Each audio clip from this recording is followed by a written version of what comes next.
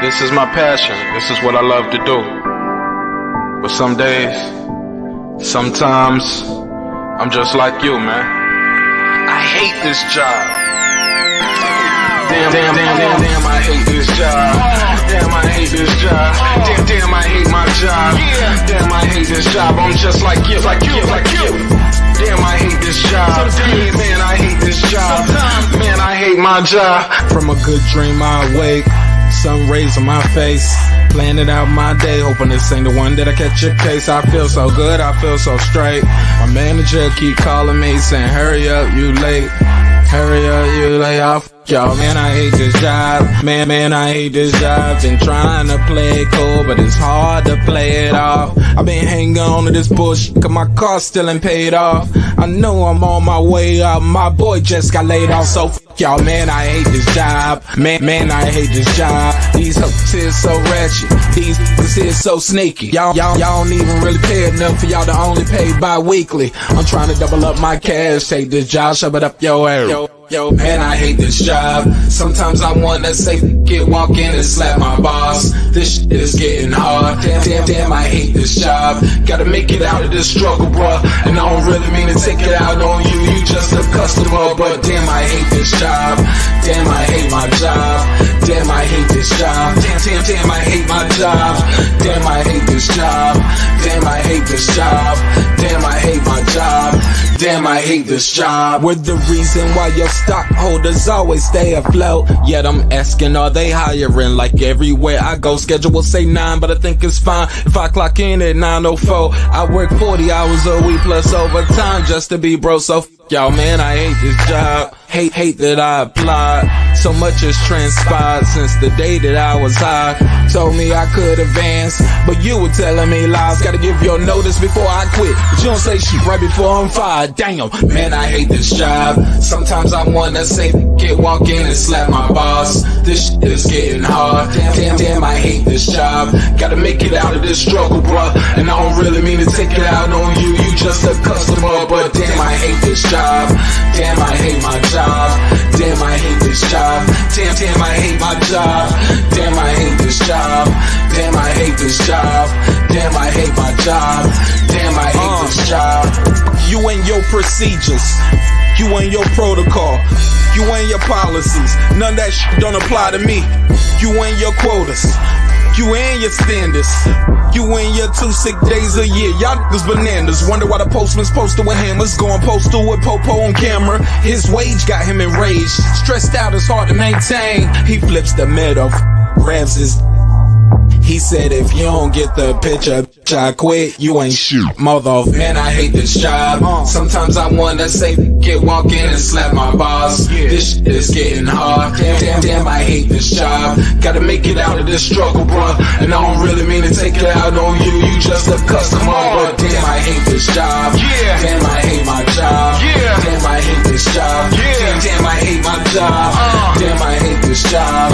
Damn, I hate this job. Damn, I hate my job. Damn, I hate this job. Look, man, I hate this job. I put my pants on one leg at a time, just like you. I'm out here trying to take care of my family. Damn, I hate this job. It's not always glamorous, for real, but I do what I gotta do for me and mine, you know? Damn, I hate this job. Damn, I hate my job. Damn, I hate this job. Damn, I hate my job. Damn, I hate this job. Damn, I hate this job. Damn, I hate my job. Damn, I hate this job. Damn, I hate this job. Damn, I hate this job. Damn, I hate my job. Damn, I hate this job. I'm just like you, nigga. Damn, I hate this job. Man, I hate this job. Man, I hate my job.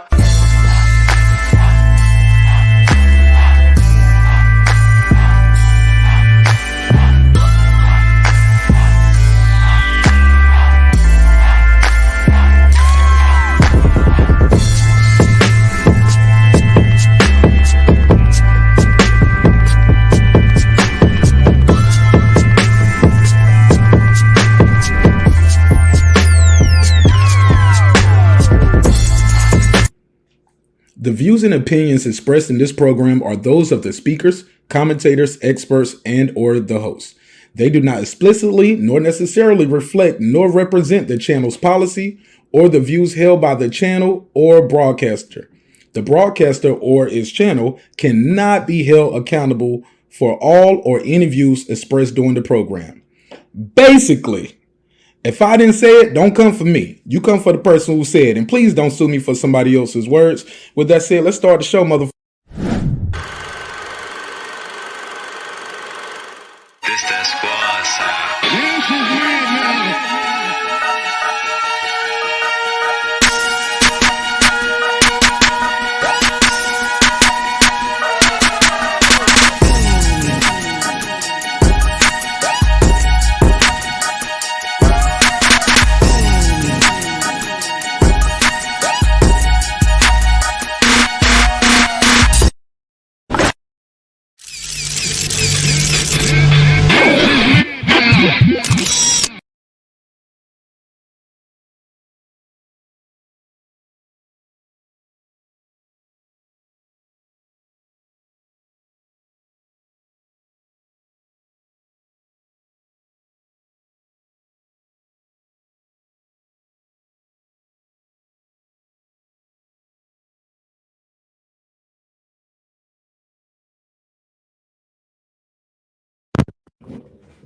Okay, amateur hour over here.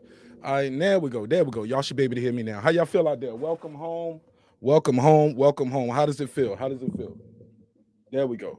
Man, got a great show planned for y'all this evening as usual. It's Friday night, so y'all already know what we're going to do. Gonna have a lot of fun on Friday, right? A lot of fun on this episode. Look, man, some serious topics on this episode. Some very, very serious topics on this episode. But we're gonna make the best of it. We're gonna have some fun. I forgot to share my link. I'm moving a little fast, so as y'all can see, I'm moving slow. I'm running behind, so bear with me as I share out this link. If you're able to share it on Facebook, Instagram, whatever, I greatly appreciate it. Thank you so much. Couple things I want to talk about today. First and foremost, how y'all feel? Let me know what side of the earth y'all are roaming the turf. Okay, Nebraska in the building. Hey, he said Virgil Ortiz Jr., baby. Watch how legacy is really built. We shall see, Virgil Ortiz. We shall see very soon. We're gonna see. Sorry about that. Share to the group. Bam. What's going on here? It's not even letting me share it over there. Let me try to get into it here this way. Yeah, we're gonna find out, man. We got a couple good topics on the docket. See how y'all feel about it with what's going on with Romero. Also, Jada Pinkett is in the news again. We're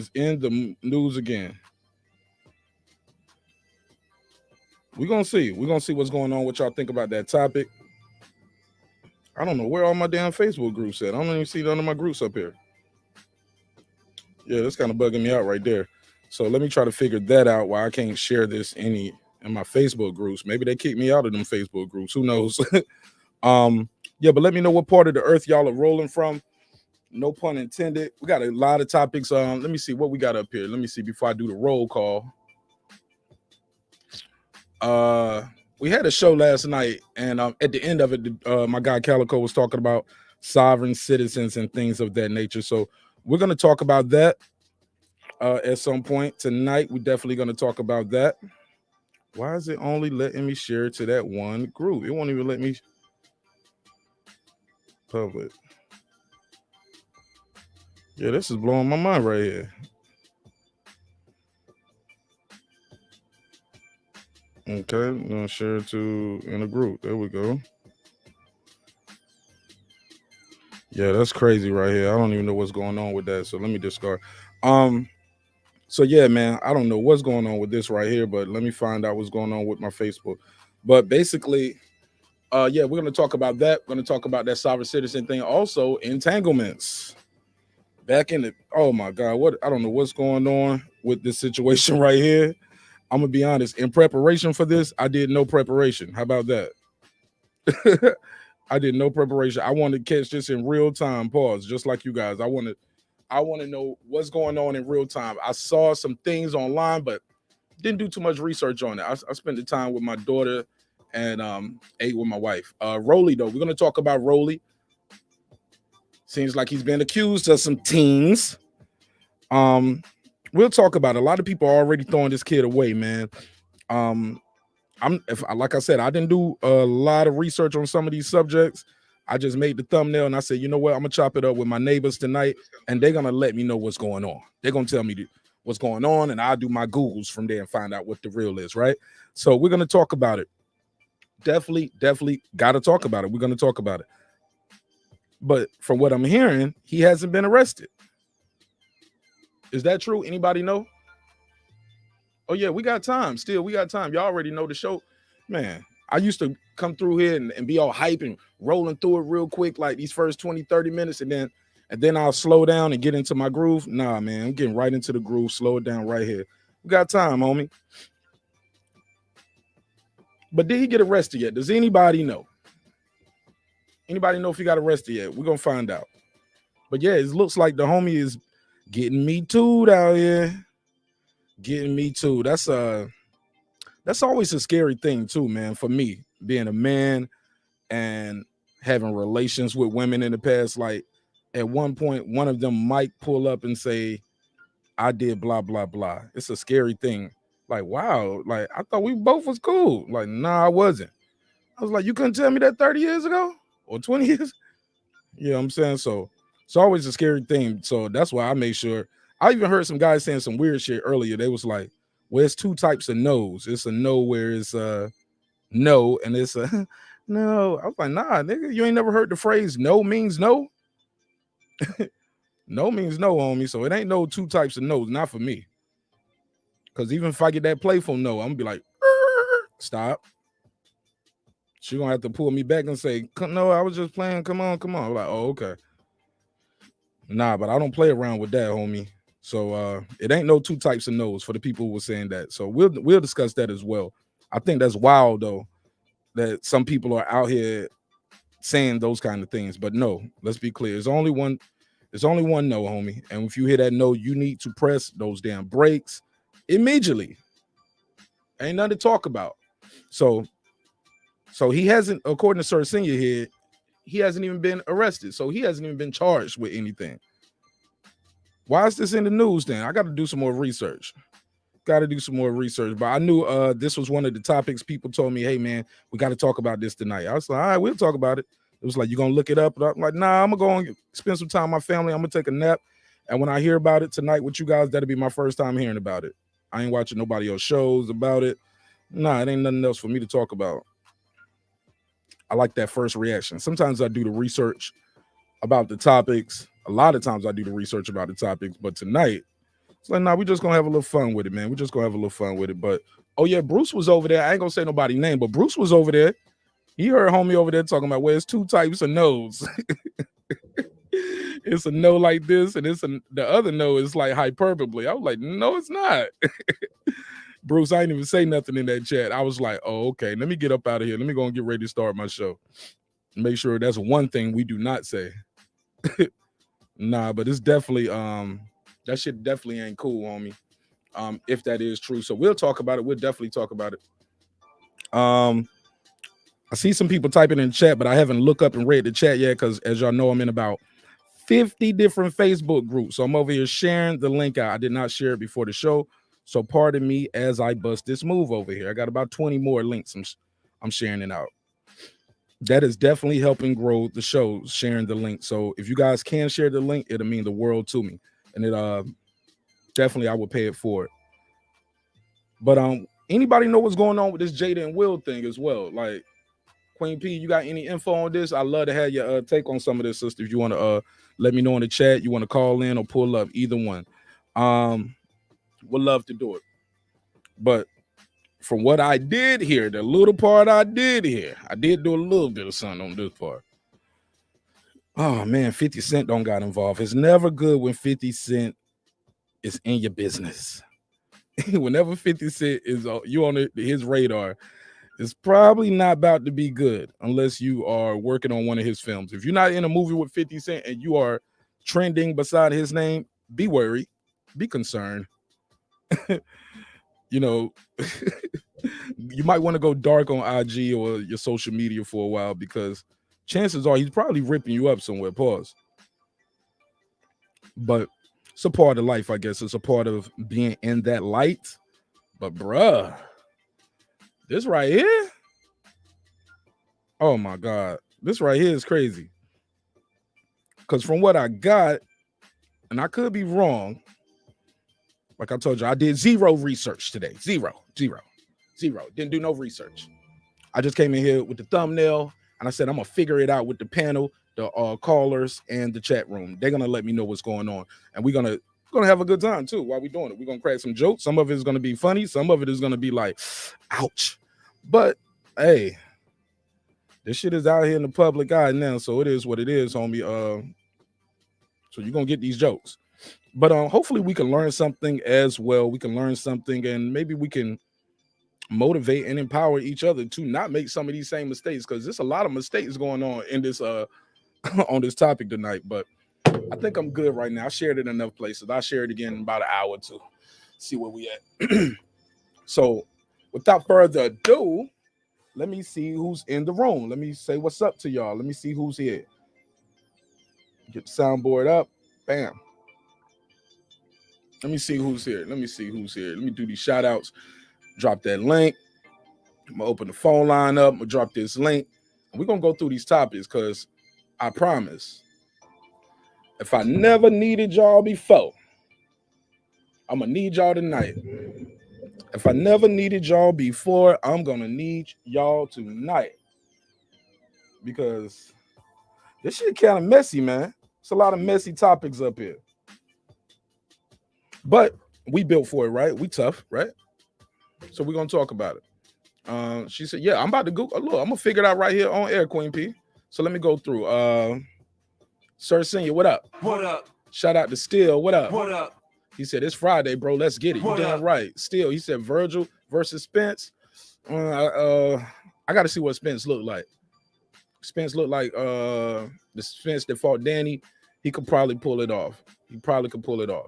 But Virgil Ortiz, I don't think he's a gunshot like Danny. He gonna take a chance. What up? Sir Senior said we here. What up? Vice P said Dominican Republic. DR, what up? What up? Still, he said salute to the chat. What up? Dickie Two Guns, he said Big Boss. Big What Los up? Angeles, California in the house. All right, y'all ain't in the World Series though, are you? Okay, I think that's Atlanta. Whoop. Yeah, that's Atlanta. What up? I say that like I follow baseball. Only reason I know they in the World Series because I live in Atlanta. I would not know that if not. He said no, he hasn't got arrested. Still said, yeah, I seen him accused of sexual assault by a few different women, bro. Sad, right? We're gonna talk about it. What up? Do y'all think they're gonna cancel that fight? Y'all think they're gonna cancel the fight? We'll talk about it. Queen P said, what up? She said, there's no, she said, there are some who feel the no is the person playing hard to get. I agree. No is no, regardless of how far into the act or if consent was given before. 1,000,000%.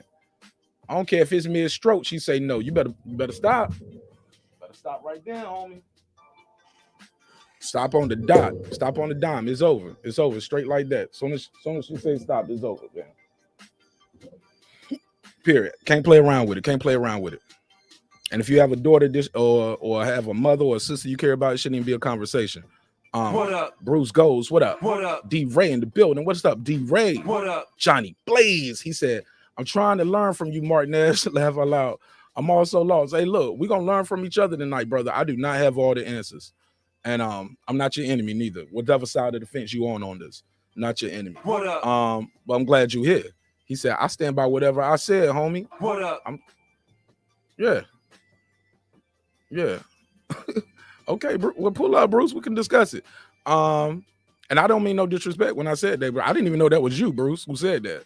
But I did hear it on that other channel. I didn't know that was you, but to each his own. I love to hear your take on that. What about the two different types of no's? It's only one no for me. marqnash, did you hear about the woman being assaulted on a train in front of passengers, Pennsylvania, and no one did anything to help? They recorded it. Train authority called police. I think I heard about that. I think that was last week, right? What happened with that case? Let me know. What up? D-Ray, he said, Bruce goes everywhere. Salute. What up? Yeah, man, everywhere. Vice P, what's up? What he up? said, Rolly, whole face fit his chin. Fit on his chin. Yo, you crazy. We're going to see how strong that chin is coming up. Do y'all think they're going to cancel the fight due to these Me Too charges? Do you think they will cancel the fight? We're going to find out. Get y'all take on it. Let me see who else is here. Did I get through everybody who's here early? No, I didn't. Cersei said, she said he not doing it in front of in her bedroom, or she trashed for that. I don't know what that was. I missed that one. She said he not doing it for her in the bedroom, and she trashed for. Oh, that's what. Oh, yeah. I saw something about that. But then she talked about her sex life with Tupac. We're gonna talk about it. I think she's a freaky deaky, bro. She must be old school. I ain't mad at her though. Toya, who's big trash? Rolly or Jada Pinkett? Talk to me, Toya. What up? Drew Charles in charge. What up, homie? What up?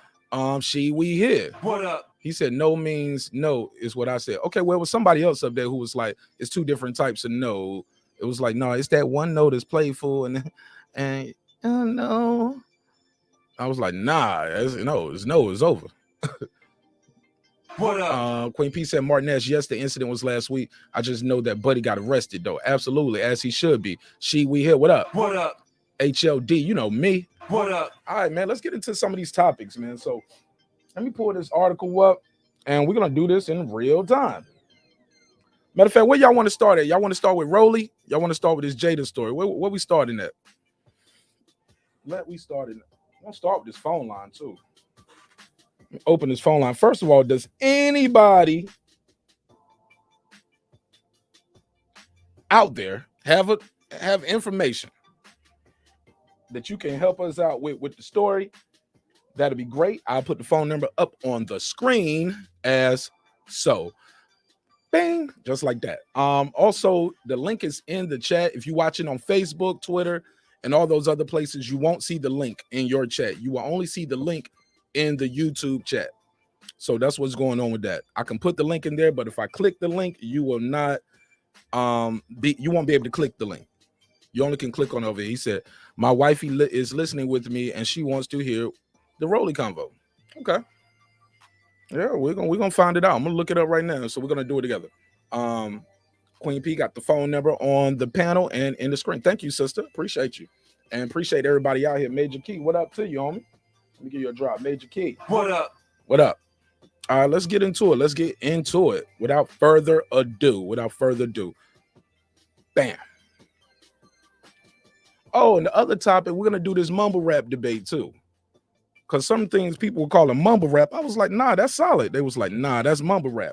I'm going to ask you guys, what do you consider mumble rap? What do you consider it's not mumble rap, it's just a new generation. So we'll talk about that as well when we get into the hip hop part of the show. All right, so I believe that's all the shout outs that we had to do. Was that all the shout outs? That should be all of them. All right, so I'm gonna go to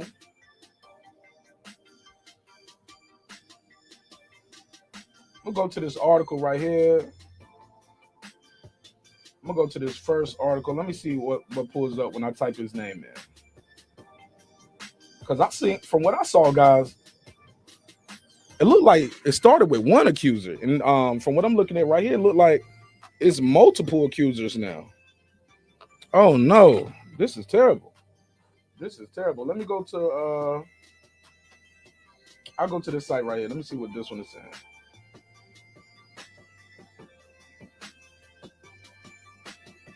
Damn, man. All right.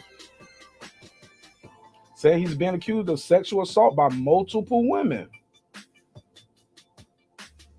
Now, what's this IG post, this tweet right here? I'm like, 5 people. Here we go. This is from Isabel, Izabel, Isabel Zambrano, Zambrano.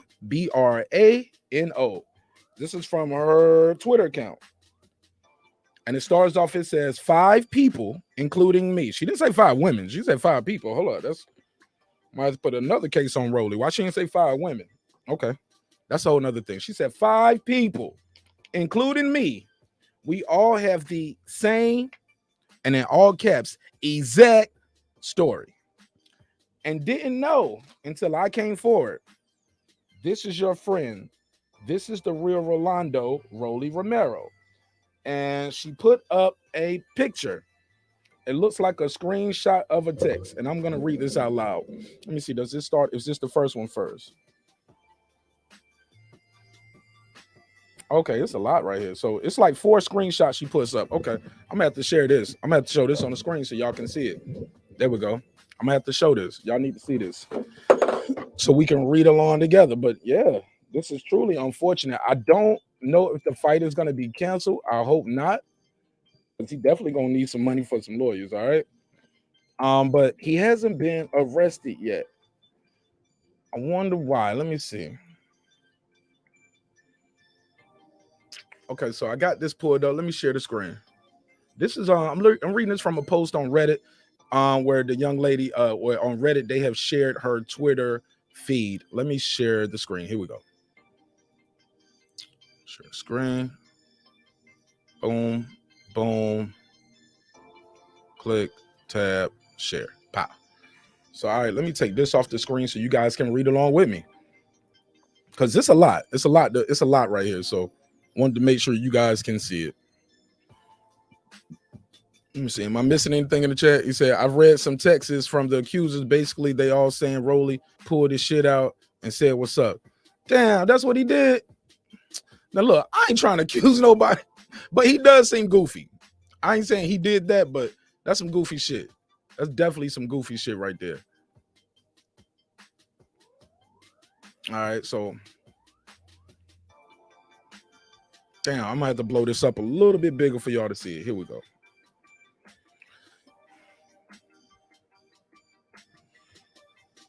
All right, King. Yes, that's okay. I prefer anonymous, so I appreciate that. If you need a story that is more in depth, I can do that too. If you're comfortable, please. If you're comfortable, please. Yes, of course. He came. Okay, let me go back. Let me go backwards.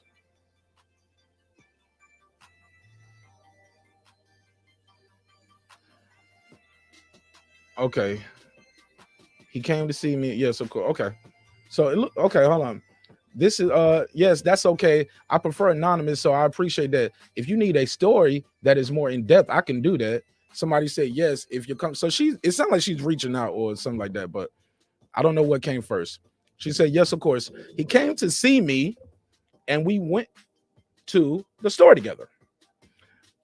And then I went to work afterwards. But when I got off, I guess he waited for me, and then we went into his car. We were kissing, and I was okay with that, but it was late. I wanted to go home, and I said maybe another time we could do more, but he pulled his dick out and put my hand on it. He wanted to have sex then and there in the parking lot, and I didn't want to. Told him no many times, but he was very persistent and put my hand on his dick multiple times. Eventually, he gave up, and I got out the car. He expected me to give in, but that's just something I wasn't gonna do. If there's other women, I encourage them to come forward as well, because I'm not sure we weren't the first or last, sadly. Let's go back. So she had told her story. She was like, he did the exact same thing to me. He did the exact same thing to a friend of mine, tried to force her to suck his blank in the car, and she went, and he wouldn't take no for an answer. So does that mean she did it? She said, I hope you're doing okay. I'm sorry I had to go through this. She said, thank you. After we were done hanging out, I thought he was taking me home, but he wanted to make a quick stop. We hung out there for a while and then started to get a little pushy in a sexual way. For some reason, it just wasn't sitting right with me. He started to touch my body, and he pulled out his penis and told me to give him a blowjob. I repeatedly kept saying no while he stood there with his pants out, when his penis out. He then unbuttoned my pants and put his hands, and unbuttoned my pants, put his hands them down. That's what I'm saying. Put his hands down them, I guess. While he kissed me all over and made me hold his dick. I felt frozen. All I remember was doing what he asked me to do and hearing him say, I always get what I want, just so I can go home. Oh man. Girls, girl, is that tweet about Rolly? Yes. I hung out with him once and he thought he was gonna rape me. I almost had to walk home from some sketch ass parking lot. Man is the man is a fucking creep. Oh, girl's like, can I post this with blocking your name out? I'm so serious about this shit. Same exact thing happened to me. Go ahead. He called me a bitch after because I told him he made me uncomfortable and that he wasn't gonna hang out with me ever again. Sad ass. All right, so this is what we got going on right here, guys. Is this what we are? Is this everything? Somebody said they tried to do this to Trey Songz before and it was bullshit. These same girls, or is these or who? You say they tried to do this to Trey Songz, got to be careful. I don't think he's the same girls. But I get what you mean. Got my guy here, Shelton Moore. How you doing, my friend? Your mic is muted, my brother. Shelton Moore, you got to get still while you on this thing. You be moving around room to room, and the more you move, the phone is moving. You go. I'm hoping that they're messing up the quality, brother. But no, I got some things to do. You good? How right you now. doing, man? You good? How's it going, brother? I'm always blessed, brother. Even when it's bad, I'm good. Your boy Rolly. What's up with Rolly, man? Rolly's tripping. Man, look, Rolly is about to be getting a call from Detective Stabler and Benson. They on the case, nigga. Dick Wolf is writing the script for this next season of Law and Order right now. I can see it snatch from the headline. Rolly is tripping, man. Rolly, but you know what? It's not surprising.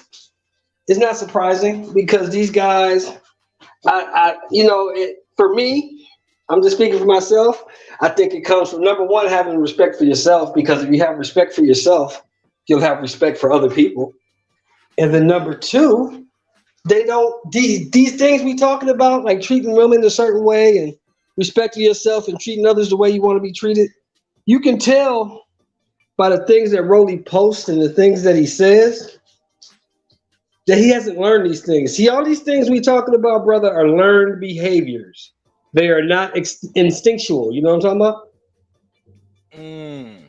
Elaborate. These are all learned behaviors. Someone has to teach you these things.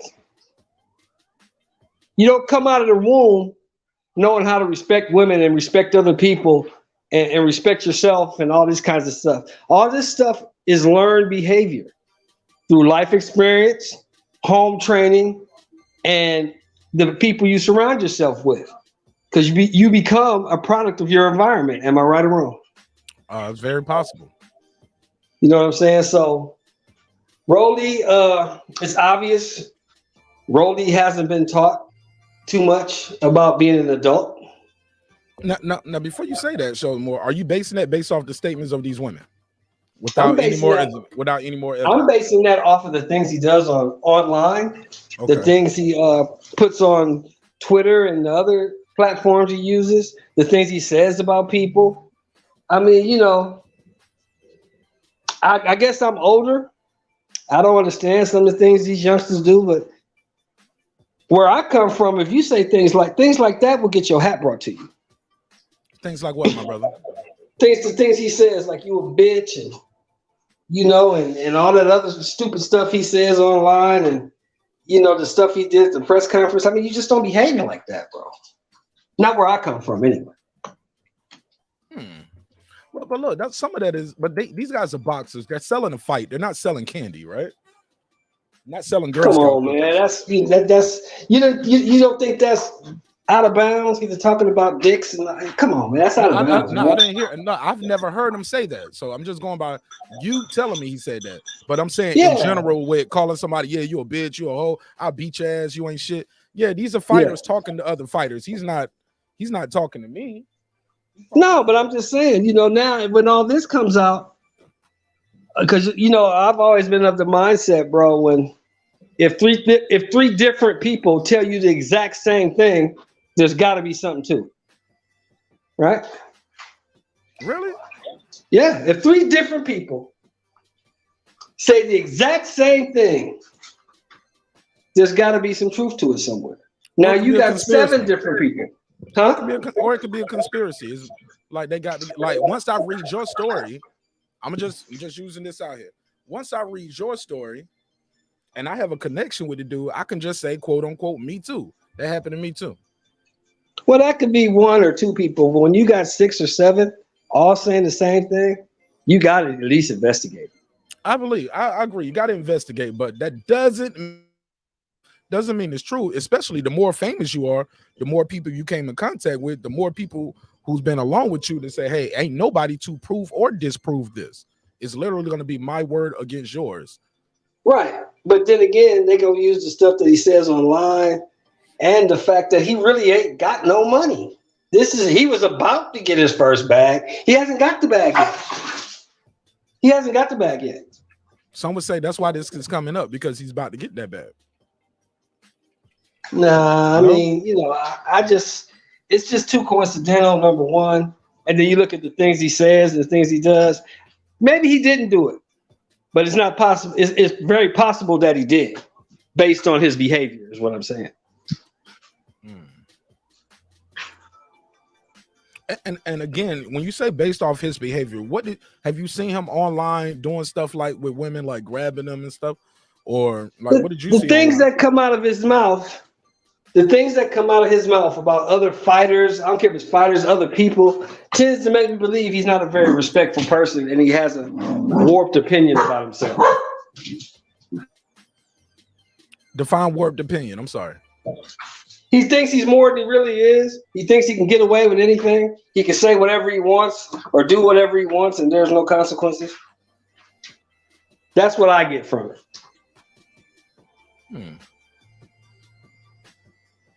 What you think about Tank or Shakur? Shakur's never said anything 20, 30, 50% close to what Rolly's ever said. But he's on camera.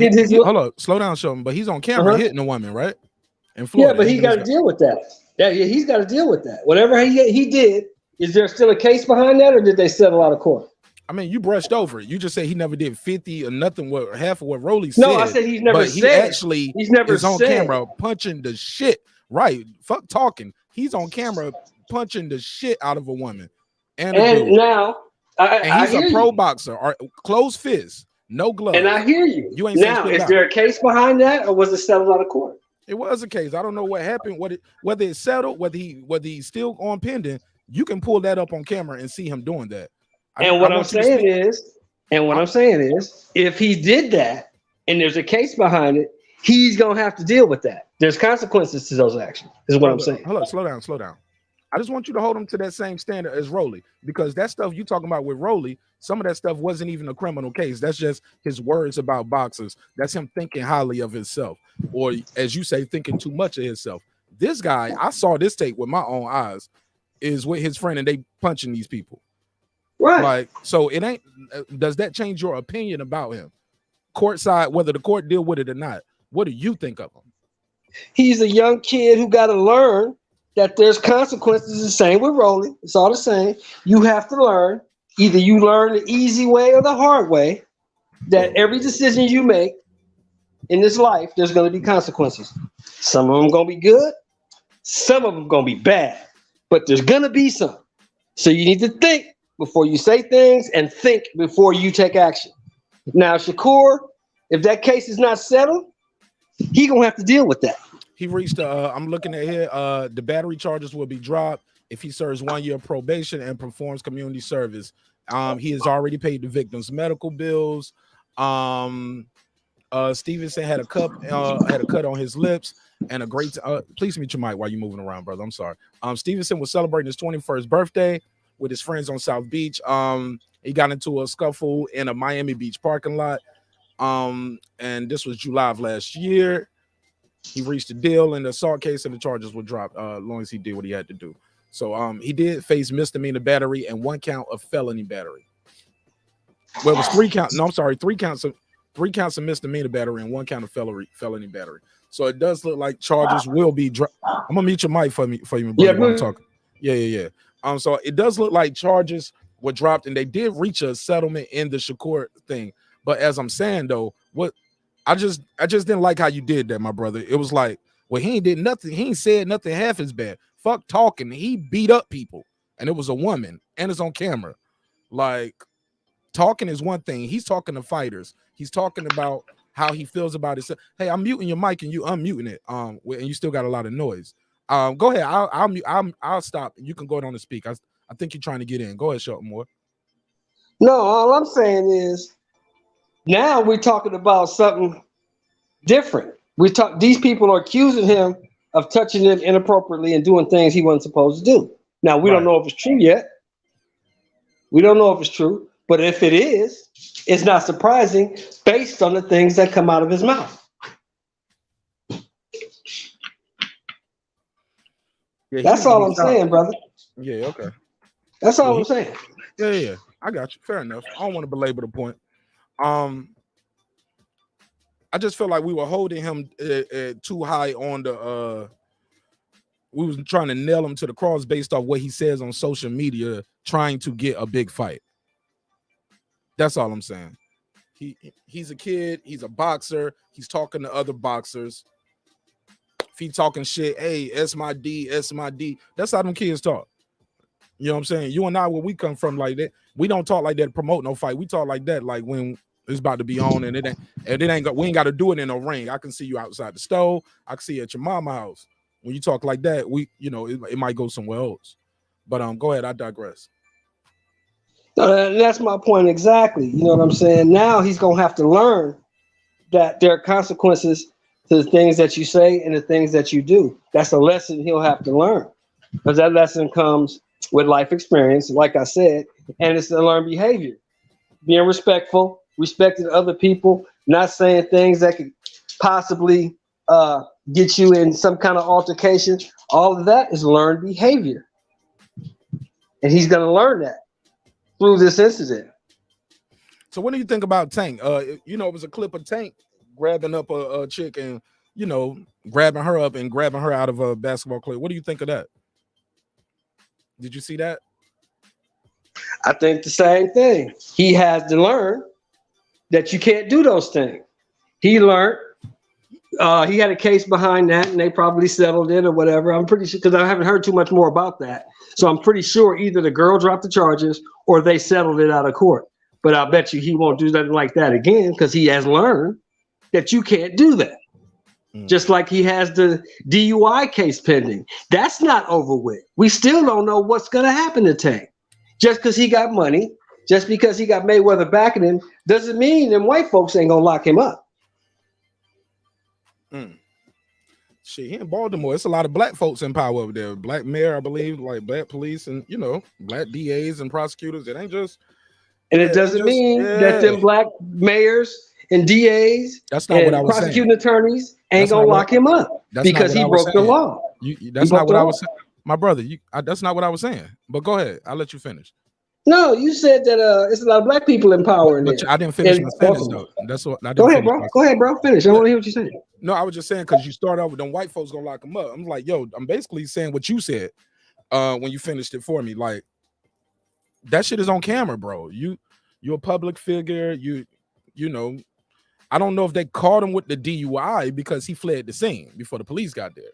He left the scene of an accident. So he didn't get the breathalyzer. If so, he didn't get it right there on the scene because he left. Then they came back, got some shit out of the car and left again, allegedly. So. Well, I don't know how it goes in Baltimore, but I know in California, that's a felony. Yeah, and I thought it would be a felony too, but from what I read, these are a lot of misdemeanors that he's facing up there for this. It wasn't a felony. Because nobody died. Hopefully he can get some kind of probation or something. I know if he was here, he would be in a world of hurt. But, he's going to learn from this. And that's all I'm saying, brother. Sometimes people learn the easy way. Sometimes they got to learn the hard way. But they're going to learn. Showing more, do you think these guys do they feel like entitled, feel empowered? Like, because these aren't 15, 16-year-old children. These are adult men with a lot of power, responsibility. When do they gonna learn? They didn't learn from the people that came before them. Like, you guys are signed to Mayweather. Y'all didn't learn. Your boss went to jail for some shit behind some domestic incident. You didn't learn from that. Mike Tyson, Kobe Bryant, like it's a lot of cases out there that you can look at and case studies to say, hey, I need to protect myself from myself or from false accusers or people who might accuse me of something that I say I didn't do. I'm not calling nobody a liar in this situation or the others. I'm just saying, I don't like that excuse. Well, they gonna learn, they kids or they young. Nah, these grown men, homie. They can buy beer, they can go join the army and go die for their country. They can go buy a gun and shoot up some shit. These ain't kids. Go ahead. Well, the thing is, bro, that this generation, this younger generation, they all feel entitled, in my opinion. These kids nowadays don't want to do anything that requires any kind of effort. They want things handed to them. They feel they're entitled to certain things. They feel they can do what they want. They can say what they want. And the world doesn't work that way. Hold on.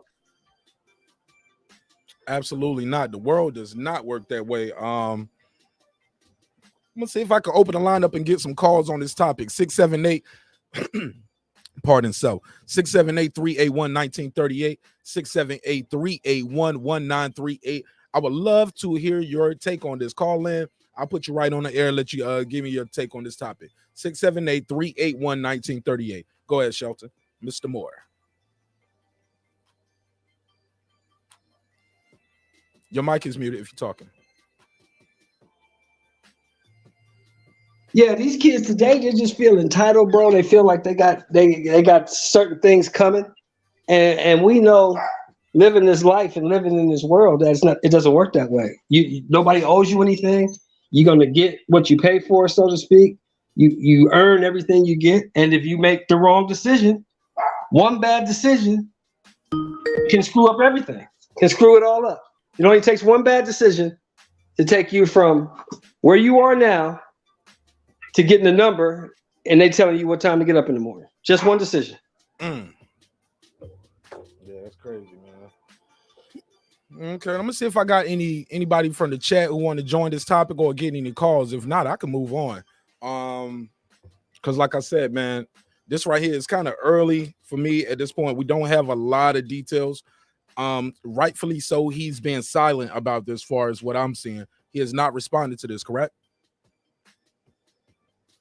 No, he hasn't responded yet. He hasn't said anything. I haven't, I was looking it up all day in between I've been doing my Jack Johnson and my Joe Louis today.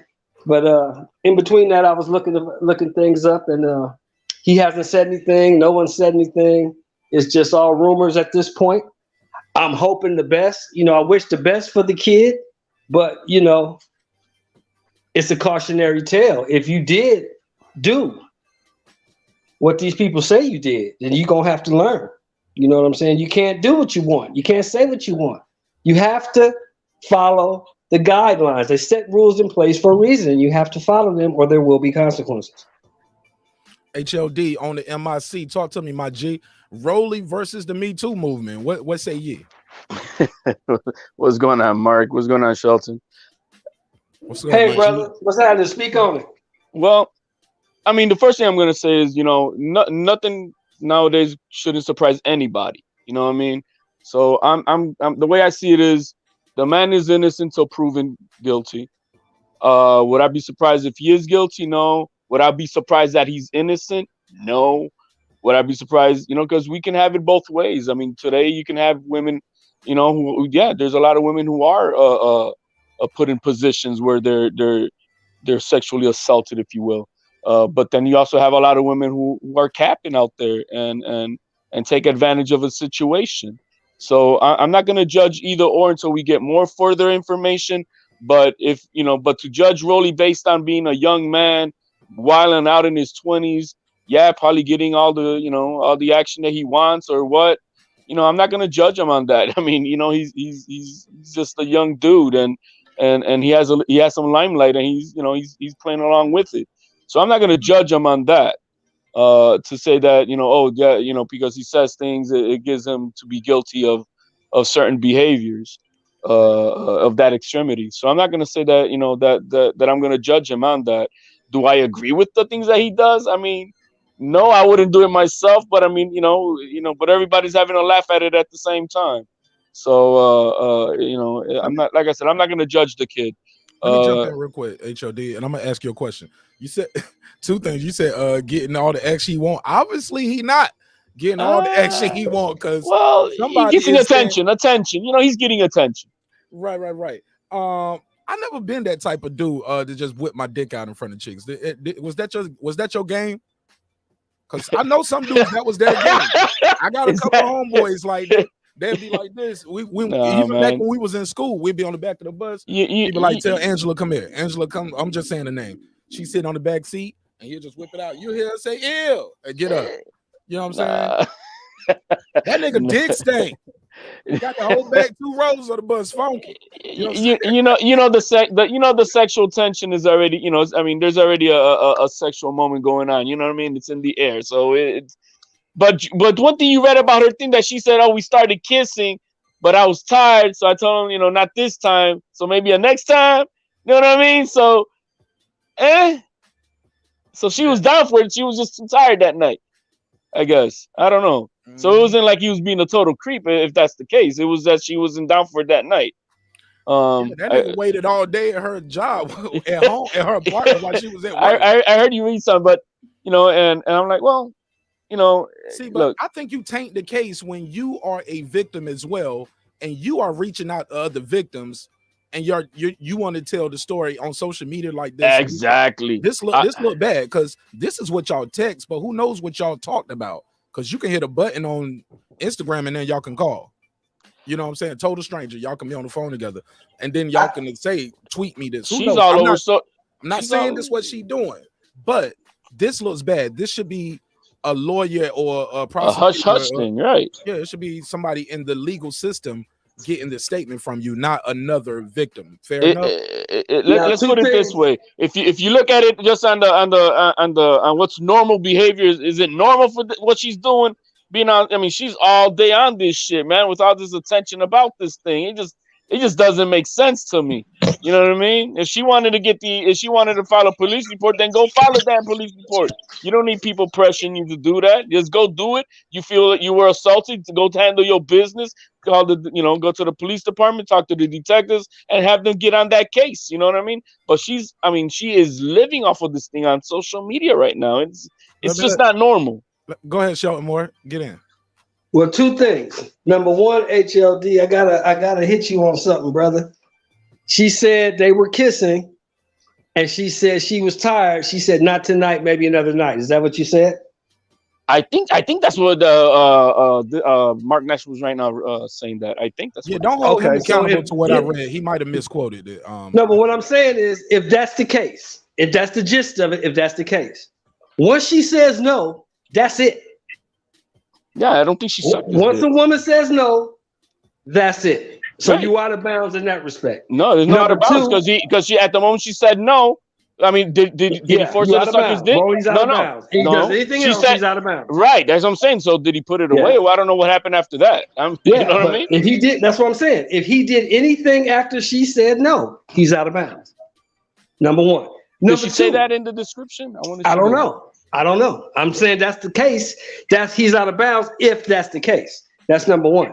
Number 2, just like I do, HLD and marqnash, these kids today put meals when they go to the bathroom.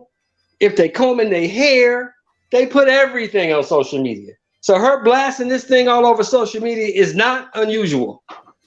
Everybody else does it. That's the way these kids get out nowadays. Not on sexual assault cases. That's not, and that doesn't we make all it know right. this. Hold on, show. Doesn't make it right. Doesn't make it wrong. Like my grandmother used to say, Mark, some things ain't right. Some things ain't wrong. Some things just are. Yeah, but you were judging Rolly on what he posts on this thing, right? So, I mean, you know what I mean? I'm just trying to look at. I'm saying, I never judged him. I said, You did If kind he of judge did him a it, little bit. You was no, that's not what I said. No, that's not what you I didn't did. say I judge him, but you did say No, based off that's what not what I said. Now let me finish. What I Okay. said was, if he did do this, it's not surprising based on his behavior, the behavior that he's shown on social media. He's disrespectful. He says disrespectful shit. He does disrespectful shit. So for him to be doing something disrespectful to somebody is not out of the realm of possibility because he does it all the time. That's what I said. Fair enough, but he is trying to, like I said, he's talking to other fighters trying to get a big fight. He's selling the fight, not Girl Scout. That don't make it you right, cut me brother. off this time. You cut me off that time. Yeah. Bro. Go ahead, bro. Go ahead. Yeah. But that make it right. But he, yeah. It does make it right. That's how it's been done since the beginning of the time. That's how they do it. They talk that shit to sell the fight. Ali was doing it back then, homie. I ain't got to tell you that. Ali was talking. Ali ain't said nothing about nobody's private parts and all that shit. Come on, now stop. Go ahead, bro. You got to let me make my point. Yeah, go ahead, bro. Go ahead. My bad. Go ahead. Okay, but you keep cutting me off. My bad. I'm gonna shut up. Go ahead. No, you ain't got to shut up. Just let me say more than a couple lines. But it's been going on since the beginning of time, guys. Trash talk has evolved. Yeah. People wasn't saying that back then, but yes, Robert Durant. People was talking about doing. Robert Durant was talking about sleeping with Sugar Ray Leonard's wife. Mike Tyson, I want to eat his children. All praise to Allah. I want to eat his heart. Like, people have said some outrageous things. That's all I'm saying. In the trying to get a fight made. That's all I'm saying. Go ahead, show more than HOD. Go ahead, Mr. Moore. You are absolutely right. People have said outlandish stuff. I'm just saying from what I've seen. Now, this is just my opinion. It's my opinion. It's not fact. It's just what I think. This is my opinion. This is an opinion-based show. I'm giving my opinion. In my opinion, if he did the things they say he did, it wouldn't surprise me based on the behavior that he's shown me. Now, I don't know how anybody else takes it, but from what he's shown me, I would not be surprised if this shit was true based on his previous behavior that I've seen. Now, I would be sad because I don't wish bad on nobody, especially this kind of bad, because this kind of bad is the type of trouble you don't want to be in. But, I'm hoping it's not true. But if it is, all I'm saying is I would not be shocked or surprised based on his previous behavior. I'd be on either way. I wouldn't be surprised if he did, and I wouldn't be surprised if he didn't, based on his thing. Because there's people who do that shit, and you think they're choir people, man. You think that they're reverends and pastors. So that don't mean shit. You know what I mean? As far as doing sexual assault and stuff like that. So I don't based on what he's shown us on Twitter or whatever it is that he making his. Like I said, trying to promote himself, because this promoter sucks at doing the job for him. So he's doing whatever he got to do.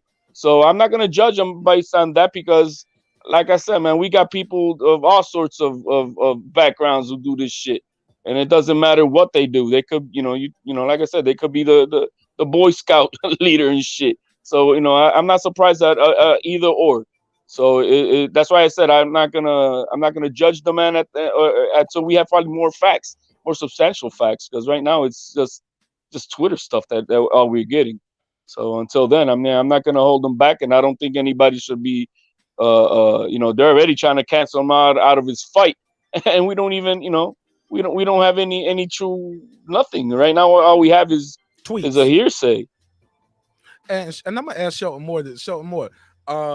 And I'm gonna ask HLD the same thing. Oh well, no, HLD already said it. But show more. I get it where you said the kids be posting. The kids are posting their food, their sneakers, and they post their committing crimes all the time.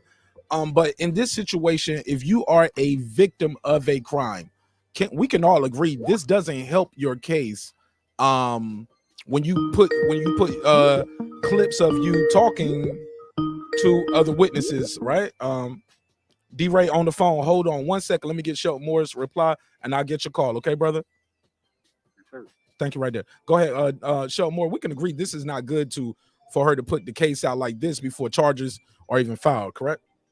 Oh, that's bad. Yeah, that's going to kill your case, because they're going to use any lawyer worth of salt is going to cream you on that point, that you guys were in cahoots. Y'all made this shit up. Oh, yeah.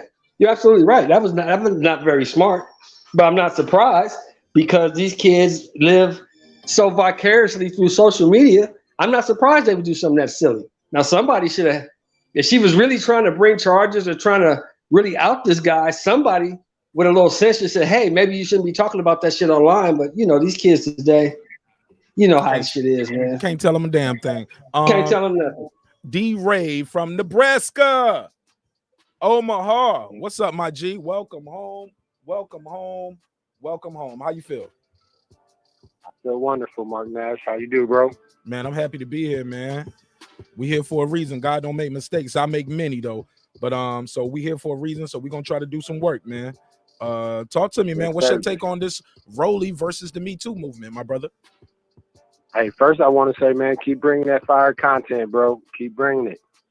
Hey, I got a couple things, bro. First, I want to know where his mentors or OGs was at, you know what I mean? To kind of let him know, bro, that, you know, you got to slow down a little bit. Like you say, selling the fight is one thing. Getting in this situation is totally different. It's totally separate, in my opinion. And like my man Sheldon was saying, bro, it's a new normal out here now. You know what I'm saying? And the thing that I think that hurts him is that from what I've gathered so far, it's more than one victim, right? So it can't just be a one-off. Now, like you're saying, the conversation between them, you know, but the one thing though, bro, is, and I'm sure a lot of people know, is before social media, there was a lot of times that a female would say this athlete did this, that, or that, and it would kind of get buried. So, you know, if they want to make sure it don't get buried, they put it out there, you know, hoping content creators or somebody pick it up, give it wheels, give it steam, and make sure that it gets the proper attention that it deserves. And, you know, the thing is, though, kind of like Deshaun Watson, you know what I mean? They basically took this whole season for him for allegations. And so, you know what I mean? And then the thing is when you set yourself up to get the biggest payday, you have to be the most careful, you know? And so that's kind of what I think about it, bro. But and I think, man, Jada, man, she just was wrong for just putting that out there for everybody to hear, bro. I'm gonna fall back into the chat, man. I appreciate you. Everybody to that. Subscribe, like, and hold share. on, Yes, D-Ray. Segue to that. What did she say? And I'm gonna pull it up. Oh, she said he was whacking a sack, bro, on the red table.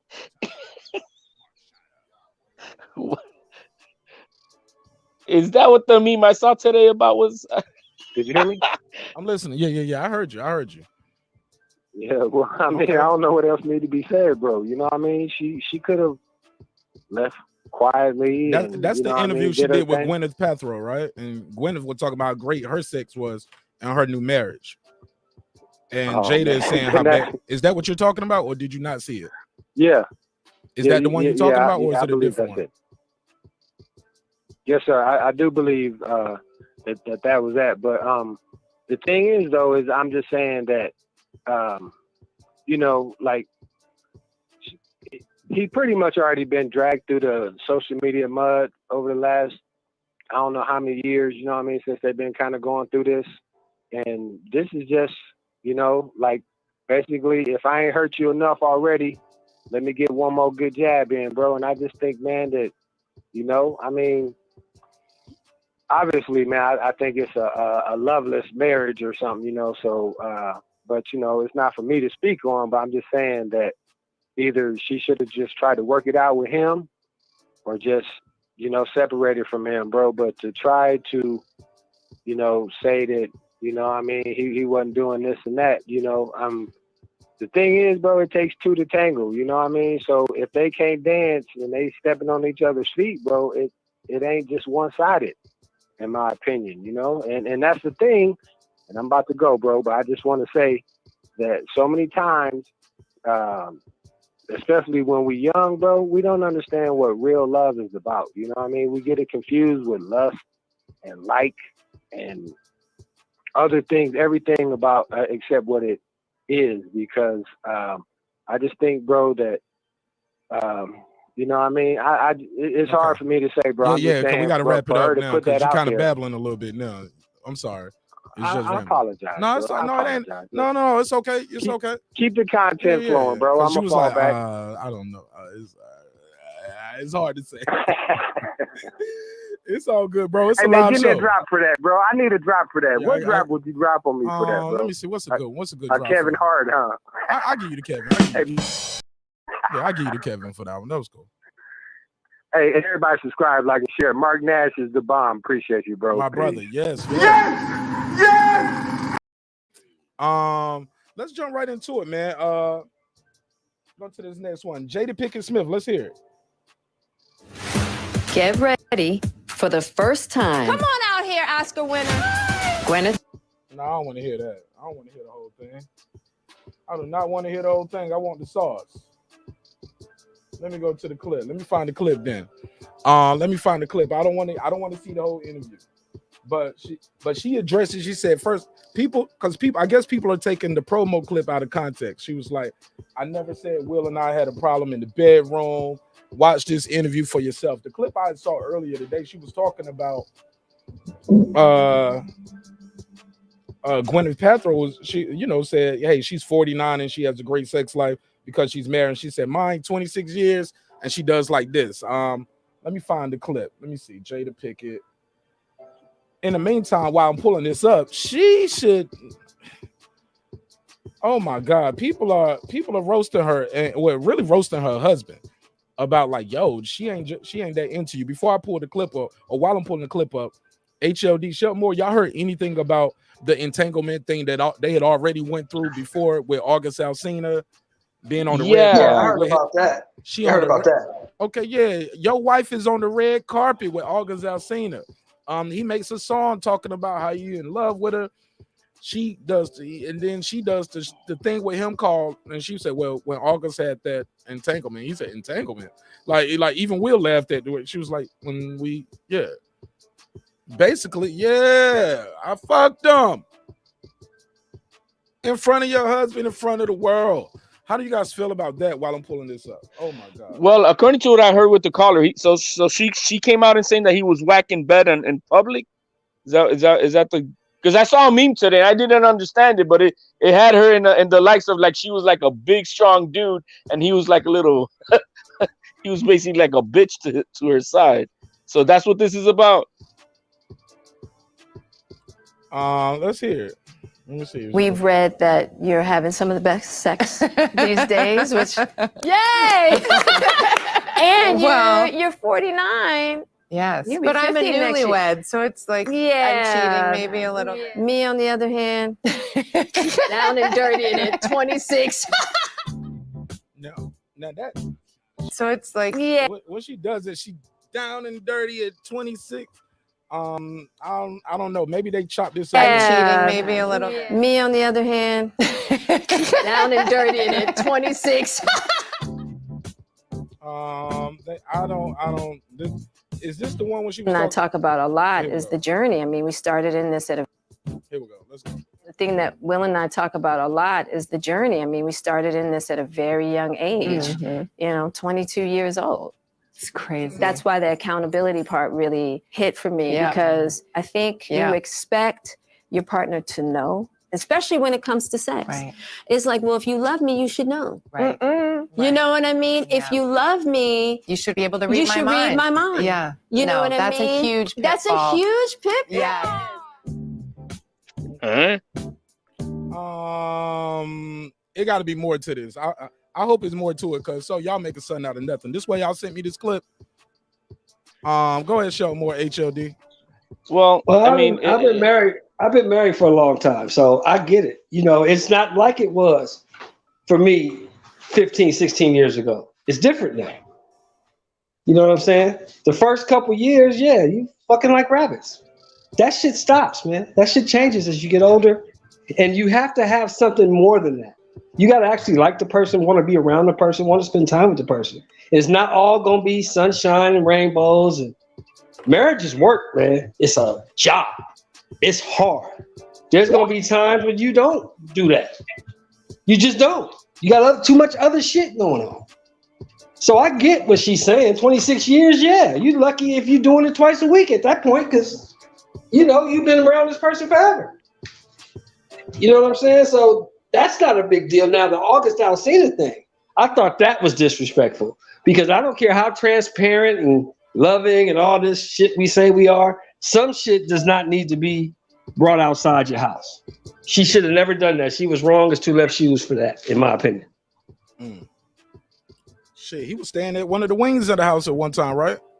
Shit. Yeah, and that's some shit that we don't need to know. We should not know all that. But maybe but he exposed it though. August started it. She picked the wrong one. Well, no. She should, number one, she should have never done it. Number one. You know what I'm saying? So if he put it out, you're right. He put it out there, but shit, if you don't want somebody to put something out there, don't do it. He ain't wrong. I mean, she did it. So if he put it out, that's on you. You got to deal with the fallout. You did that. I don't agree personally. For me, I wouldn't have handled it the way Will Smith handled it. But then again, I'm not in his tax bracket and I'm not Will Smith. So he handled it the way he handled it. I would have handled it totally different. But we two different people. Okay. Let me read this.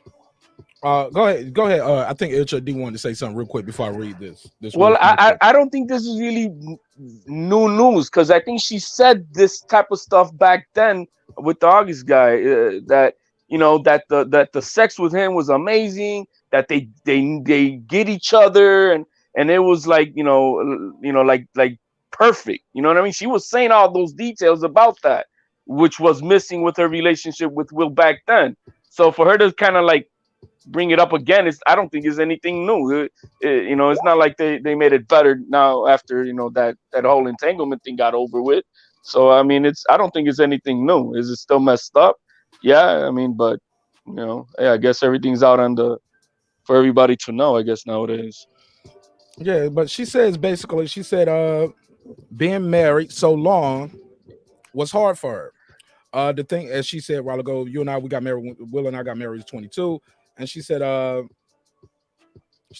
you should read my mind. That's a huge pitfall. It didn't take long for Jada Pinkett to address the chatter online. That's when she put up the whole interview. It was like, judge for yourselves. Will and I have never had a problem issue in the bedroom. Thank you. Some would say because you let other people in the bedroom, i.e. August Alsina. I'm just reading what they said. Let me go to this. In an interview earlier this year with GQ magazine, Will Smith said, Jada never believed in conventional marriage. Smith said last month, Jada had family members that had an unconventional relationship.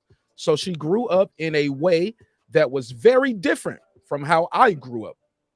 There were significant, endless discussions. Hold on, let's say that again. There were significant, endless discussions about what is relational perfection.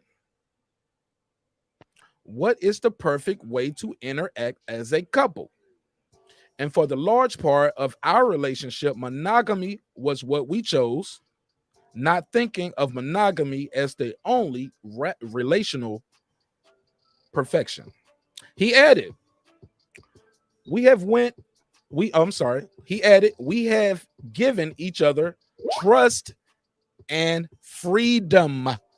Say it again, trust and freedom, with the belief that everybody has to find their own way. And marriage for us can't be a prison. And I don't suggest our road for anybody. I don't suggest this road for anybody. He repeated. But the experiences that the freedoms that we've given one another and the unconditional support, to me, is the highest definition of love. Okay. AKA Hall Pass. AKA we swingers. Which is what we had heard about them for decades. And everybody said it was false. Said we was lying. Conspiracy theory. Y'all remember that? Been hearing this for decades. Facts, marqnash. Facts. Sex to her is really important. Hold up. We've been hearing Will Smith was kind of moist for a long ass time too. And I was like, no, not the I Am Legend, man. No, not Now let me interject right here. I don't think Will Smith is moist. I think Will Smith is a swinger. That's what I think. Yeah, but this nigga look moist as fuck right here, man. Oh my God. 443, you on the MIC. What's your name? Where you calling from? Bless up yourself, man. How you do? What's up, Troy? Yeah, after the first red table thing with the entanglement, when she came out and said she cheated, I already won in court, so I would have been told her to get out. I'm done after that. I don't need to know nothing else. I'm done. And then you didn't just cheat; you cheated with our son's friend in our house. I don't need to know anything else. She would have left. I don't care what prenup she signed and all that. That's just because you came out and said you cheated with our son's friend. What if he already knew? That. I feel like he already knew. It's just the world didn't know. Okay. Yet. When we talking about two different people, me and him, she would have to leave. She would have to leave, and if her mama knew, she would have to leave too. Period. Can I say something right quick? No, you cannot, because he cannot hear you, Shelton. Why not? Shelton, he can't hear you. That's why I got to set up that way so the callers don't argue with the panel. So the caller can hear me. The audience can hear the caller. You can hear the audience. The artist can hear you, but y'all can't interact on purpose. Go ahead. Go ahead, fam. Yeah. Just my final thoughts. I'm too proud and set in my ways when it comes to a situation like that to actually tolerate a follow-up after that. You would have to get the hell out of my face and leave my house. All right. And we just be divorced. Yeah. Shout out to Troy. I have a good night, my God. All right. Go ahead, Mr. Moore. My point for Troy was you can't. I mean, I understand how he feels, but you can't feel that way if you are complicit in the situation. And I truly believe in all the stuff they've been doing since they've been married, all the freedoms, quote unquote, he's talking about. Will Smith is complicit in the situation. Go ahead, HLD. I don't think there's nothing to be said. That's the way they handle their business is their business. What works for them works for them, and I'm not gonna judge them on that. Now, if there's tension between them because of it, well, I mean, the one thing I can tell is that sex is really, really important to her. It's on the priority list of within the relationship for her, and maybe if they're gonna have tension about that now, then maybe that was something that they needed to have evaluated a long time ago before they tied the knot, because it's very apparent that sex is really important to this woman, and there's nothing wrong with that. It's just that hopefully that her partner, whoever it is on the same type of path with her about it. Oh, the link is in the chat, but I'll drop it again. Go ahead, Kyle, from the boxing section, trying to pull up. Oh, no, it didn't. Oh, the link got pushed out. Sorry about that. No, it's still up there. So, yeah, if you guys ever looking for the link, just scroll through all the comments. It should be up there. I'll try to pin it to the top, though. But Kyle from the boxing section is trying to get in on this. At the end of the day, I agree with you 100%, HLD. I think the conflict comes in is when you present yourself a lot of times as Hollywood's it couple. And I think when things like this happen, people would say, quote unquote, you are exposed. And I think that's where the news at. I tell people all the time, if you just be yourself, tell the truth, you can't expose somebody who already told you the truth. Go ahead, Kyle from the boxing section joins us from beautiful California. How you doing, my brother? Welcome home. Man, what's going on, my brother? Man, this been a tough week, fucked up week, but we're here, man. We're here with the fam. What's going on with everybody? God don't make mistakes, man. You here for a reason. Make the best of your time. Talk to me. Cool, Kyle D. What's up? Man, OG, what's up with it, man? Listen, man, we need to start folks' business, man. That's the fucking problem with us, man. We always in somebody else's business. Listen, man, what they do in their bedroom is what they do in their goddamn bedroom, bro. You know what I'm saying? And the thing about it is, her last statement really wasn't that crazy, because if you did more than just look at the headline and dug into the article, you would have actually understood what she was saying. She was saying being married to somebody for so long that you get complacent in the sex. That's why I always tell y'all, man, you got to do some things. You got to spice it on up. You know what I'm saying? Gotta eat ass. So just say it, Kyle. We gotta eat some ass. Say it. Gotta eat the ass, man. You gotta see your Gotta tongue eat some all in that ass. butthole. Yeah, go ahead. Go ahead. All in that asshole. You dig what I'm saying? You can't play no games with it. You know what I mean? Go ahead. I mean, I ain't talking about no eating ass unless Queen P is on the panel, because I ain't talking with guys about that shit. Well, look no further. Kelly, your founder. Anyway, but so what I'm saying is this though. This is what people gotta understand. What relationships are like baggage. All right. What we might be willing to carry, he might not be willing to carry. What that nigga is willing to carry, I for damn sure ain't carrying. But I'm not gonna judge nigga for being able to carry it. He a stronger man than I could ever be. And that's him. At the end of the day, if they like it, if they love it, who are we? Who the fuck are we? We ain't no fucking body. You know what I'm saying? If they happy with what they're doing and they sharing their experiences with the world and trying to help others figure out what they want to do in their marriage, then so be it. But at the end of the day, niggas have been done way worse than Will Smith by lesser women without no conversation. So all these niggas talking that rah-rah shit, we all got our heart broke by lesser women than Jada Pinkett. You know what I mean? So let's relax. Let's take a step back and understand this is their relationship, and if he's okay with it, we got to be okay with it. Who the fuck are we? We ain't in that bedroom. Exactly. Okay. And let me do a pull count on you, Kyle. Let me do a pull count on you, Kyle. And here's the thing.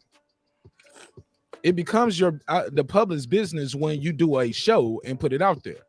You're a public figure. You've been in the public eye for over 30 plus years. Yes, it becomes the public's. Let me hold up, Kyle. Now, Kyle, when you spoke, I was completely silent. That's the only issue I have sometimes with these open panels. I can be totally silent, let people rock, but as soon as I start, they cut me off. Let me speak this part, and I'll make it short though. That's when it becomes the public, when it's the public business. When you put it out there, when he does that interview and he says, in not so many words, we tried monogamy for years. We tried other things. He said this road is not easy. He goes through it and says basically what has been out there low key for years, for over 10, 15 years. I've been hearing, yo, you know, they got an open marriage. He swing this way, she swing that way. They fuck them both together. Yeah, man. And I'm like, yeah, who cares? Whatever. It's just rumors. Y'all hating because he's popular. He's successful. And now it comes out. That's why it's news too, Kyle, because everything people have been saying for years is fine. People are saying, oh, it is true. And they come and they had painted themselves as this perfect family for years.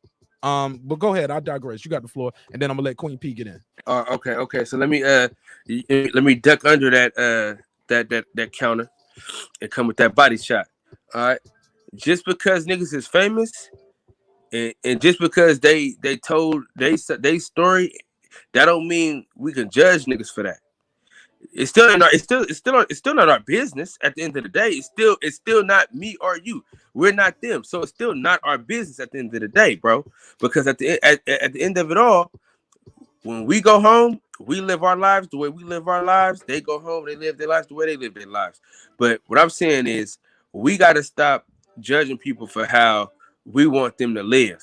You dig what I'm saying? That's the problem that we have. We want people to live how we want them to live. We want people to do things how we would have them to be done.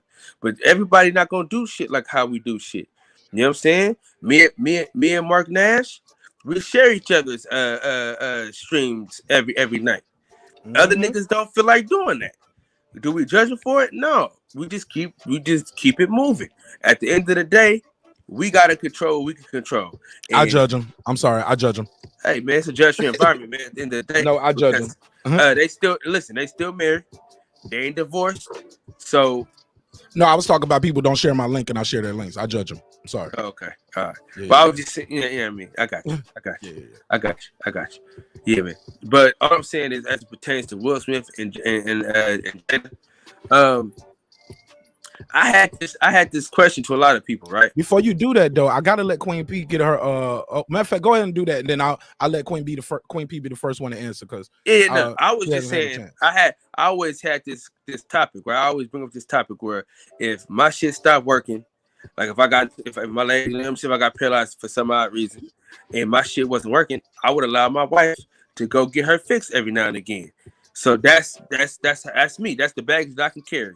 What? You damn Skippy, man. If my shit ain't working, bro, it's selfish, man. It'd be selfish for me not to let her get her needs, man. You got to be the director, man. Come on, man. We all He gonna be a cuck. He gonna be a cuck. we What they call it? fooling A cuck? ourselves. He a See, that's cuck. the thing, man. We fooling ourselves if we think that, you know what I'm saying, they ain't gonna do it without our permission. We might as well just go ahead and understand the situation and not be selfish about it, man. Get your ego out the way. That's the problem. We got too much ego, man. I don't give a fuck about that. If my shit ain't working, I can't perform.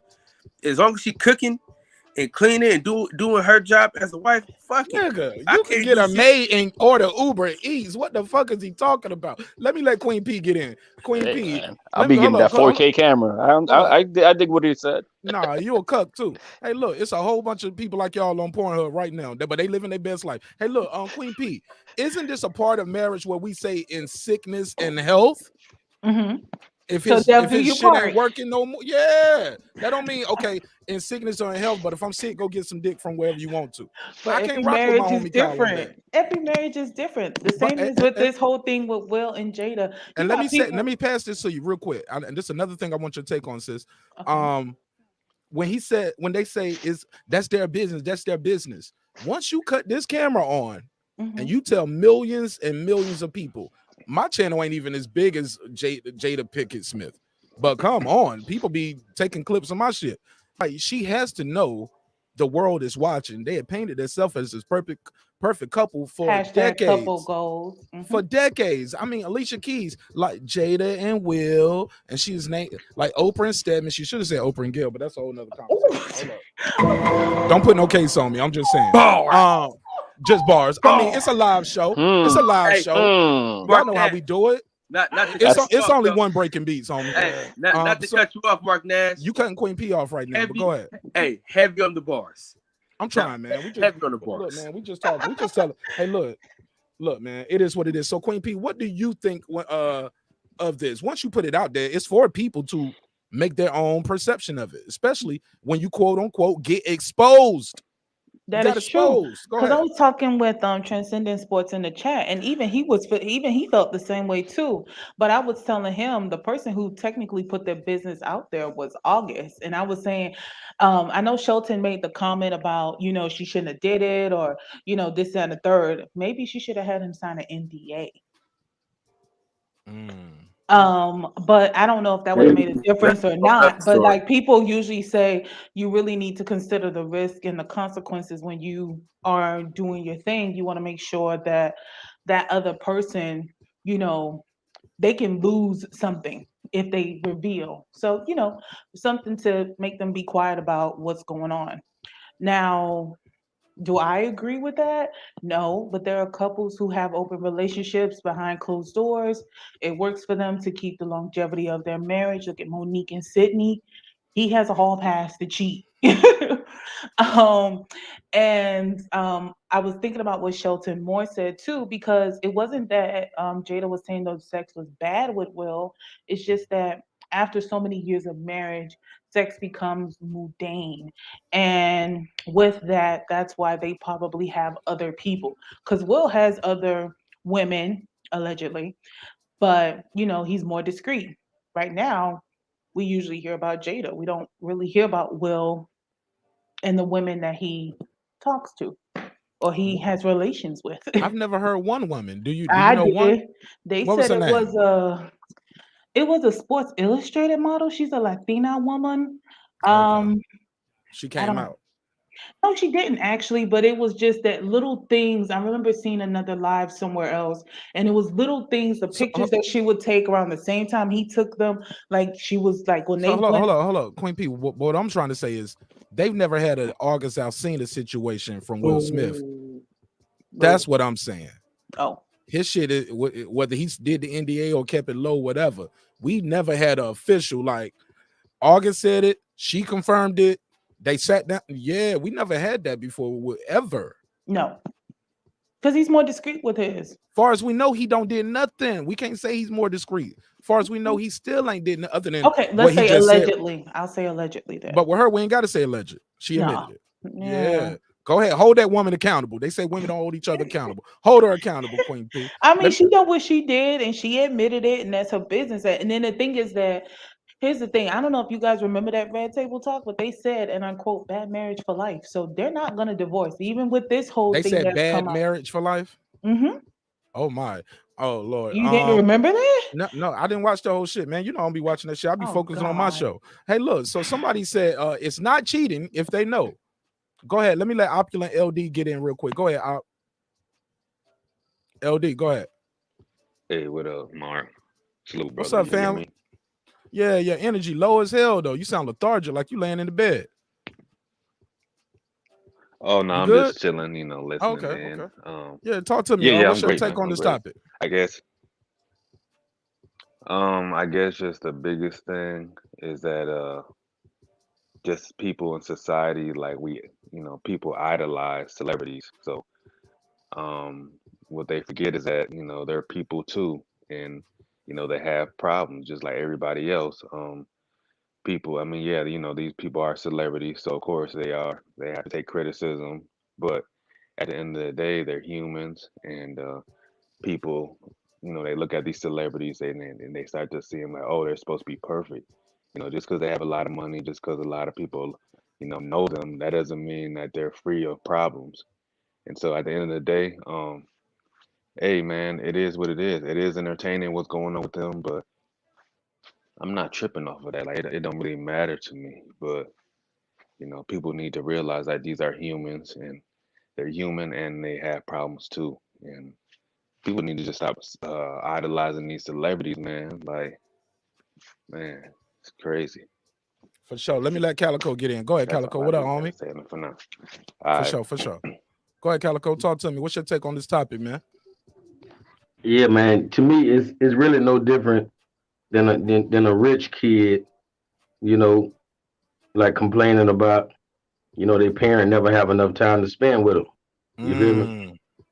Yeah. So these two rich motherfuckers, they busy ass lives and all that working and chasing that dollar. They don't have a relationship. You know what I'm saying? It's just like if your woman working, hard, like really working hard, going to work every day, then her and her boss man have lunch together more than you and her. You feel me? Like she make him coffee every morning. You know what I'm saying? She don't argue with him. You know what I mean? He getting the best of your woman. You know what I mean? So they living she especially her being an actress and him being an actor, they being perfect in the business world and kissing crackers ass and all of that. Then they come home, they probably can't stand each other. Or just period, they never have time with each other. So it's just like they are a business together. They're not even really a relationship. You know what I mean? Okay, fair enough. Let me pass it around. What y'all think of what he said, Kai? He said they ain't even or Queen P. They was like, he said they more of a business. Somebody in the chat was like, she's his beard at this point. What do y'all think of that assessment? I mean, I just think I didn't, man. I don't know, man. Because for me, dog, as long as them niggas is okay with it, who the fuck am I to say something different? Well, you have an opinion on other things that ain't your business. You when we talk about boxing all the time, that ain't your business, but we still have an opinion on it, correct? But that's not their personal business, though. That's not their personal life, though. We talk about fighters' contracts and should he retire or this that shit. None of that shit affect you. You are a spectator watching the sport. We are spectators watching the Red Table Talk. We're entitled to have an opinion, correct? Yeah, I mean you can have an opinion, but I mean I don't make the opinion right. Fair enough. Anybody else got anything on this topic? I think the biggest thing that you're getting most out of this is that most men are comparing how Will Smith is acting to themselves and how they would not accept it and how they would not react to it, and And I think that's it irks a lot of guys with that type of shit, and that's why they're making a lot of fun out of it. You know what I mean? Because they're comparing how they would react in Will Smith's shoes, and they see Will Smith looking soft in this, moist, as we say, right? He's looking soft in this topic, because the one who's acting like a bull here is her, man. She's the one like blah blah blah blah, and this is how I like it, this is how it is what I want, and she's being very bold about it. And if I can't get it from my husband, I'll fuck my son's friend. Yep, and he's gonna like it. And he better accept it. And I think that's what's going on, that everybody's comparing their own selves to how they would react to the way it's being in Will Smith's shoes. Okay, hold on. Let me take this call, and I'm gonna let Champion Heart get in. Caller 919, you on the line. What's your name? Where you calling from? What's up? This Sir Senior, bro. Sir Senior, what up, my G? What's good? Welcome home. How you feel? I feel good, man. This is a crazy topic, man. Go ahead. Two minutes on the clock. Go ahead. I got you. Cook up. All right. So the thing is this: we gotta stop the games. She was out here for the streets, and he was starstruck. He has a history of trying to get popular women, and they shoot him down, especially ones that were like in the R&B and hip hop world. They shot him down because he was the Tupac before, Tupac turned into the gangster thug. He was the too nice guy. Even though he has a little edge to him and he's clever and jokes and all of that, and he got the height, he still was just a nice, nerdy dude. He was him. That was him in Hitch. That was about him. So you got to really look at the situation and say that he still is that person. So all that stuff that he got broken by those women is still in him. He got to get out of that. It's too late now. He done had kids with this woman who has a dominant mindset and was with a guy who was at the level of, just slay these hoes, pretty much. So he got to understand that, and either he's going to deal with it or he's going to move on. Seems like he's going to deal with it. So he's going to have a life of being embarrassed and being treated like trash. She's still, for lack of better terms, Jeannie from the block. J-Lo did the same thing to P. Diddy. But, with that, I digress. Everybody like, comment, and subscribe to marqnash. He's doing his thing, as always. Man, go back and check these interviews he got. They're amazing. Appreciate it, man. Shout out to Sir Senior. Shout out to Sir Senior. Good call. Good call. Let's get back to it. Let's get back to it. Champion Heart joins the panel. What's up, Champion Heart? Champ, if you're talking, your mic is muted. Please unmute your mic. Hey, can you hear me, brother? Yeah, I can hear you. Go ahead, Champion Heart. How you doing? I'm good, man. I'm rolling, man. I'm just gonna jump in. I wasn't gonna jump in, man. I was just gonna, but I need to jump in on this real quick, man. I can't stay long, but in the words of the great philosopher marqnash, let me get some bars off. Let's go. Hey, look. Well, look, I'm gonna give you 2 minutes on the clock. Nobody gonna interrupt you, man. So, like I did that. So, when I click this button, unmute your mic. Unmute your mic. There you go. All right. You got the flow. All right. The thing is, man, is everybody is missing it, man. Just like Queen Patricia said, and you even mentioned it as well. For years, man, everybody knows that Will and Jada have always had an open marriage. The thing is, man, is that, when you look at this last situation that happened with this call of entanglement, what the problem was is that Will was upset about the fact that she was so sloppy. And the deal is that, you know what this business deal is.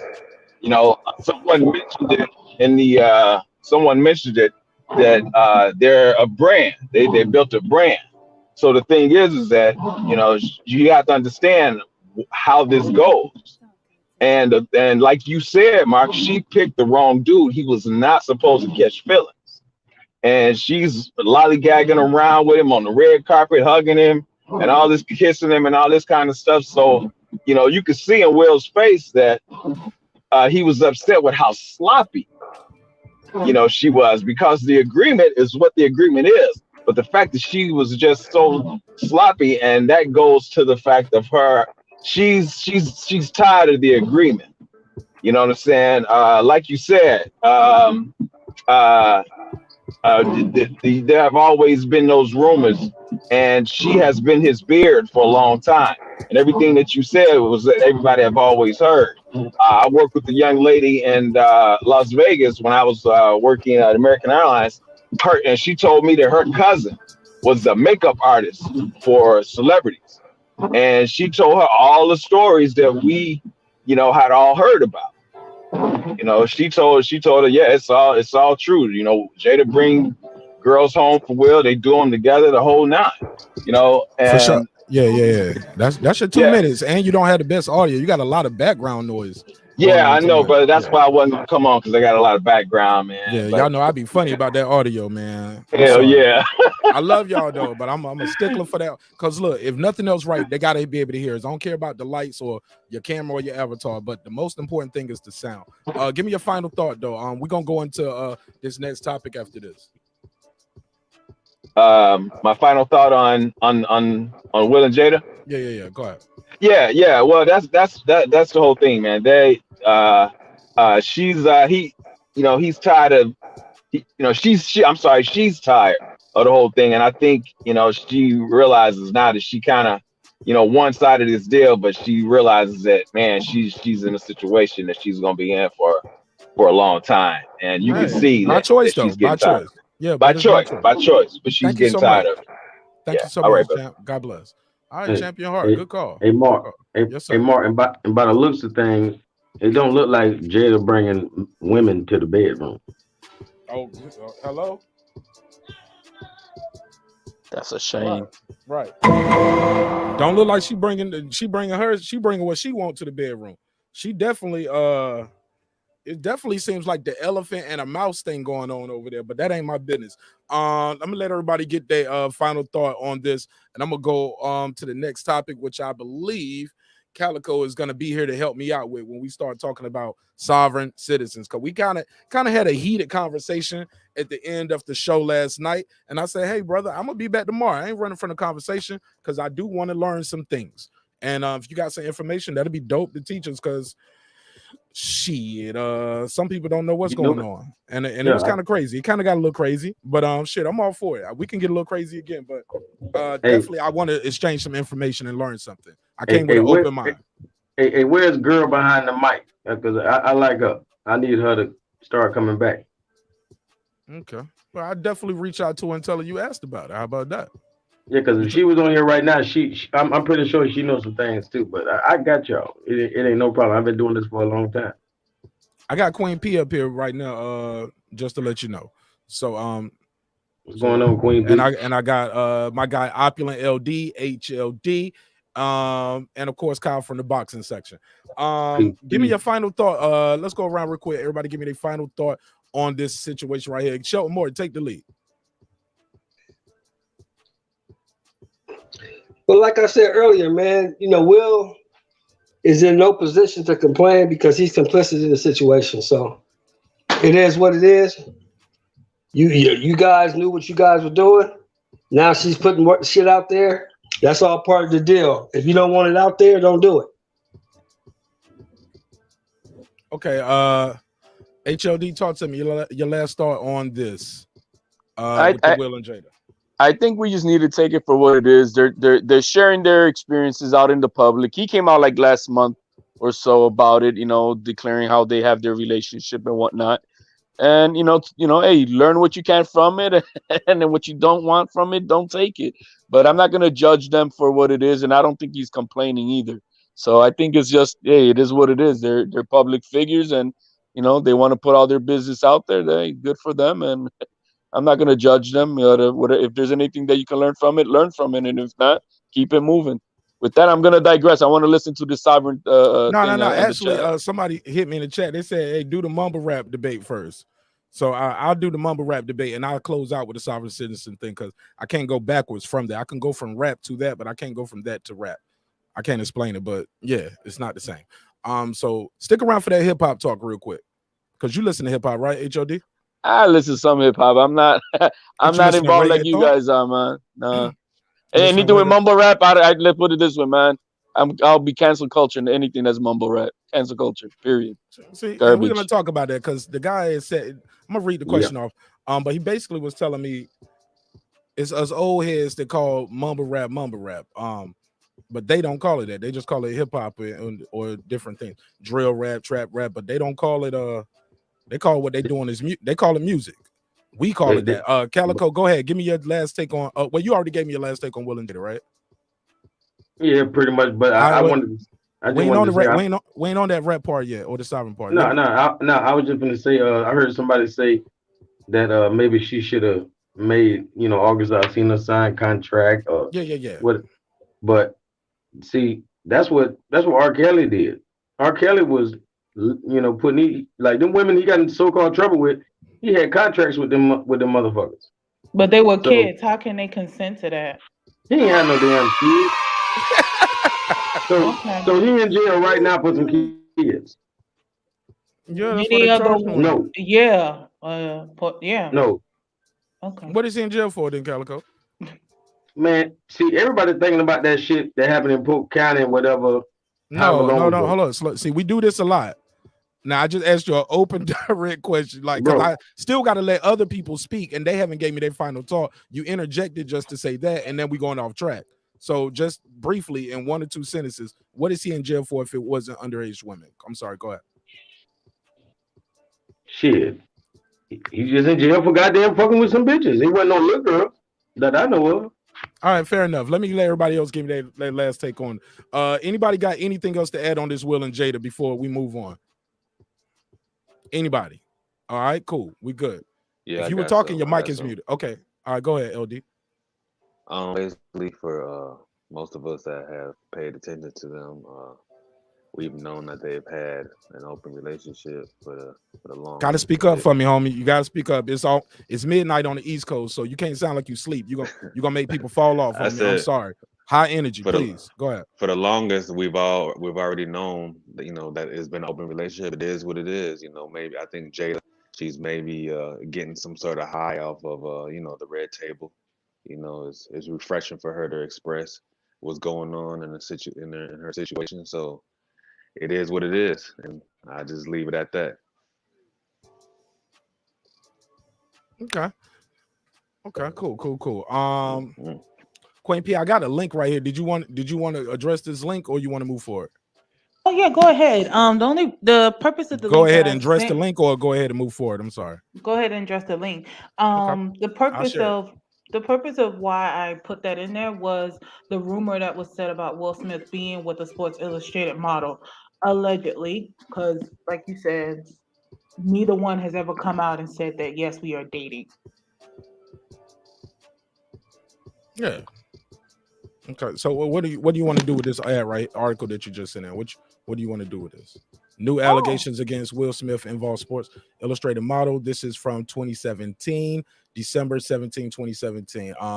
That was the latest that I could find, but I remember. Was that the woman there? Mm-hmm. That one right there? Absolutely. Oh, hell yeah. Absolutely. Perfect choice. But it's been said for years. They've been together for years. But her name is Heidi De La Rosa.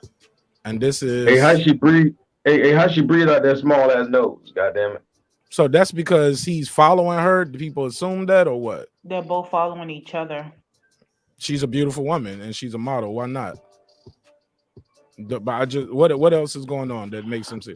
Okay, so he was in Egypt and she was in Egypt. Mm-hmm. Like the same picture and everything. But it's been said what the same. Okay, so she was at the same place. Mm-hmm. On the same day. Mm-hmm. Oh, and they doing the same poses. Oh, okay. He was doing something with Sports Illustrated too. I know that. So he's in Africa, she's in Africa. So he take her on the road with him. He ain't on the red carpet with her though, is he? He ain't No. doing that, is he? Okay. All right, just checking. I had to make sure he ain't wilding out like that. No. Gotta make sure he ain't wilding out like that. All right, well, yeah. So chances are he probably out there too. And look, I ain't mad at him, especially if that was his choice. Hey, look, look at us. Hey, look, we ain't shit up here. We like, she ain't shit fucking with August on the red carpet. Oh, that's the bitch he was cheating with? Oh, good job, Will Smith. And the other But that's how you do it, though. You cheat out of country, across the world. You don't cheat in LA and you live in LA. Yeah, because it's reported that they've been together for, I want to say, some years. Good job. But they've been more discreet with it. Good job. That's how you do it. Oh, that's how you do it. Y'all take notes from Heidi De La Rosa. How you say her name? I think that's how you say Heidi De La Rosa. Yeah. Oh, Heidi De La Rosa. Oh, the pot can't call the kettle black, homie. Ah, yeah. The pot and kettle can't talk. That's what the NDA's for. Exactly. Keep that shit in the house. Oh, the my second God. link I put up was for R. Kelly's charges, because D. Calico over here claiming that he wasn't charged for having sex with minors. So just so you can see what his actual charge is for. D. Calico, I got to move it on. You can rebuttal after this. Like I said, I love y'all up here, but I need y'all to have some kind of self-control. Everything somebody said doesn't need an immediate reaction. Look, I'm the host, and I keep. Let me say this. Look, no. In general, though, I'm the host. Look at this. I got note cards. I'm writing things down while y'all talk sometimes, so I don't cut y'all off. That's how much it means to me to hear you guys. So I just ask you guys to have some patience. Let everybody else get their last thought, and I'll give you the opening statement, and you can rebut that. Oh, the only reason why I said that is just in case if you see it. That's the only reason why. I got it. 100%. I'm gonna look up the link brother. she just dropped. She dropped Absolutely. the link. Yeah, and you don't even have to tell me that. Just do it. Like, it's right there in the private chat. Let me mute your mic for a second, real quick. Perfect Timing Podcast joins the show. This is his second appearance on the show. How you doing today, my brother? God bless. God bless you too, brother. Thank you for that. I'm doing really well. I came up with the Jada topic. Thank you for having me. Man, no, thank you for being here. Like I tell you guys, without you guys, I'm just a dude sitting in a room talking to myself. Y'all make it a show. Do you have anything you want to add to this before we move on to this mumble rap topic? And then Calico is going to enlighten us all with how to handle police when you get pulled over, and teach me how to get out of this shit, because I need to learn. Shit, I might stay for that. But for Jada, I didn't want to beat up on Jada. We do that a lot. We like to beat up on black women. And my tack that I took on it was about relationships and couples. And what I said in the chat is that what Jada was really expressing is that she's lost her friend and she's lost her friendship. And I talked to my listeners about. You talking about with August? Well, no, it will. I'm fucking with you. I know. But you could apply it to both. You could apply it to both, because August doesn't feel the same way either, because he feels betrayed. So that's why she's like a man on the island, or a woman on the island. But when she talks about her mate not being able to intimate certain things about her or predict certain things, she's talking about a friendship. We talked about companionship. I had help from my brothers about seeing women as beyond sexual objects and to humanize them so you can build that friendship and truly couple. But what she's missing is that friendship. And when she says that, I don't know why people want to beat up on her. I mean, it's a real thing in a relationship, that's someone you're coupling with for the rest of your life, that you need to be able to have companionship with and have a conversation with. You do look for that predictability in a friendship, because it speaks to trust. It speaks to love. And she was hurt when she said what she said, but it's sad that she may have done it to herself. But I wanted men to focus on the importance of humanizing their mate, females also, and making sure that when you choose that woman, we don't choose her for internal purposes. That companionship, if you're choosing for longevity, is an important thing. Okay, good. Well spoken. Well said too. I don't agree with some of that, but for the most part, I get. You say humanizing, like I know she's a human. She's not a coffee cup. I didn't do that. I used to look at women as a sexual object. I had an issue with looking at women as humans, as people, because when I stopped doing that's when I expected more from the women in my life beyond a sexual relationship. So I had to humanize the women that I dealt with, and then I expected more. Like the whole conversation of what do you bring to the table was called the red table. And I was not expecting that until I reached a certain level in my life where I worked on myself and I was giving more to the relationship. And then I required more. She's requiring more of a person who's not willing to give it. It's sad. Oh man, I need to write that down. I gotta use that on Those my are some wife. good bars. That's facts. Yeah, Right there, what he look, spoke. my wife don't watch the show no more. She said, your audience is so big, you don't need me in the other room. Wow. So you had look, when we first started the show, I had 3 people watching. It would be her and my laptop and maybe like my brother or a cousin or something. They don't even watch the show no more. They be like, man, them shows don't got long. You got a big enough audience. You don't need us no more.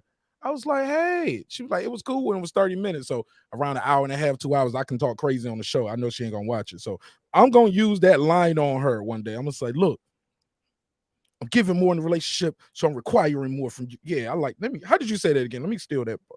Never mind. I'll check it in the playback. Don't worry about it. Okay, so yeah. You might as well just repeat it, sir. But the problem is that sometimes a person is not capable of giving more than what they already are, because that's who they are. And that's where the choice of at the beginning of the relationship is to know if you guys are really compatible in the now and in the future in growth. Because if that person is not able to do any more than what they're doing, you're kind of screwed. Ooh, And Troy, you know, I'm sorry. Go ahead. no, that's all. Okay, let's go into this this thing that this kid told me about the mumble rap, and I'm gonna let Calico reply to the R. Kelly thing after he had a chance to read it. But Troy Graham said she has girlfriends to talk to, or buy a damn dog, or how about have a conversation with your damn spouse? Don't go fuck your son's friend. I don't want to hear that sensitive nonsense about the women who's clear wrong being. Hold on. I'm trying to. I didn't proofread. I'm sorry. About the sensitive nonsense about the woman who's clear wrong being right. She's wrong, flat out. Period. Exclamation point. Troy Graham. I'm sorry, you got me laughing the way you just read. I try to do dramatic readings on the show, guys. I try to read it. Look, how she I was think curious they about that eggplant, and she decided to, try it out. Cut my camera off now. Why you talking about? Yeah. All right, so Calico. What? Calico. Why are you doing that? Like it's true. Like there were pictures of him with his peen out, or we moving showing. forward. You're the only woman on the panel right now. I know that, but he's over here roofing like a dog. So I was like, I was just saying roll. We took a left turn. I was just saying roll. That's all. Yeah. But Calico, you got the floor. Talk to me. He said 10 points for marqnash for effort. Thank you. I'm trying. Calico, talk to me about the R. Kelly thing. And then I'm gonna go into the mumble rap situation. Yeah, I got that take off for this. I mean, I'm in Florida, right next to Polk County, where that first shit happened. I didn't know that he got locked up for that first shit again. I didn't know that. I just knew about some college girls or however old they are that he got contracts with, and that's the shit. They want to be a millionaire. Then goddamn it, he got a contract for their motherfucking ass. They're gonna be his. They're gonna be his. You know what I'm saying? And that's just how. That's all I knew. I don't know about no child. I remember this shit way back in the days, about 20 years ago. Right, me too. And I thought it was was right, Calico. I'm with you. I thought this was the same shit, and I was like, damn, they're trying to bring it up. But then they said it was different cases. And even when I read the cases, I was with the stuff I was seeing, it was like he wouldn't let me leave to go eat, and he wouldn't let me eat, and he went on tour and he left me in the room. Like, damn, but they was grown though. And some of those women were adults, but some of these women that he's convicted for, they are saying when the incidents occurred. I'm talking about the New York case, the one that he just got convicted for. These were, but what I don't like is they brought in other accusers and let them testify who he wasn't being charged for. I don't like that. I think that taints a jury. Now, this is the only thing I know that, for one, all rappers finna be fucked up, or every nigga almost with money, because sending a bitch a plane ticket and all that, they calling all of that human trafficking. A bitch came on their own. A bitch came because she was grown or whatever. She just wanted to, whatever she wanted to do.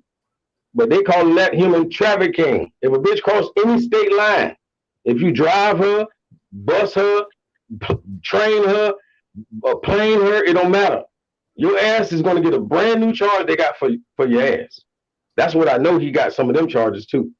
You know what I'm saying? So every nigga you know on Instagram that done fuck the Instagram model, and she ain't from their city or their state.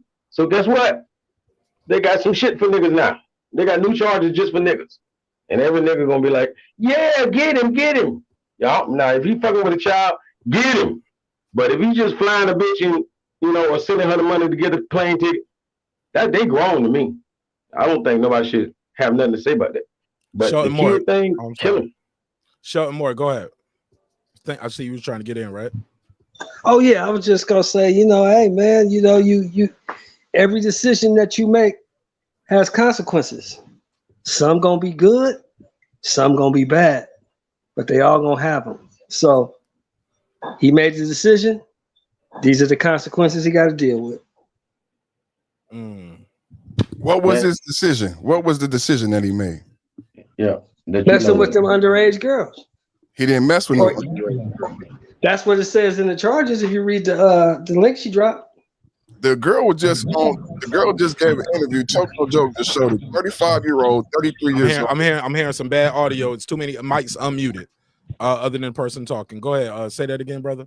35-year-old, 33 years old, and 19 years old. The 35-year-old knew him for 2 years before she moved in. Everybody, she said herself, she was a fly-in. She got promoted to the house. She got trained by the trainer for 2 years. And the video that I dropped, that was the coffin there, was the video from TMZ where R. Kelly comes back to that same Atlanta house and the house is empty. Y'all saw the video where he said, look what they did to me. Because the parents came and took the children and took the TVs and the furniture. I'm sorry, not children, but took the women and took the TVs and the furniture. If anybody was being held against their will, how was they able to take the furniture and the TVs? Plus, the daughter of the 35-year-old said she got thousands of dollars, a brand new house, a brand new Mercedes. She flew back and forth to Chicago every weekend, and so did everybody in the house. Nobody cooked, nobody cleaned. Everybody got food bought for them every night. Sorry about that. Hold on 1 second. Let me just interject. Now she's speaking about her, but she's speaking for multiple people. It sounds like, because you said she's not just talking about her, saying me. That she's saying, you sound like you said she's speaking for multiple people. She said she played drinking games with the women who were in the house. She said she was trained by a woman who was called the trainer, who was 33 years old. She said she was put out of the house because she got into a fight with the trainer. Define trainer. Now, what's a trainer? Training them to what? Sing vocals? No, the madam. Person might intimate sing vocals. Some people might say on the microphone, but yes, she was training them how to sing on R. Kelly's microphone. And this was occurring 2 years before she moved in. She actually got promoted. She said she was a fly-in and she went through training with the trainer. How old was she? She was 33 when she first met R. Kelly. Not the trainer, the other girl. The other girl. She said she met him in I think 2014 and moved in 2016 or I don't care about the years. How old was she in 2014? How old was she? 33. She said she was 33. So her and the trainer are 33. They're in their 30s, but she may be 41, 42 at this time. This is the individual who was in the actual documentary. She may be 41 or 42 at this time. We have interviews from her daughter with video. And what's her name? This is starts with the A. I don't know. I can't recall exactly. But yeah, she's one of the girlfriends, though. Her and the other girl was one of the girlfriends. These no, are this other is girls. this is the 35-year-old. This is not the two 19-year-olds. But to be clear, though, the girl you're talking about is not the one from the New York case, correct? She actually testified, and she was actually in Surviving R. Kelly. She testified, and she was actually in the documentary. So she was slow down. She testified for the prosecution or the defense? For the prosecution. She's the one in the video that we've all seen with the father. Why is she testifying against the prosecution and then do an interview saying he did nothing wrong? It's very convoluted. In the interview, the name of her book is called Trapped in the Closet. When they talk to her about being trapped, she stops the entire interview to clarify the fact that I was never physically trapped. I was only mentally trapped. I clarify for my audience that she made that clear because she didn't want to be held for litigation. 3 times in the interview, she clarified the fact that I was never physically trapped. I was mentally trapped. I don't know how you get him on the Mann Act for that. Okay, let's pass it around. Anybody got anything to say on that before we go on? In a private chat, I put in 2 articles, and it was reported that it was his own people who actually robbed him, and not so much the young ladies that were there. And even if he's talking about some of these some of these women, at the time that he sexually assaulted them or molested them or whatever happened, they were young. They were underage minors. And we've heard countless of stories, whether it's the girl that was peed on in the video to all the other ones that are coming out the closet, X, Y, and Z. And yes, Mark, you can show it. You can show either one. Go ahead. Let's pass it around. Anybody else have anything to add on this before we move forward? What is that? Yeah, all I want to say is I hear what my man is saying, but to the people that really matter, they didn't buy the stories. That's why he got the 10-year conviction. The conviction will be overturned. Bill Cosby lawyer already gave a statement when the conviction first came down. The same reason Bill Cosby was overturned, what Mark just stated, is the reason why R. Kelly was overturned. They let people testify without corroborated statements. You cannot allow people who've never gone to a police officer. It's pure hearsay and conjecture. That's the same reason, because this same principle of law can be applied to non-men of color. The OG who spoke earlier is correct, but he will be exonerated because you will be able to not only apply this to rappers, but to also non-men of color who have flown in individuals. So it will be exonerated on appeal. After you finish that part, I just want to clarify something that I misspoke. If you thought I said something that I didn't say, but it sounded like you gave me credit for. Because you compared it to the Bill Cosby. Bill Cosby got out because he signed a deal saying he could not face prosecution. He didn't get out because of the jury being prejudiced or by the statements from the witnesses. They let that fly. Both. It was actually both. I read the statement. It was actually both. But the main thing though is he had an agreement that took away his Fifth Amendment rights. By telling him that you can say whatever you want to say, you will not be prosecuted, then you prosecute him on those old statements. You violated his Fifth Amendment rights. That's why he got out. More than anything. That's why the Supreme Court of that state stopped that shit. But not the same as this though. He didn't have a deposition saying, okay, you can say whatever you want to say, R. Kelly, and you won't be charged. And so it's not the exact same. And as far as the Fifth Amendment prejudice, go ahead. I agree with you on the Fifth Amendment, but I actually read it. It's one of my highest viewed videos. And in the statement, it spoke to those 5 women.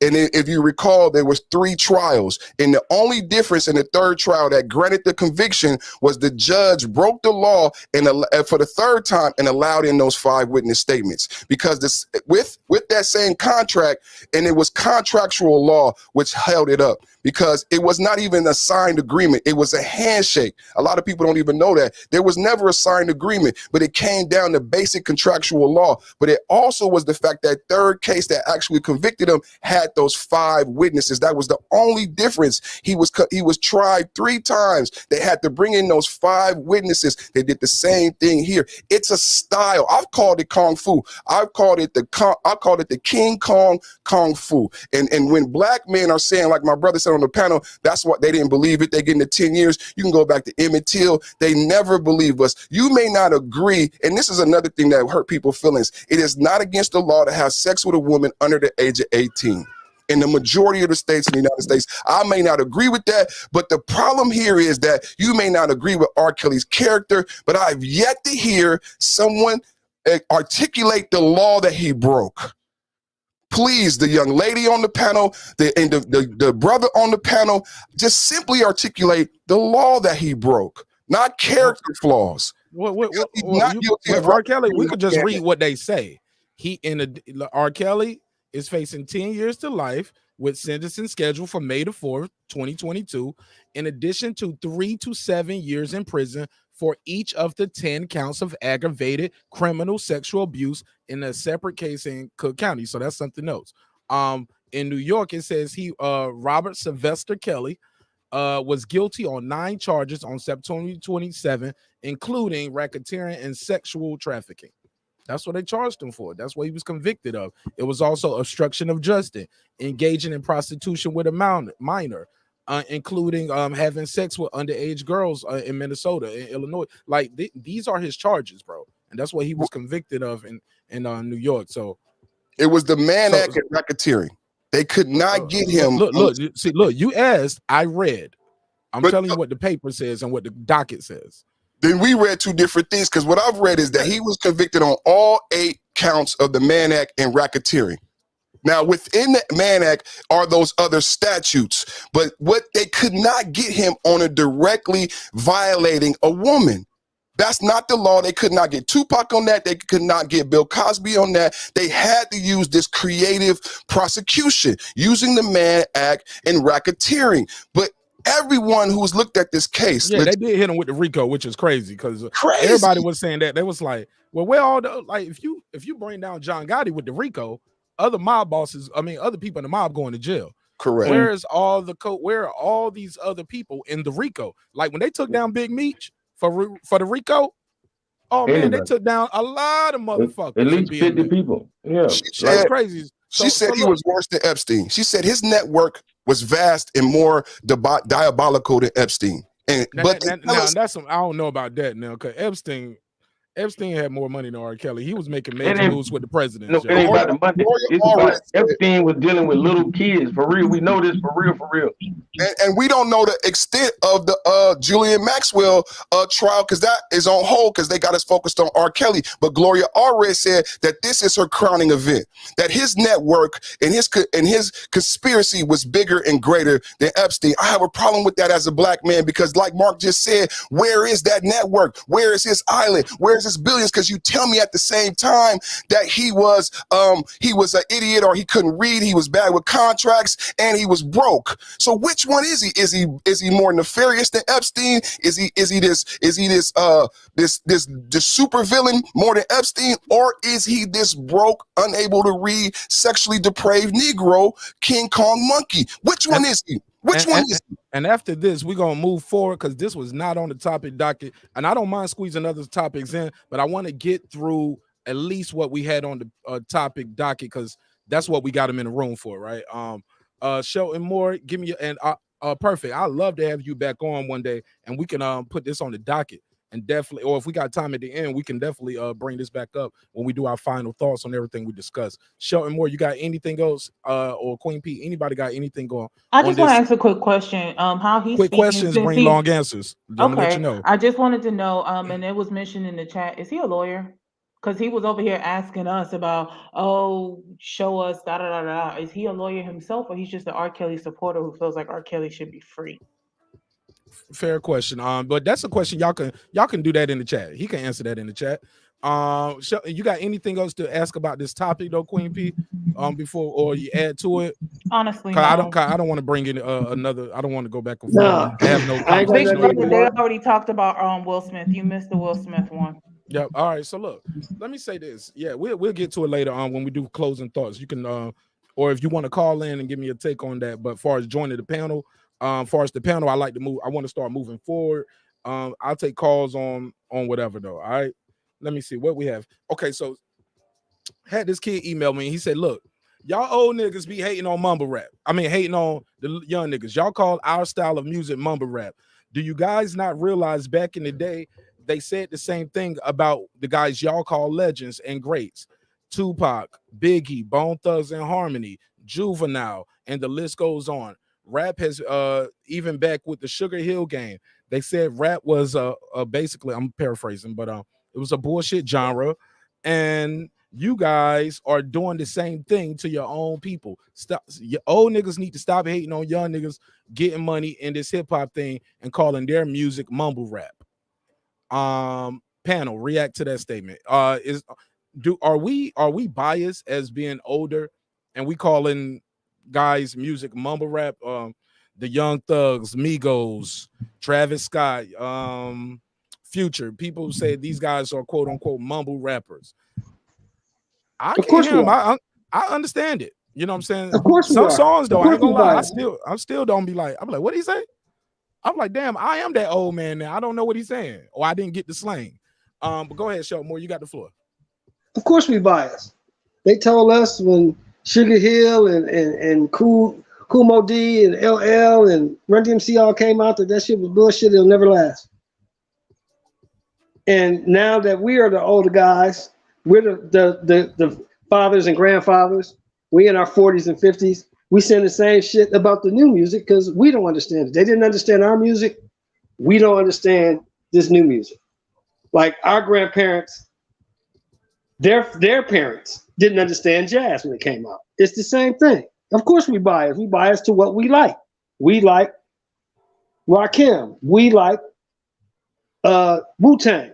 We don't like the Migos and all that weird shit. We don't like it. It's biased. Exactly. Okay. Anybody want to jump in, or do y'all want me to just pick? Yeah, I got something to say. Talk to me. Yeah, of course, a lot of old school cats are biased, but it's just simply they just can't relate to a lot of, the stuff these young bucks are talking about. Is that simple. They just can't relate. But of course, I'm not gonna go listen to Migos if I want to hear something meaningful. That's part of music. People need to understand that, that music is for, different situations. You know what I'm saying? And definitely just respect it for what it is, if I want to hear something meaningful, I'm going to Nas or KRS-One or something like that. And I'm not going to the Migos for that. So it does suck though to hear a lot of old school cats that be hating on these young bucks, even though a lot of it is garbage, but hey man, you just can't relate. So fall back. But that's it. Talk to me. Calico, talk to me. Are we hating on the young generation, or the new? Or are you hating on the new generation when you call their music mumble rap? Man, I ain't gonna lie. Like basically, they're babies. You know what I'm saying? Because if we really look at the fathers of rap, like it transcends what I've ever heard anybody really bring up. Like people say where rap started. Rap is almost ancient. You know what I'm saying? Rap, like Curtis Mayfield will tell you he rap. You know what I'm saying? He got a song say I rap. You know what I'm saying? It go back that far. Or really it goes back all the way to monologues. Monologues was the first form of rapping. You know what I'm saying? So what are we doing now? Mumble logs? You feel me? Because this ain't a monologue. This must be a mumble log. And you kind of blame James Brown, but people love him a little too much to blame him for anything. But that's what these guys sound like. They sound like the sons of James Brown, and they trying to carry it on. You know what I'm saying? So it's to each his own. Yeah, I feel like it's a level of black people that definitely are on that level, but I'm kind of above that level. Talk to me. King H. Mav joins the panel. King H. Mav, are you hating on the new generation when you call their style of music mumble rap? I never called it mumble rap, and from my recollection, they titled their style of rap as mumble rap. No, they didn't. That was media. That was New York media. A lot of media guys did that. Now, they didn't call their music mumble rap. Trust me. Oh, okay. Is any of them people in the media founders of rap, or was in the rap game, or contributed to rap game? Some of them, yeah, many of them, yeah. Well, how do you like you do the other people name them? But we ain't gonna go through that. I don't think. I'm about to say, damn, like you coming up here on some with the. No, I ain't on that. No, Mark, we better than that. Ain't that? What? Let me get to my point. What it is that when it was introduced to me, when I was, I heard it and I was like, okay, that's their swag or whatever. It was no hating. I mean, it took me a while to get with it. Some of it I could digest. Some it's like, I'm not feeling that.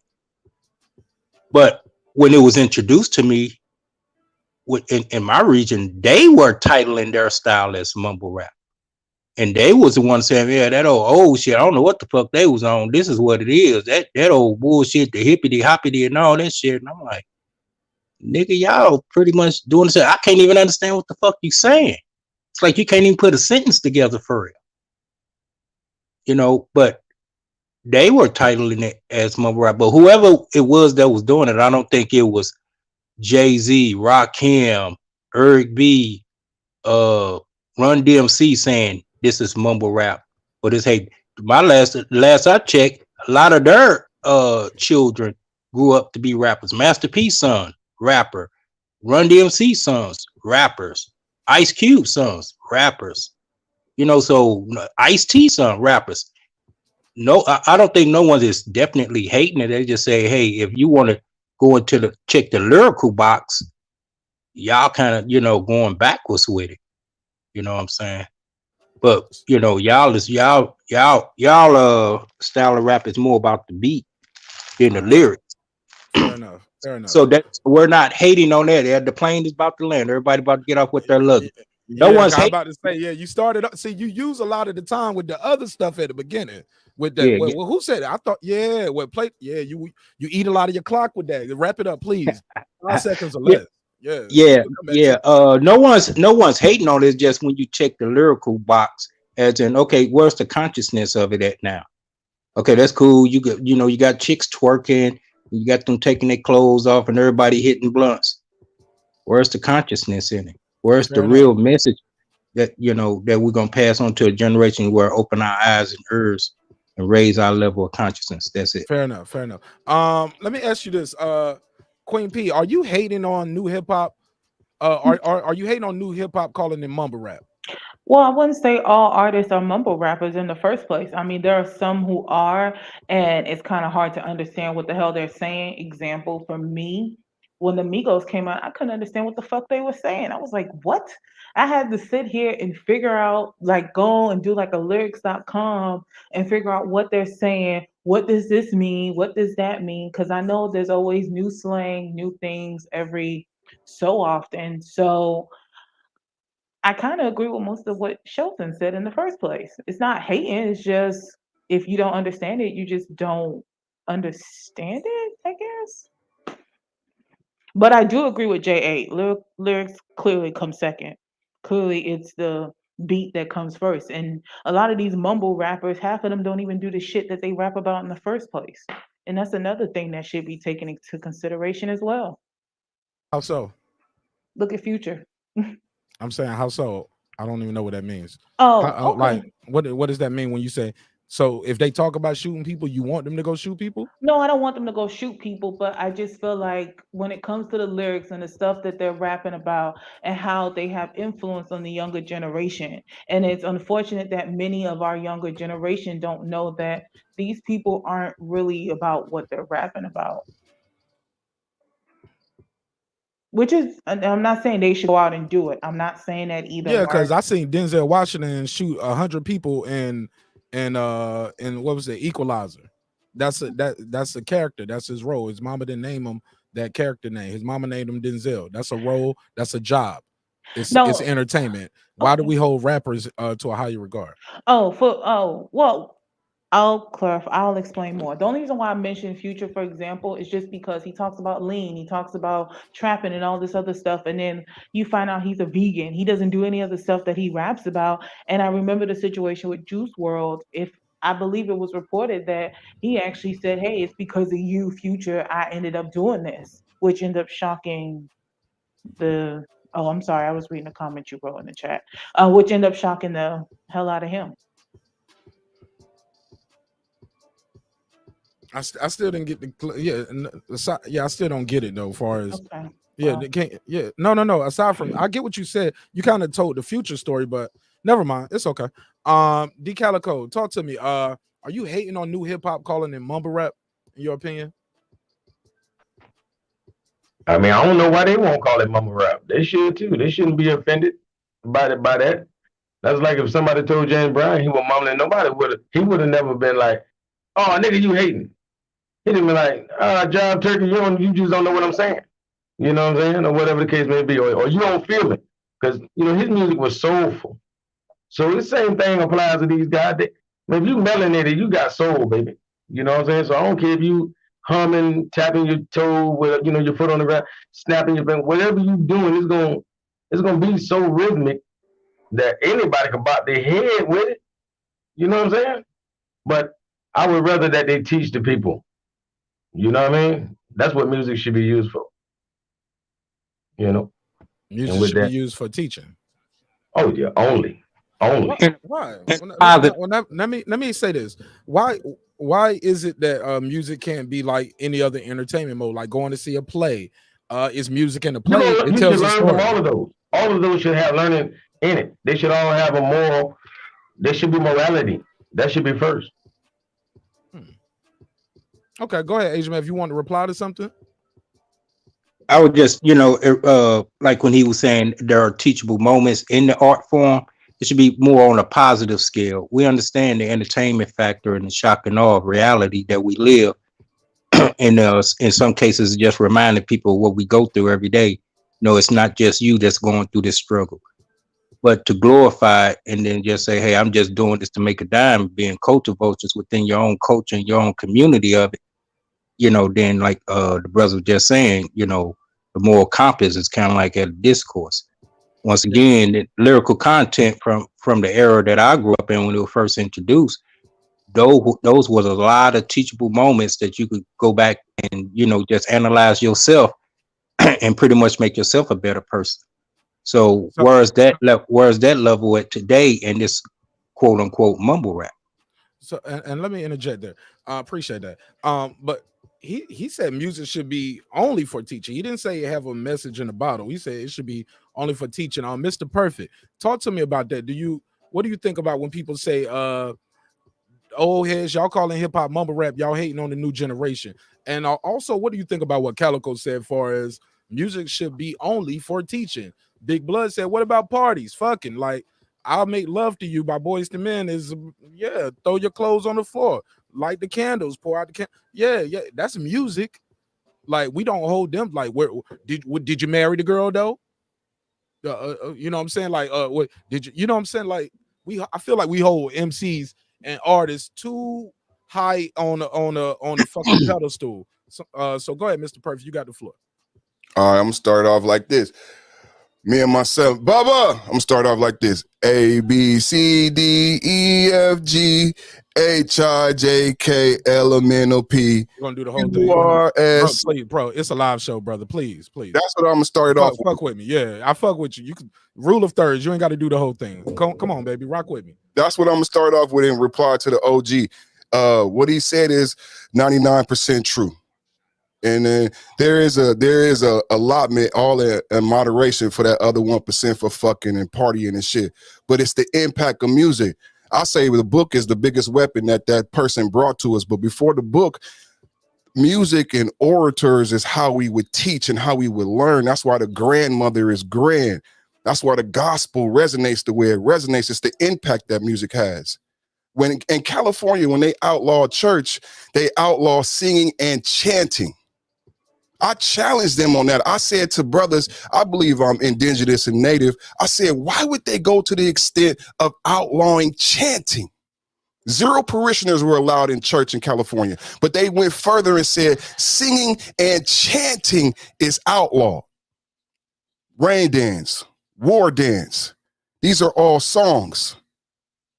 All right, I digress. We're not hating. Yeah. Go ahead. You want to reply to that? You can reply to that. No, I don't want to reply. I was just trying to get the answer to the question. Like, go ahead. I say 99% is teaching. And it's because of impact. And that's why they brought the book. That's why you had the Council of Nicaea. Because the song was more impactful. So when they brought the book, they could say to our grandmothers and our elders and ancestors, what your grandmother is teaching and singing to you is not real. What's in the book is real. And that's a lot of the arguments about black people. Well, I got a degree and what I learned in this book is better and you not smart. Like the young lady asked me, am I a lawyer? Because what's in the book is what counts. But before they brought us the book, when they called us uncivilized, how we taught each other was via song. Like the ABC song, like you teach, like every child learn how to read and write via song. Hey, if I could just say real quick, that's the whole purpose of the word articulate, having what word in it? What is the root word of articulate? Hey, look, Calico. Let me let everybody get that opening statement, and then we can back, let everybody get in, and we can cut each other off here and there. I just want everybody at least get that opening statement off on the topic first. King Agent Math is unmuted. He already gave me his take. I'm sorry. Opulent LD, did you give me your I take on didn't, this? I didn't finish on the mumble rap, if you don't mind, but I can. Please, yeah, right, like try to, you ate a On the lot of time mumble- with the ABC shit. You know what I'm saying? My I'm bad, sorry. my bad. On the mumble rap, real quick, it was impactful though, because we're teaching the ABCs right now. On the mumble rap, we're not hating. It goes back to No Child Left Behind and everybody getting an award. No matter who's on the baseball team, no matter who tries out, in a certain generation, everybody made the team. You never had to go lose weight over the summer, learn how to actually hit the ball. So now it's not just mumble rap. I like to define terms. What is mumble rap? Some people call it lean rap. The rap songs have come down to 1 minute and 30 seconds. It's not just mumble rap. It's the medication, oxycodone, lean inspired rap. That's only 1 minute and 30 seconds. That doesn't have any substance. So it's not fair to call it mumble rap and call us old niggas and call us hating. I feel a certain way on here when you saying, oh, niggas ain't relating. Nah, if it's bad, it's bad. And it's 1 minute and 30 seconds. And it has no substance. So everybody don't get an award in my generation. Everybody don't get to play on the team. If you don't know how to play baseball, then go learn how to hit the ball. Period. I'm done. All right. Opulent LD. I see Troy Graham just pulled up. Give me your take on this. It's the new generation being hated on when we call their style of music mumble rap. It's basically just people giving their opinion. I mean, they're allowed to feel how they want to feel on it. You know, it is what it is. But you know, even me, I learned from Migos, I learned from Future too. Even though, you know, like I said, What you learned? I've learned not to do Percocet. I ain't gonna do it. You know what I'm saying? Shit. No, but you know, when I come on in the club, you know, I'm a bounce to that. You know what I'm saying? It is what it is. But you know, I don't eat meat and shit and either. But hey, I'm not, you know, like I said, I'm not gonna do drugs and all that shit. So it doesn't inspire me, or you know what I'm saying. Like I said, I think for myself and all that shit too. So you know, I'm gonna do what I do, but I can vibe to music. You know, you know, like I said, mumble rap, quote unquote, it has its place. You know what I'm saying? For different vibes. You know what I'm saying? Like I said, you know, one day I may be in the vibe to where, I mean, this ain't rap, but you know, I want to listen to Mary J. Blige. I love Mary J. Blige, so shit, let me vibe to that. You know what I'm saying? So all music has its place in this time. So that's Fair it. enough. Troy Graham, talk to me. Are you hating on the new generation when you call their style of music mumble rap? Well, first off, I don't believe that we, you know, that has to do with the media. Because when I was younger, the whole term gangster rap came out. We didn't create that. That was the media. But just a simple thing. If you want any truth to come out, just print out the lyrics. That'll settle everything. And then you could, I don't know what that noise is. And then you could. That's me. I'm giving you a point. You made a good point. Okay, thank you. You know, I and got then a you could soundboard compare over it. here. Right. You know, and then you said the old niggas or whatever you call them. That's what the viewer said. I'm reading it. Right. You know, have them pull out their songs and print out the lyrics, and y'all could have a real discussion that way. That's what I do with my sons. I tell them to pull up the lyrics and read it. You know, you keep repeating the words in the song. What the hell does it mean to you? And that's how you settle the argument. Look, when I was younger, I grew up with my grandmother. I could play Rakim in front of her, Queen Latifah, and a bunch of other people. Certain people I couldn't play in front of her, but we would have discussions about stuff, and that's how you learn. I don't see this hating, because if you're not saying anything, you're not saying nothing. Period. Yeah, I remember growing up, man. My mom didn't really get into Bone. Like I think that that first joint they did with Eazy-E, it's the thuggish rugged. Man, that was my shit. I didn't understand it, but that was part of the fun of the music with me and my kids, me and my friends. When we were kids, we would sit there and we would try to learn the music and like learn the lyrics and try to figure out what they were saying. With Twister and Do or Die, and like that was part of the journey for us as kids. So I get where the guy is calling, where he's writing from his angle when he says, "Hey, you guys hating on it by calling it that." I get where he's coming from, but some of those motherfuckers were mumbling, man. You know what I'm saying? Especially when you hear Future at one point say, "Shit, sometimes he didn't know what he was saying." You know, I was just zoned out. You know what I'm saying? People be telling me I said something I didn't know I said it, but I get it when you don't write too. I think Jay-Z fucked the game up a long time ago too when he told people and start talking about how he don't write rhymes, and I think that fucked a lot of people up in a bad way. Unfortunately, y'all know me. I'm one of those. I'm guilty. I'm one of those too. I don't really write the rhymes, but I have the luxury of owning the studio and being the engineer, so it's quicker for me to do it. But yeah, I still can write, and I will write some songs like the R&B joints, but for the most part, if I'm just trying to go in, I like to catch my natural reaction to the beat. So but that's for me, and I own the studio. But these guys who want to come into the studio, if you got the money to keep paying for them takes, hey, shoot, I mean, have at it, Hoss. But some of us, and then I mean, yeah, you got to say some shit too.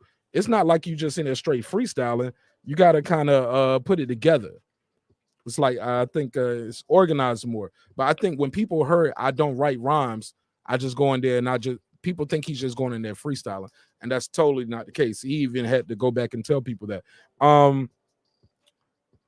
Last thing I want to say about this, and I wanted to bring this up to the debate, what Calico said, and then we can open up the floor to y'all. Y'all can get in how y'all fit in. Calico has said music should be, for lack of better words, you said educational, correct? It should teach you something. Oh yeah. Okay, right. Okay. So with that said, I feel like, and I truly believe rap and hip hop is the hardest genre to break through. Like, in my opinion, singing, a lot of people can sing, and if you look good and you can sing, shit, you halfway there. Shit, you look good, you sing, and you can dance. Oh man. Oh, you can play an instrument. You see how you can level up, but in rap, man, you gotta write that shit though. And you got to keep it real. Whatever you say, you had to do it. Nobody holds other genres to that type of standard other than rap. With that, I'll pass it around, or I'll open the floor up to anybody want to get in the conversation. If you want to call in, the number is scrolling at the bottom of the screen, 678-381-1938. Again, that number is 678-381-1938. In the words of the late, great Miss Cleo, call me now, and I'll put you right on the air. Got a loaded panel here, so I'll probably give you about a minute. Can't do the 2 minutes right now, but if you call in, I'll definitely give you at least a minute uninterrupted. Don't waste your time saying shout out the panel, shout out to Mark, shout out to don't waste your time with the shout outs, okay? Just get right into your bars, spit your bars. What do you guys think of my assessment of hip hop being the hardest market in music to break in? Because not only do you have to write your own rhymes, if not, you're a fraud, but you have to live out all of that shit. You got to be from here. It's like it's hard for a rapper to break from Omaha, Nebraska. Idaho, North Dakota, North Dakota, South Dakota, Rhode Island. You get what I'm saying? But go ahead, Troy. Yeah, Mark, man. Back in the day, KRS-One had an entire album called Entertainment or Edutainment, I think was the name of it. And rap is only hard when you lack the talent to actually do it. Because if you have the talent, like take like I could throw out a name, like take like a Big Daddy Kane. He was on his way to being a teacher before he became a rapper. You know, he was going to teach. He was going to be a teacher. So you have to be a reader. You could be a writer. You don't have to be out here living a lie. You just have to tell. You just have to tell the truth of who you are and make the story mean something to you and pass that on to those who are listening. As far as writing, when it comes to me, that's the most honest damn thing you could do. And you have to strip yourself naked and give it and just give yourself away like that. That's what makes you great. Fair enough. Let me rephrase this then. Maybe I said this wrong. Rap is the only genre where you're held in entertainment, where you're held to what you just said, Troy. Where if you're talented, you don't have to. But you also brought up writing. We don't care if Denzel Washington wrote Equalizer. We just like the movie. We don't care if like these guys can go into character. They can do timepieces in the film, but you can't do that with your music. Even though if you plan, but they was like, well, that's a movie. Okay, I can make a visual to go with the song. It's entertainment. But no, rap, you can't do that. You can't do it. You got to be that guy all day, every day. Let me pass it around. Anybody want to speak on this, or am I insane? No, you talking about the rap trap. Yeah, the rap trap.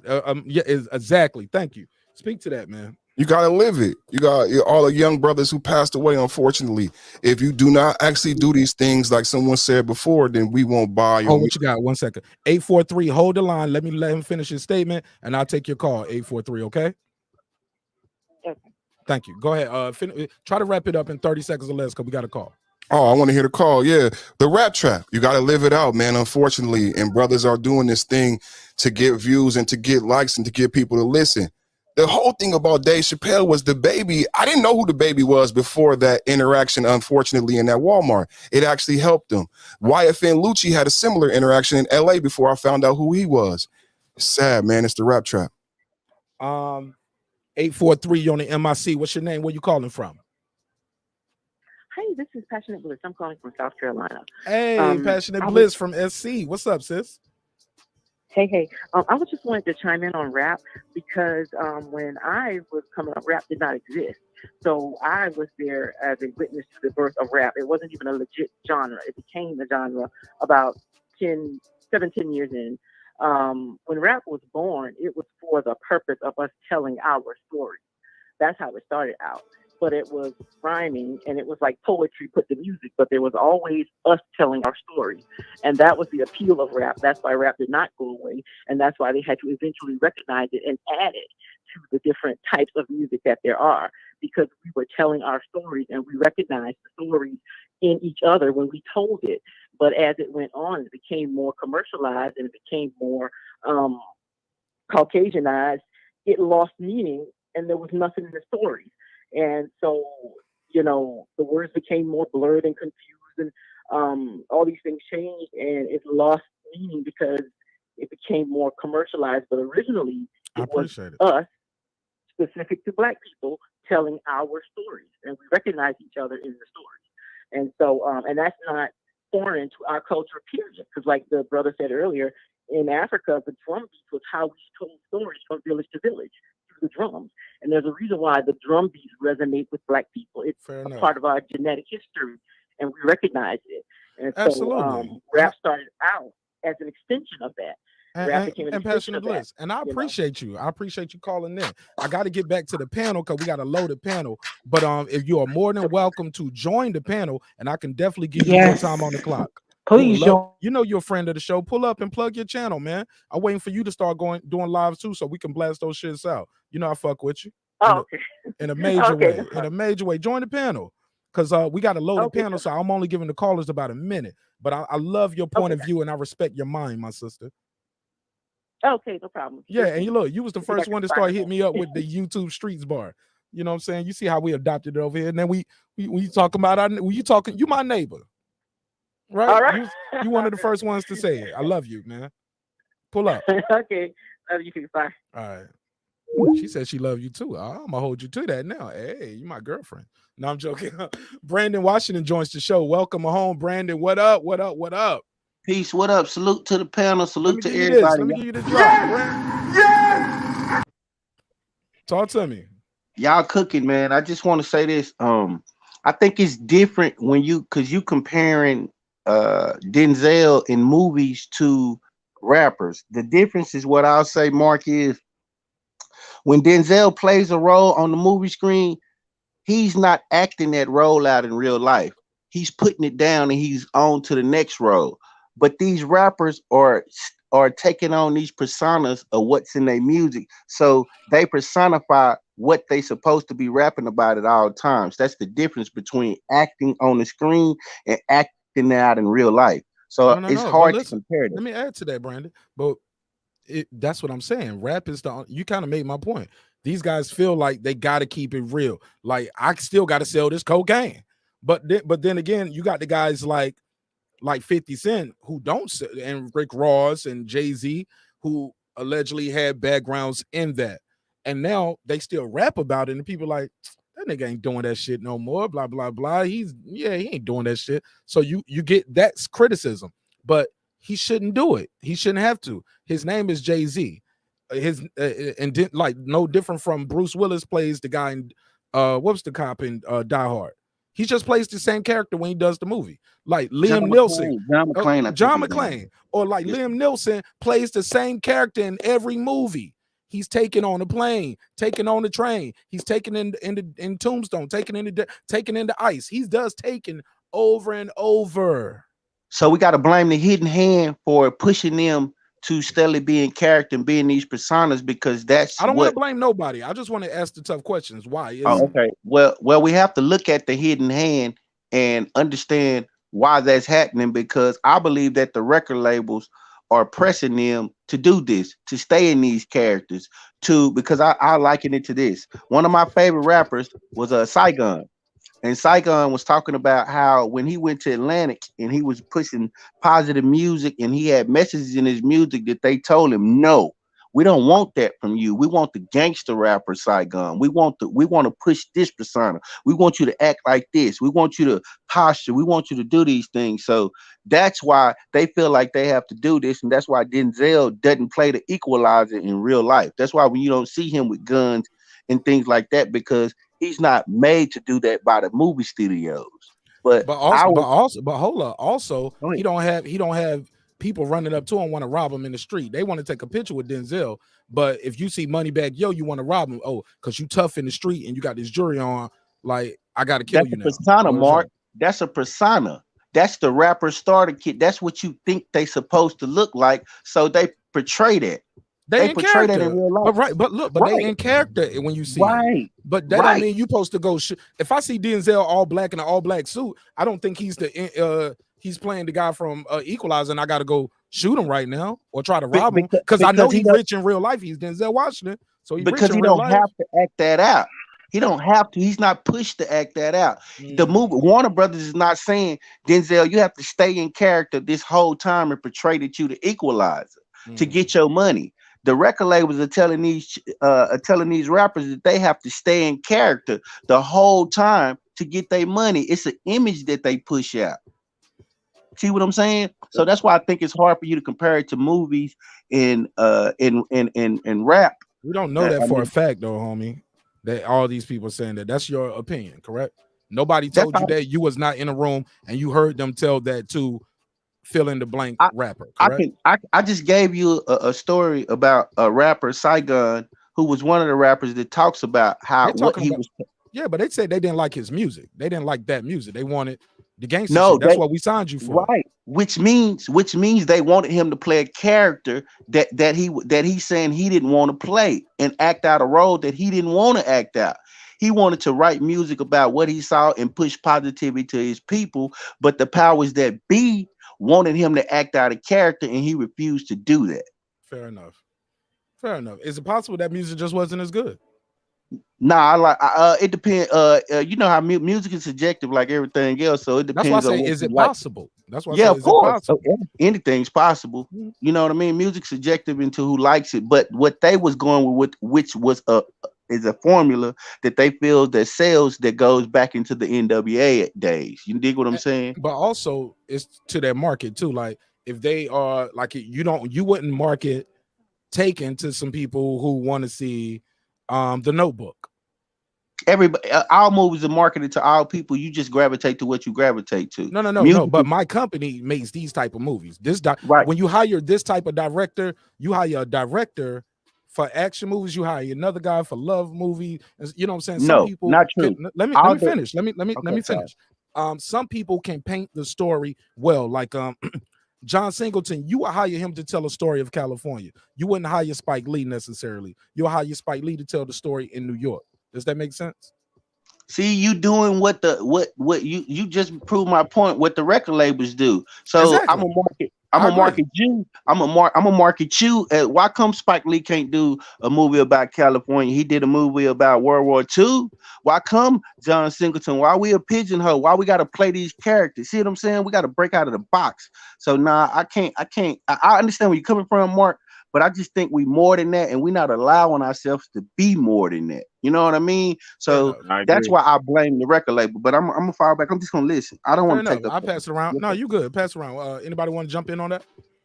Yeah, just real quick. That's why I said you start off being true to who you are. It might take you a little longer to get on or whatever, But once you do sign, you know that you're not playing a character, you're being you. And as time goes on, you're gonna learn more and you're gonna pick up more information. And as far as your music grows, as you grow. So you're not in character, you just growing. Most of these cats come and they hungry and they broke and they have to play these characters because they're trying to get out of the situation. And they just hungry and they play that character because it gets them to a better place and gets them money. But if you come in being true to who you are, that's a hard road to take. But you got to do it if you want to stay on for a long time. Go ahead. It's open, y'all. Anybody want to get in? Y'all Yeah, I can want get to in. go back to what Queen Patricia was talking about earlier, the impact that music has on our kids, right? And I'll use the situation with the girl that got shot. What's her name? Megan? Yeah, You Meg know, Thee in the Stallion. foot. Oh yeah, Megan Stallion. Yeah, she got shot, right? And then everybody was jumping down her neck talking about why did she go to the police and all that. Well, I never heard that. Who said that? oh, it was all over the internet, bro. When she first went to the police, it was like, why she do that? She's a snitch, blah, blah, blah. Oh yeah. You know what? I did hear that. We did an episode. You know what? We did And an it's episode like, about that. why are you surprised that a square go to the police? That's what the police are here for. They're here for square. The girl goes to college. She got a degree. She raps about stuff that's street stuff. But the kids actually believe that that's how she's living her life, and she's not living like that. She raps about it, but she's not living like that. She did what a square is supposed to do: go tell the police that somebody hurt me. And people were jumping on her now. She shouldn't have done that. She's a street. Well, she's not a street. She's not street. She ain't hood like that. But like Patricia was saying earlier, our kids believe that just because she raps about that, that is her life. And that's the impact that this music has on people. So the artists sometimes have to be more responsible and realize that what they say affects more than just them or their bottom line. It affects young lives. You know what I'm talking about? Okay.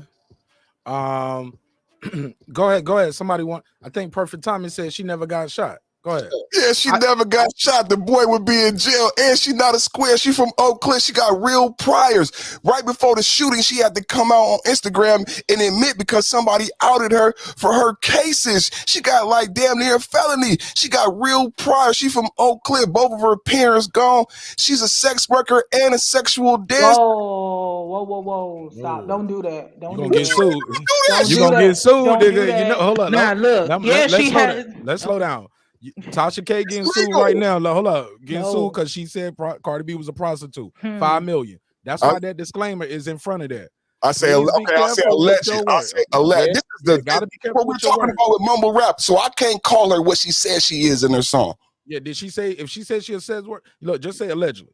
Just Okay, protect yourself. I'm gonna just say allegedly, but she She's talks. not a sex worker though, but all right. Yeah, look, let him say what he want to say. He said allegedly. I'm okay with allegedly. So let's look up the definition of what is what do you call a professional dancer? Would that fall in the realm of that? I'm not even gonna say the term again. Dude, I'm not doing this with you. I swear I'm not. So I'm not doing this with you. She's not a sex worker. Never heard about her being a sex worker. Now, the prior that she had was a domestic dispute with the guy that she was with. We are aware of that. Somebody did out her. Now, you talking about how she wasn't shot. Well, I can't tell when you look in that picture. I can't tell when I look at that picture from her being in the hospital with that damn shot in her foot. Also, even the people at the hospital confirmed that, yes, she was shot. She was never a stripper. She was never a sex worker. Like, don't do that. Don't do that. Don't be that guy. Don't be that guy to add stuff to things that you don't know about just because you support somebody else. Don't do that. And you might need to use the word allegedly, because that ain't nothing ever been said about this young lady being a sex worker or a dancer or any of that. Yes, she had a past prior, but that was because of a domestic situation with her and another man. That is the only thing.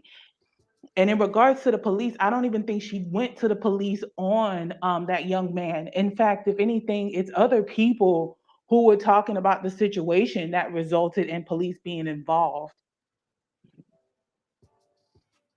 All right, go ahead, Perfect. You want to reply? I just had to mute you because that's the only lady on the panel. She Brother, must be protected at all costs. I do apologize. No. You ain't got to apologize. I'm just saying, if you address her, let her speak. Let's not talk over her. Go ahead. Yes, sir. And I No do problem. apologize. No problem. apologies necessary. It's all love. Let's keep it moving. My only statement was I wasn't sure that in America, where black men are more incarcerated than globally, that black men would be free when they shoot somebody. I didn't know that's how it worked in America. Yeah, I got it. Look, I know somebody right now. He a black dude. He shot my homie at the Omni Hotel. That's connected to the CNN Center where the Hawks play, downtown Atlanta. Shot him in the hotel, and he shot his supervisor's husband in the back. He shot him in the thigh, shot my homie in the back. That dude been out on bail for over 2 years. Yeah.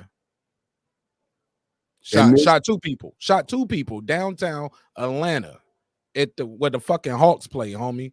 Yeah, and he's still out here. So yeah, and he's on bail. Yep, it can, and he ain't even rich like Tory Lanez. So yep, it can happen. This is what I say about Meg Thee Stallion. The people on the scene that night, nobody said that she was shot. Meg Thee Stallion waited 30 days till all physical evidence was removed and unrecoverable to change her story. The EMTs, the police officers, the witnesses, her stylist who said she is an alcoholic and a drunk, nobody on the night in question, which is why the boy is still free, said that she was shot or there was a projectile or any type of fragmentation. She waited 30 days till no physical evidence was recoverable to change the story. All we have left is the same thing with these other two black men, is her word. There is no physical evidence proving what the young lady just said. And that is a fact. Hey, I like bro, because most people just They best I bet friends, you Mark. do. You know the best Calico, I friends. bet you do. Somebody in the chat was like, somebody said, them niggas know each other. Django voice. Hey, now it seems like we came together though. It really do. Oh, You remember? man. It's okay, man. Look, I'm okay with it, man. I ain't got no problem with none of y'all, bro. Even if we disagree, I promise I ain't got no problem with you. And I hope y'all don't have a problem with me. And don't take nothing personal. We crack jokes. I crack jokes on myself. Please crack some jokes on me. It's all love. Leave Queen P alone though. But y'all can You fuck need with me another all day. bucket hat. Yeah. You only got one bucket hat. I like the red bucket hat, but do you got another bucket hat? You know I played this game with somebody. I've been doing this about a year now. Now we play this game where I can bet you per dollar. I think I got to raise the price. I bet you $100 per bucket hat I show. God, dog, that's what I'm talking about. You got to make it worth my while though. We're gonna do it live on air. It was a question. I just wanted to know. I didn't see the bucket hat. You knew here. Somebody played with me before. We did $5 per one. So you just think somebody told you look good in red? Is that what it is? Red on my head. I'm back for the bread, man. I'm back for the bread, homie. Because you know how men are, man. Blood on this mic. Hey, man, that's all we need is one. Let me mute his mic. He trying to make friends now. Get him out of here. I'm tired of talking to him. Get him out of here. All that loud microphone shit. No, I'm fucking with him. He right here. But Calico, give me your take on what homie had to say, and we're gonna move it forward. It's all love though. It's just jokes. Go ahead, Calico. What you talking about with like Meg and Tory? Yeah, because like I said, it's breaking beats. We break down business, entertainment, art, technology, sports, and anything else y'all feel like squeezing in. Y'all snuck in R. Kelly. He snuck in Tory. People gonna think you just don't like women. That's what they're gonna say, Mr. Perfect, right? No, y'all don't believe women. No, we don't like women. We don't like narratives. You feel me?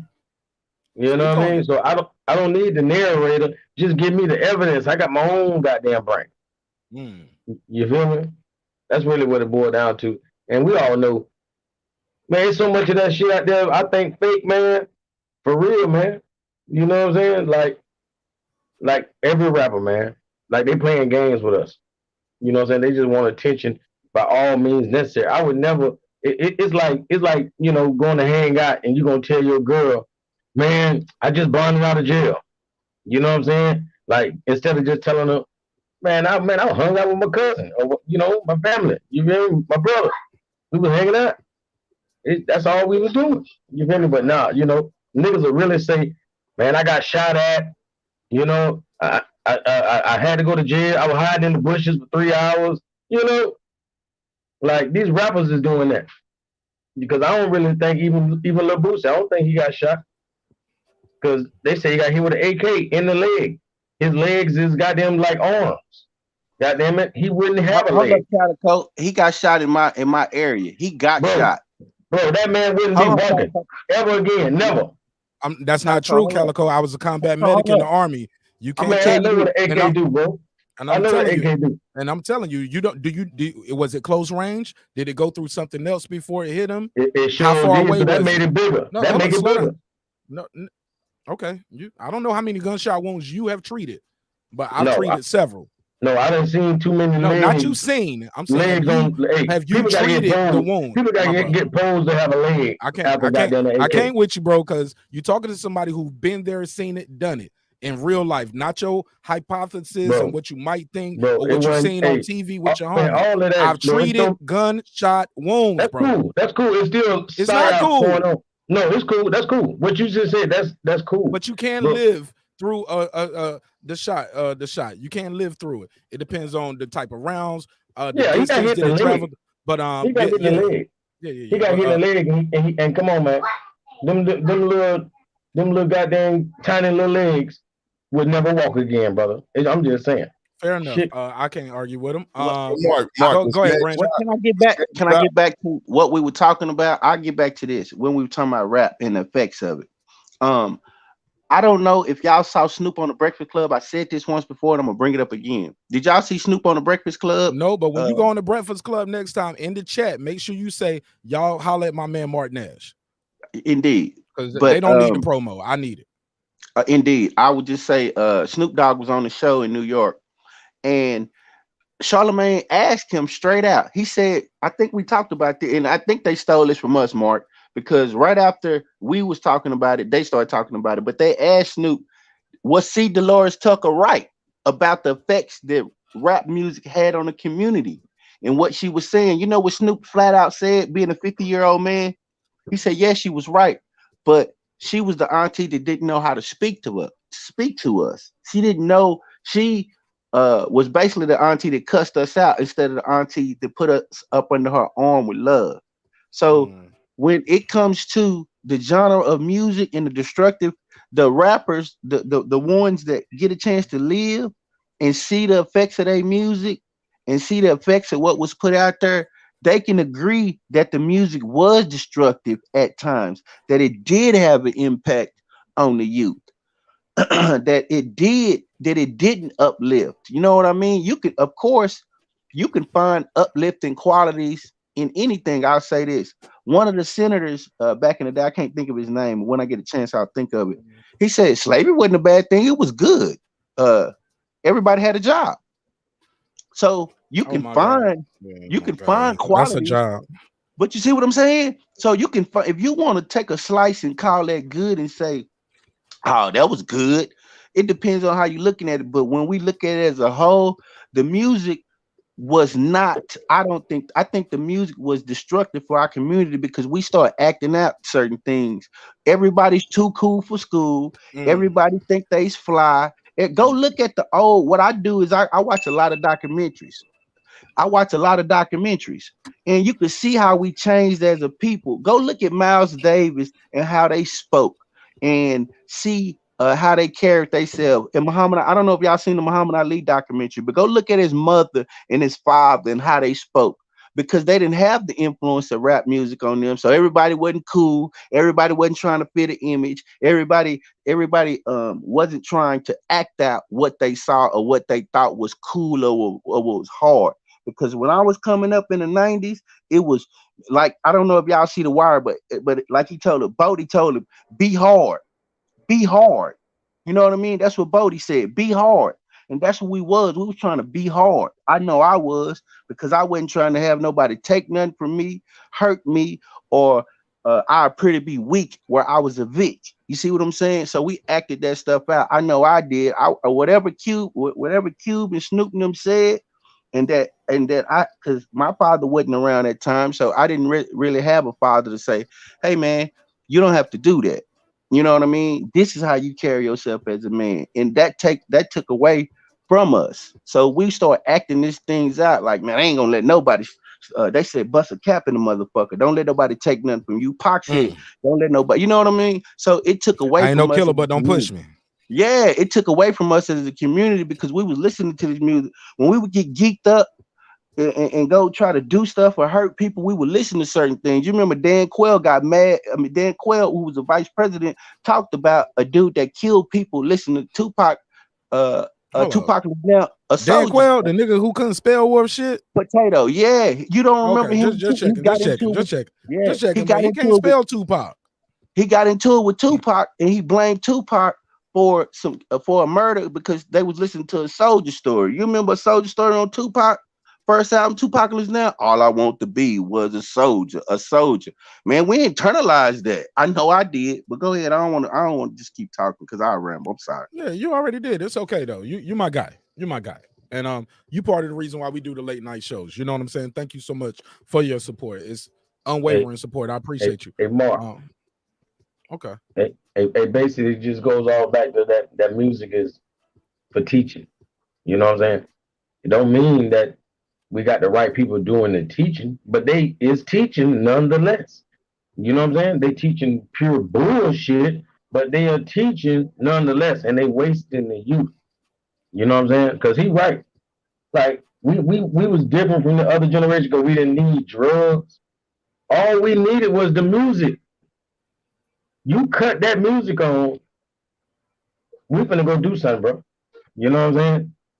By the end of the night, it's going down. And when we go do that, we're gonna have that music playing.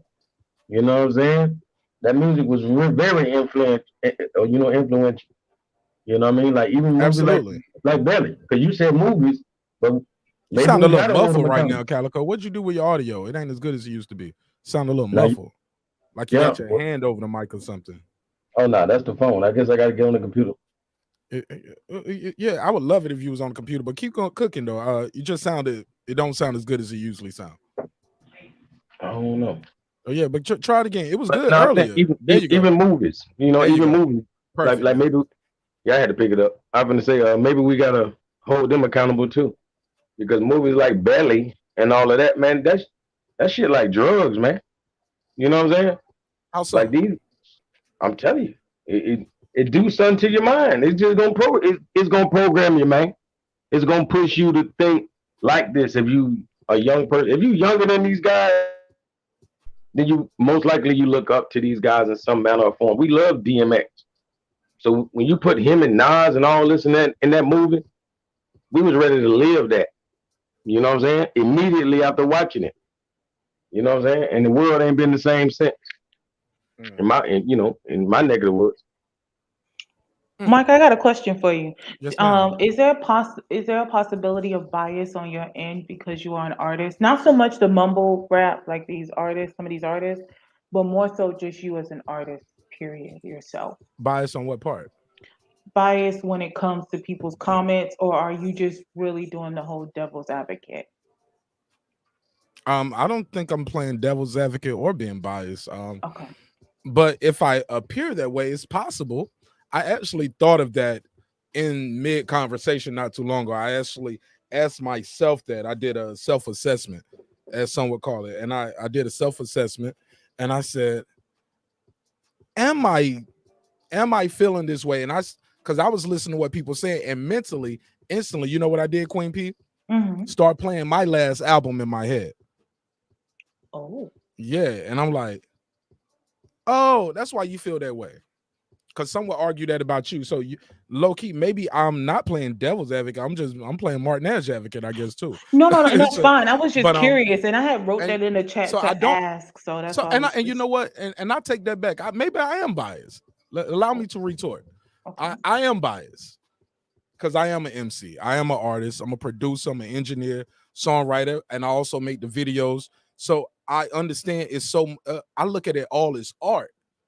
And it's interpreted in so many different ways. And I just think it's unfair to hold whether we talking about the new generation. I don't like to call them kids because a lot of them are grown men. Or even talking about myself as an artist. I don't like the fact that people say, hey, you don't rap and sound like you from Atlanta. But a lot of people here don't are migrated. You get what I'm saying? Some of your favorite artists from Atlanta were from different spots, like so. It is what it is, but yeah. So you might be right. I do. Yeah, to answer your question, yeah, I might have a little bias there because I don't feel like all music is supposed to just be teaching. I think sometimes music. I think Passionate Bliss affectionately said in the chat. I might misquote her, but she was talking about how music guides emotions. And I spoke about this yesterday. I was like, you can hear a certain song and you can remember like where you was at. And that brings me up to something I wanted to do on the show. Hopefully we have a time for it. Or it might be a topic of its own. It's called First and Last. And it was going to be questions I asked you guys about. It was hip hop. Like, what was the first album you bought? Or do you remember what was the last album you bought? What was the first song you heard that made you cry? What was the last song that you heard made you cry? If ever. So it was just like that. It was a game that I made up. Y'all know me. I love game nights. Shout out to Lady Shine. Dum Season definitely has a dope channel. Y'all make sure y'all subscribe. Go ahead. Mark, can I say this? Yes, sir. You know how you just sparked something. You remember Cadillac Records, the movie with Beyonce in it? Yes, sir. Do you remember how they was acting when Muddy Waters was playing and the women was getting all loose and how they was acting in the spirit? You remember that? Yeah. That's what it does. That it does that. Now, if we talk about it should be a certain place and a certain time. I'm gonna tell you this, and this blew my mind when I learned this. Have you ever heard Marvin Gaye's song "You Sure Love to Ball"? You sure love to ball, baby.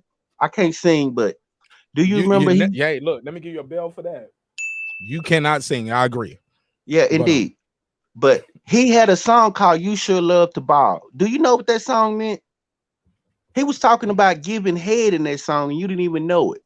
That's the difference. I think when you listen, he was talking about giving head. Go listen to it. You Sure Love to Ball by Marvin Gaye. Whenever you get a chance, listen to it. It's gonna trip you out that this man is describing giving head, but it's so beautiful and so that's the way. If you're gonna do that with music, then it should be hidden, and not only that, it shouldn't just be put out to the forefront where it's all scandalous and nasty like WAP.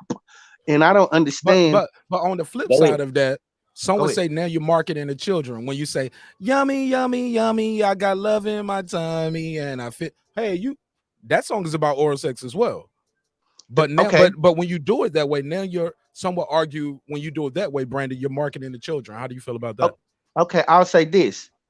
If the children don't know the messages, then it means to them, yummy, yummy, yummy, I got love in my tummy. You see what I'm saying? But if you marketing WAP and you explaining exactly what it is, that you don't cook, you don't clean, but you do all of this, and you going straight forward, then that's what it means. But if you yummy, yummy, yummy, then the children do think that, and they should think that. Just like the song "You Sure Love to Ball." I'm thinking that it meant until I learned that they was talking about head and that kind of thing, oral sex. But I thought it just meant being being with different people, loving the atmosphere, that kind of thing, till I learned more, till I got older. So it should mean that, because your intelligence level is not you're not old enough to understand it, and it leaves you where you at. So it should mean that to children, but children shouldn't. And then Maxine Waters, which I was disgusted and disappointed by her embracing that. This old 70-some-year-old woman is embracing this BS, saying that that's women empowerment because they get to get on the radio and sing about how wet their stuff is, and it's sad because that's degenerate culture. But go ahead. Oh shit, we're gonna do that big ass dick song next summer. Watch how we kill him. I want that same empowerment. Black man, brother, stick with me. That big ass dick, bad. Let's do it. But I remember who gonna be on the Cardi single B... with me? Who gonna be on the single? Who with me? You know I'm on that thing. Let's get on. Not Let's gonna happen. Oh, can I make Brandon a rebuttal Washington, to Brandon? Go ahead. Go ahead, Queen. Go ahead, Queen P. Oh, no. When he was I'm talking taking about, it light. oh, I'm sorry. No, never mind. I'll wait. Oh, no, I said no. We just taking it light. Go ahead. Oh, because he was talking about Cardi B and WAP, and I remember a lot of people were criticizing her songs as well as other, artists who sing about sexuality. But for Cardi B, she was saying that when she had songs that didn't have sexuality, people weren't trying to hear that. Like the song she had called "Be Careful," people weren't really feeling that. So, and a lot of these female artists, they say that that's what sells, sex sells, just like when it comes to men who, just like when it comes to rappers, let me not say men, rappers who rap about drugs and cocaine and, lean and sleeping with multiple women and all this other stuff.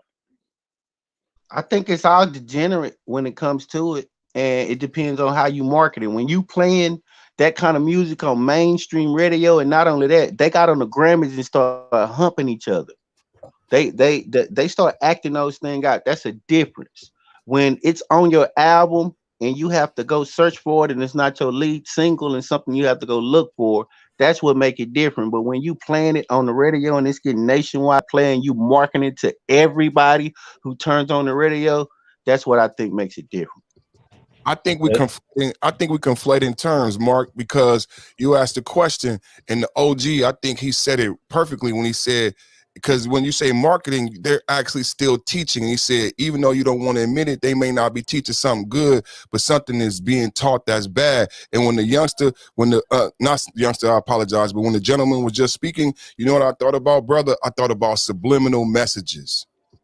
So what we missing is that this conversation has gotten to be really great. This is just so awesome, because what we're missing is the subliminal messages that are being projected to our youth via these songs. So when the OG said, is what you saying, marketing, it's actually still being, education is still occurring. It's just not a good way. So it goes back to Future, and when the brother said, I did learn something from Future. I learned not to do those things. Well, and some individuals like Juice WRLD learn to do those things.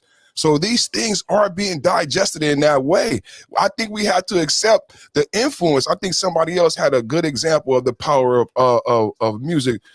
We just have to accept the power that you may not want to admit, Mark, that what I'm doing is not teaching, but when you see your kids saying what you're doing and then embodying your actual artistry, you're like, man, it is that influential, and it always has been.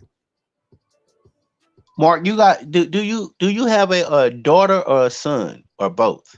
He has a daughter.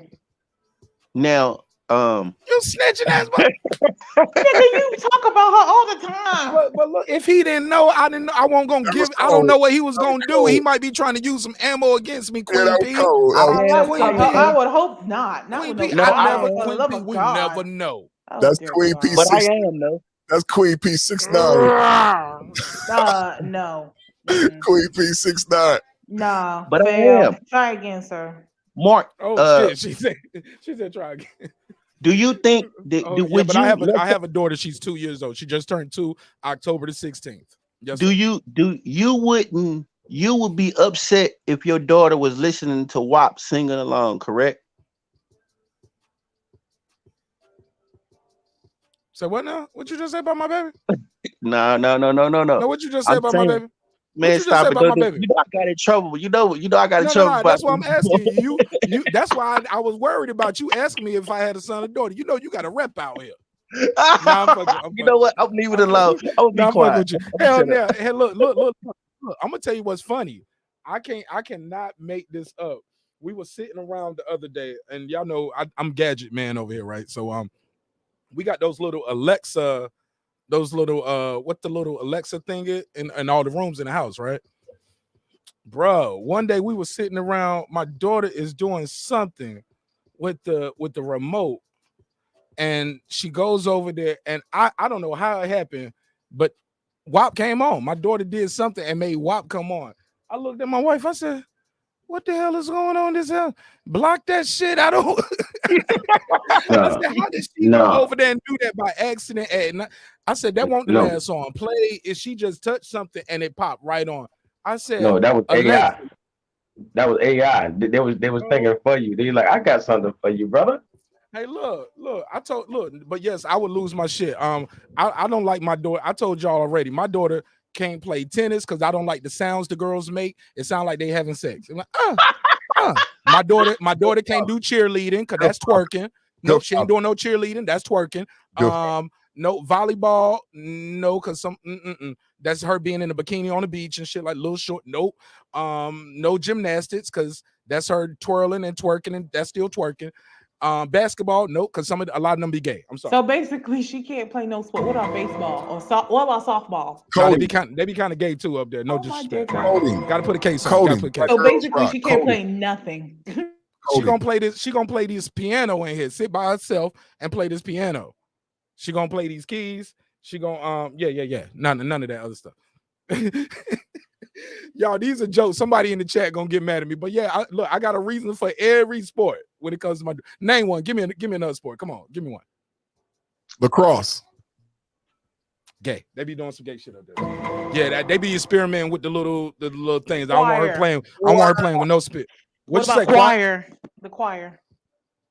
I don't want her practicing here and no high notes. No high notes. Keep your mouth closed. Keep your mouth. Oh no, nah, definitely not the church. You know, look in the white church, they gonna try to sleep with the kids. In the black church, it's probably a gay choir directly. Come on, man, y'all know it. I'm putting cases. Choir. School choir. School. Pool choir. School. No. She ain't hanging out at the school. Singing for what in the school choir? You know, Sister Mary Clarence. I don't know. We doing. She gonna be singing for Sister Mary Clarence. Come and join the chorus, mighty. Nah, Nick, no. Can she join a band? No, I seen that movie, American Pie. No band camp for my baby. No. Oh my God. No. Putting cases on all gymnastics. He said no. He said the clothing choices. Nah, low key, them gymnastic girls be thick as a motherfucker too. Boy, they be short, little like nah. What about track? No, he gonna say that. Get away. Yo, I don't like the little outfits, but oh my God, no, come on. No, because she can't smoke weed if she do track. Y'all already know. You know what I'm saying? She ain't gonna be able to smoke no weed. Just because that one person does doesn't mean every track star does. Hey, look, I want my daughter. Hey, look, I want my daughter to be able to live her best life. I don't want Stephen A. coming up to my daughter after she just had a bad day and telling my daughter you can't smoke weed. Period. Lady Sharon, no, his daughter can't live at all. She can't join no sport, no activity except playing the piano. But the point that I was trying to make is, let's say that pole vaulting. Hell no pole vaulting. Hell no. I don't want her to get used to. What about long jump? What about a long jump? Nah, that's part of the track. They still wear them little outfits in track. No. The point that I was trying to make. She can play Little Bo Peep in any play. That's Mark. You know, some colleges and universities give scholarships, right? She ain't gonna need it. She ain't gonna need it. Not to be up there half naked and be a slave for y'all making billions of dollars off my child. I don't like that. Now they're paying college athletes. You know now they paying the women too. They're talking about all of them. Oh shit, I might have one. Lady Chan is a genius. Yes. My daughter can play hockey. Yes, I found a sport for her. Yes, she's fully clothed. She's padded. She's kicking ass. And she's learned how to swim. Oh, no, hold on. Hockey got a stick, though. I don't like the stick. Hold on. I don't like the stick. They're trying to pay them kids $500 a week. That's all they're trying to pay them, $500 a week. Well, it's better than nothing. Look at how the game is going. They want. I mean, don't get me wrong. I'm not saying like it's the ideal. I'm not. But you remember there was a time when they weren't getting paid nothing, and other people were benefiting and profiting off of them. Look at the game. He even talks about how he ended up having to sell. Queen P. I can't even go with you on that one. Like these coaches are millionaires. These kids are these coaches are multi-millionaire. Hold on, let me say this. They bring billions in for the school. They make video games with these kids. All kind of shit. No, get that $500 a month. No, well, at least it's something. No, that's sharecropping. No, I'm not saying that is. I'm not saying it's right. I'm not saying it's fair. No. I'm just looking at it in compared to how. No, let's not do that though. Let's not say. Let's not do that then. It's still fucked up. Hey, back when you thought they was getting your audio is trash. I can't do that. But the point that I was trying to make, Mark, whatever you did with your audio, Calico, I can't hear that. As far as the dominant society, I can guarantee you that. The people who run these record labels, they not letting their children listen to this music, and if they are letting their children listen to this music, it's not they letting their children know straight off the top that this is entertainment, and you don't go out and act this out and start participating in this behavior. I'll give you an example. Michael Dell, who was the head of Dell Computers, right? His children had jumped on Instagram and they started showing how they live. They started showing the private jets. He shut all of that down and was like, hell no. And even the creators, one of the co-creators of Facebook, well, it's called Meta now. I ain't never been on it ever in my life, so I don't know. But they said that they would never let their children or they participate in that. You know what I mean? Yeah. What you mean for not having social media? I ain't never been on social media. I'm fucking with you, man. I don't have an Instagram. I just that's just not. No, I'm just old. Your life is boring. You don't want to share it with the world. You don't have Instagram. Chess it is. Thank you, Lady Shan. My daughter would be the next Bobby Fischer. What about fencing? She's padded and clothed. Yeah, but them fencing though, I seen them girl fences though. You can see they got a little fat ass too. Oh my God. You know what I'm saying? I don't want nobody to be able to check out her shape. Yeah. You gonna have to put her in her job, then. You got to put her in. You know, you got to probably send her to Saudi Arabia, bro. No. But the men that be boo booing and peeing, they gonna pee and boo. They gonna boo and pee on his daughter. No, and then that's how you lose your wrench and get kicked off the show, Queen P. You could have stopped earlier. You could have said, "Well, the man be boo boo and peeing." Don't say with his like. See, that's that extra shit y'all niggas be doing, yo. No. And y'all be making me wild out up here, and maybe. Okay, I'm sorry. The place where they boo boo and pee on people. Y'all gonna make me put on the other red hat that homie said I didn't have. I said Saudi Arabia. I think you getting it confused with other countries. Dubai.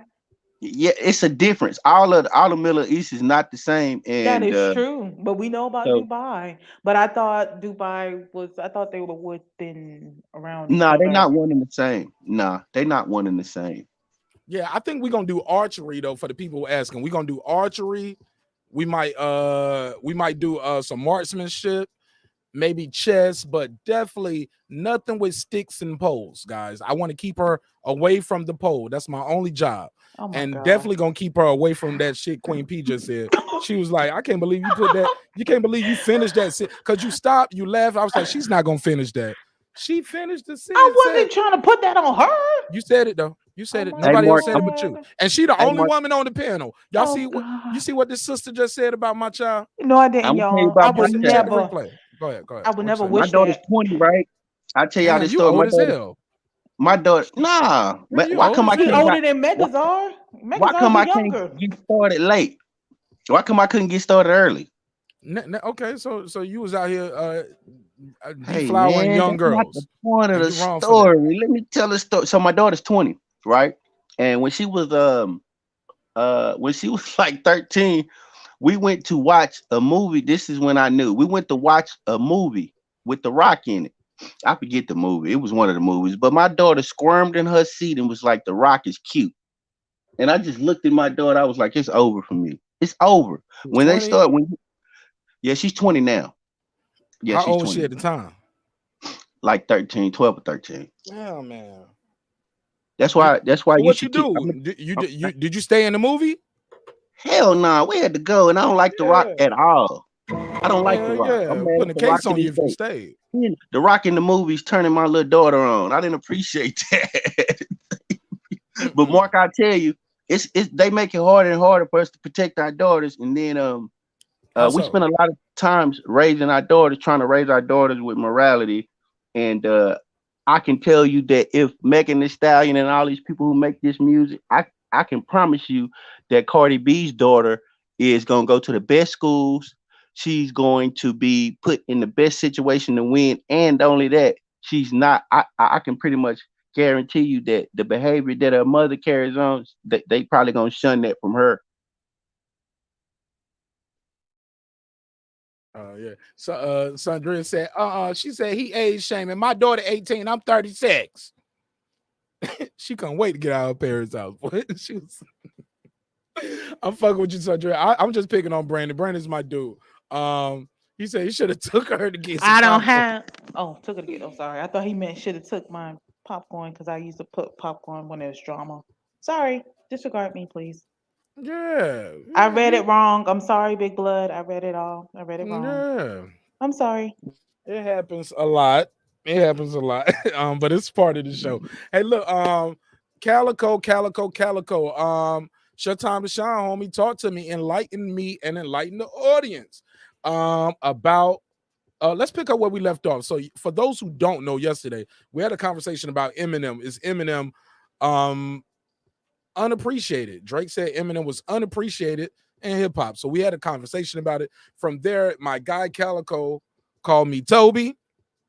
Yep, he called me Toby, y'all. Didn't kick him off the show, kept him on the show and everything.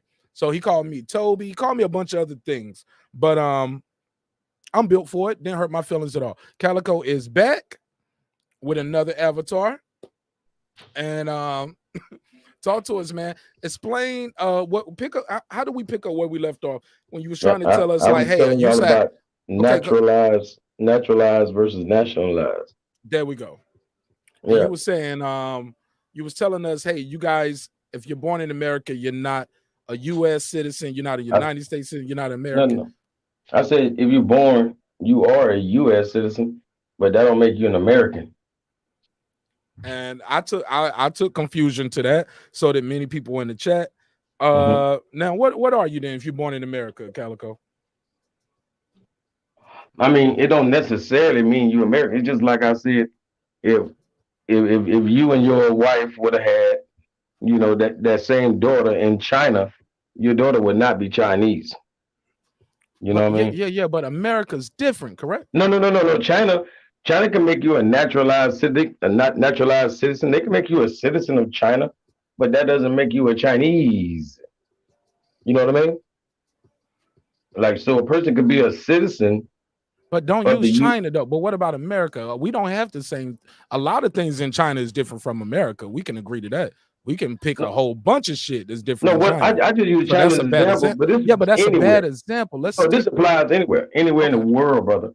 Anywhere in the world. Because wherever you're born, wherever you truly are, you are a national of that place. So that is your nationality. That means like your nativity, your natal. We're talking about where your mother is truly from, and her mother, and the nation that you really reside in, because you could be from a nation and be in any other part of the world, but you still have your nationality. You know what I mean? That's the reason they call us 3/5 of a man, because they told us that the 2/5 that we missing is our culture and our nationality. You feel me? Not quite, but let me do this drop real quick. That's it. Hold on, what you got? Lady Shan Dundum season. That's my girl, Lady Shan. It's not Chan, it's Lady Shan. Dundum season got a dope channel too. Make sure y'all check her out. Please subscribe. She said, just because. She said, everyone match it and support. Love it. Let me give her that drop. 5 on it. I got 5 on it. 5 on it. Shout out to Lady Shan all the way from the UK. Donated some euros to your boy. I appreciate it. God knows we need it. All of y'all being here all night. That's the first donation. Thank you so much. 3 hours and 30 minutes in. Thank you so much, Lady Shan. Matter of fact, let me give you the drop again. I needed that. Thank you. I got 5 on it. 5 on it. A real one, all the way from the UK, baby. The UK. And she can sing. She got a dope channel. Do a lot of boxing talk. Check her out. But Calico. But here's the thing. I think you took problem with people when you was like, yo, you get put when you was talking about driving on the road, you was like, I ain't got to give no license. I'm a traveler. Right? Explain that for the people. I said I have the right to travel. Yeah, that's in the Constitution. But you don't gotta have no license though, is what you saying. Unless I'm dealing in commerce. Yes. Yes, it's the only time you need a license. You have to have a license because a license means a privilege. You feel me? So that's what civil rights and all that junk, it's nothing. It's really just privileges. When you become a citizen, you give up your rights for privileges. That's why I said I'm not a citizen, and I'm not just saying that. I've done that. I put the paperwork on their ass to let them know where I stand. You know what I'm saying? So I don't agree with that shit. You know what I'm saying? So I had to rectify it in the best way I could. You feel me? Queen P, Brandon, y'all agree? Oh, hold on. Before you do that, Brandon, let me do this. She doubled back. She matched her own super chat. She said, "You're welcome." No, thank you. God bless you. I got 5 on it. 5 on it. I don't know what that $5 look like in euros, but that's what it looked like in America. Thank you so much. God bless you. God bless you. God knows we need it too. Go ahead, BW. You got the floor. I wanted to ask him. He said he put that paperwork on their ass. What paperwork you put on them? Man, brother, I'm gonna say the word expatriated. I expatriated. You are a patriot. I am an expatriate. I've expatriated from the U.S. corporation because I know what it is. I don't stand for that shit. You know what I'm saying? That's just me. How did you do it? You expatriate. It's bro. That's enough right there. It's not like I'm supposed to say what I'm supposed to tell you. Every step of paperwork that you got to put in. Well, not every step. But hold on, slow down. I just told you, if that's the start right there. I just gave you the word. Do I gotta hire a lawyer? Can I go to my local courts? No. How do I do that? What's the first step? I mean, you could do you could do it that way. You could do it that way. Yes.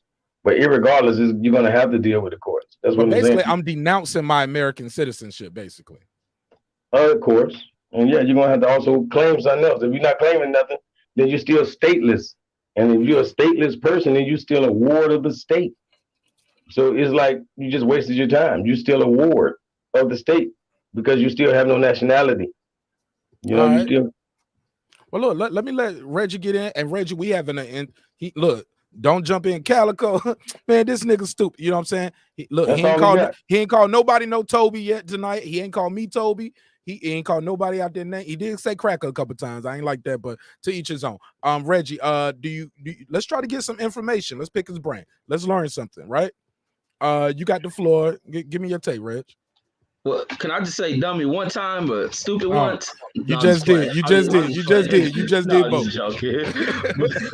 I was just playing, man. But no. We're trying to have an intellectual conversation. It's gonna be some jokes. I'm sure it's gonna get hot and heated at one point. But let's try to start off with let's get some knowledge at first. If it's some there to be obtained. Go ahead, Reggie. You got the floor. Then Shelton more. Yeah, I just want to go into where people have rejected, especially a lot of Black people, when it comes to history in this country, feeling marginalized and all that stuff, and this whole talk about rejecting their citizenship. What is the purpose of rejection of citizenship? Because you feel as if you're not accepted by white society. And I don't think that should be the case. They shouldn't have to accept you. You accept those who accept you. But to think that you're not a citizen of this country is about foolish. So where are you a citizen to? What currency do you operate off of? Who do you do business with? You don't have your own nation. You don't do commerce with any other nations. You haven't set up anything politically. No one works with you internationally. You have no embassies. So therefore, you are not a nation. You are not a patriot of anything but America. What do your family identify themselves as? Are they American? Are they repatriated somewhere? Are they citizens of somewhere else? Where do you reside at? Do you reside in American housing? Do you do American banking? Those are all the things you have to establish. To say you reject something is just like a brother and sister who fall out with each other. You're not my brother anymore. You're not my mom anymore. Doesn't change anything. You're still what you've been born as. Hold on. So Reggie, was it a question in there at all, or you just making a statement? No, just a statement. Just a statement. Calico, before Calico reply, and then I'm gonna let Shelton Moore get in. You can reply to him. Matter of fact, I'm gonna just get everybody at one time. I'm gonna let them all. I'm gonna let them say whatever they want to first. Fair enough. I respect that too. Shelton Moore, go ahead. You got the floor, sir. What's the question? I had to pick the wifey up from work. Okay. Oh, so you missed. I'm in here. Okay. Well, we'll come back to you then. Can I ask? Can I? Is that Tyreek Bay in your? Is that you and Tyreek Bay in your avatar? Yeah, that's him. Okay.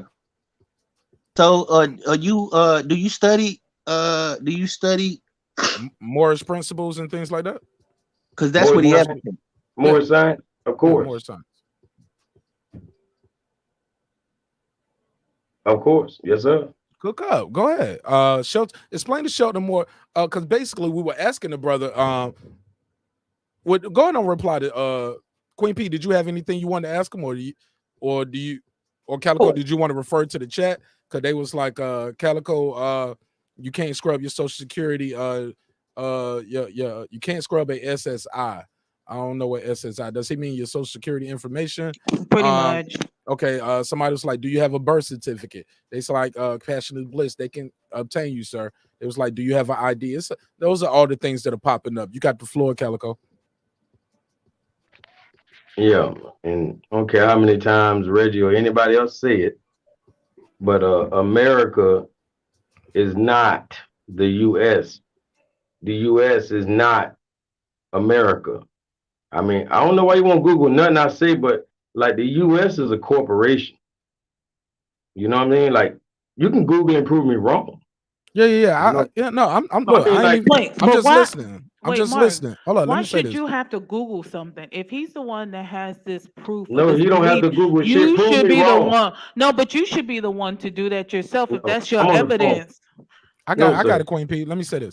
Calico, I think what my sister is trying to say is see how if you look in the private chat, you can see all these links she's dropping as she's speaking about the things she says, or in people talking about it, she'll put the link in there so I can pull it up on the screen and show the audience. Maybe instead of me trying to search and possibly getting the wrong information, you can possibly put the link for the information you're speaking about, and I can show it to the audience. Does that sound fair, sir? Bro, I done already stated when you was on a whole different subject. I'm on the phone. You know what I mean? So still, he if made a anything, point. Okay, fair like enough, I fair said, enough. Right, like he's I on said, the this phone. ain't. I ain't trying to argue with her or anybody. No. And Like I'll I mute the said, mic. I'll mute everybody out. Go ahead. prove me wrong, because I can goddamn. If you say something wrong and I know it's wrong, I can prove that shit to be wrong, guaranteed. So if you want to say something, then I can nitpick you. Go ahead. Calico, can I ask you a question? Another question. You said that once you expatriated, you had to put basically your U.S. citizenship down. What did you claim? What do you claim now? And is it part of a plebiscite? I don't know what a plebiscite is, bro. He knows what a plebiscite is. Okay, but the audience don't know. This is look. We're not here to argue and debate. It might turn into that with some people, but that's not what I'm on. I'm trying to get some information.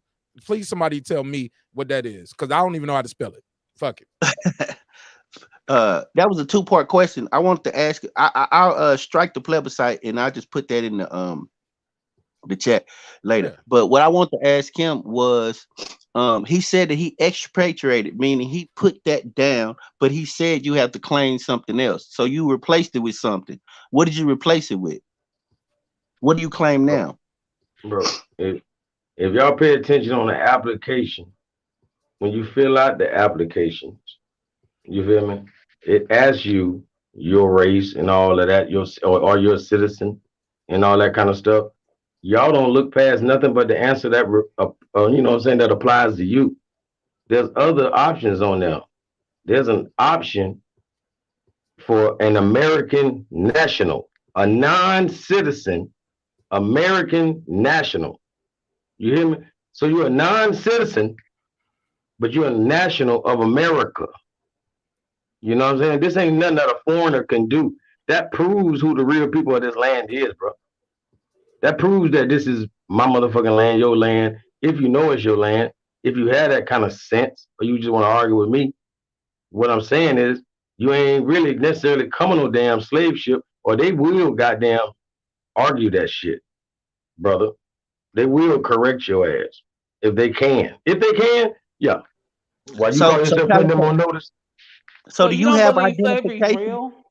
So you have identification that identifies you as an American national. That's the identification, because we all have some type of identification, from what I understand. So do you have identification that identifies you as that? I have your kind of ID, and I have ID you don't have. Right. That's what I'm asking. That's what I'm getting to. So, yeah. So you have identification. So I can operate my public or my private. Everything is public versus private, brother. Right. I'm with you. Yeah. So if I operate my public, that means I can use what you call my government name. That's my shit. You know what I'm saying? It ain't theirs. You feel me? I can operate my public capacity if I want to. Just like I keep telling y'all, all these famous people, they don't get money in the name that you know. They have a Right. whole different name they done created, and that's the name where the money's at. That's a So corporate entity. So you saying basically that's you deeper than that. corporatize yourself. So No, your it's secondary, so deeper your than that. private. That's what I'm trying to ask. I'm trying to get some clarity. That's all. Yeah, this ain't corporate.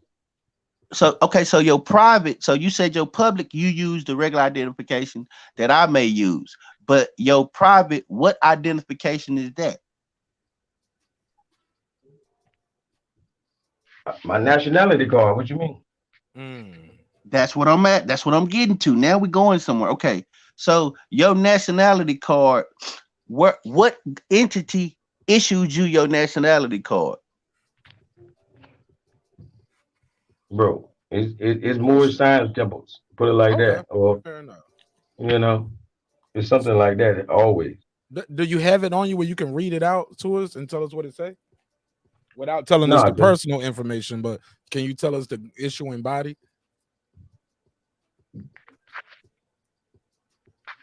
No, it ain't nothing about no government. Is it some It kind was of printed. entity? It was printed by some entity, though, right? You don't just print it off yourself, correct? No. It was printed in But it's somebody's a body. bedroom. See Reggie. I was making some product. See Reggie want to come in with the comic relief. I'm trying to get some clarity here. But you do have a card. What does it say on the card without your personal information? And does it say your does it say a different name? Is it like a Moorish name? Is it like does it say like the same name on your birth certificate? How does that That's even what we work? call our appellation, brother. We don't. How you say it again? Appellation. Appellation. Yeah. So we don't call it a name or whatever, a normal. But regardless, it's your appellation. What's the You feel me? appellation for the people who don't know? It's like similar to a name or something, or what you Yeah. answer to. Yeah, it's a more correct word.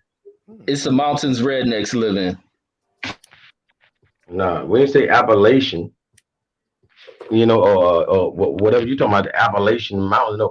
No, Appellation, Appellation. You know what I'm saying? We getting a spelling lesson, y'all. I mean, I know you against everything I'm saying, and I ain't even said nothing. Queen. All I said was we have a spelling lesson because No, you're all I'm spelling saying is something. everything you said is Actually, if chosen. you really want me to be blunt, I really don't care for you ever since you first came on the live and you said that stupid comment to me. But if we're gonna be real blunt, I personally don't.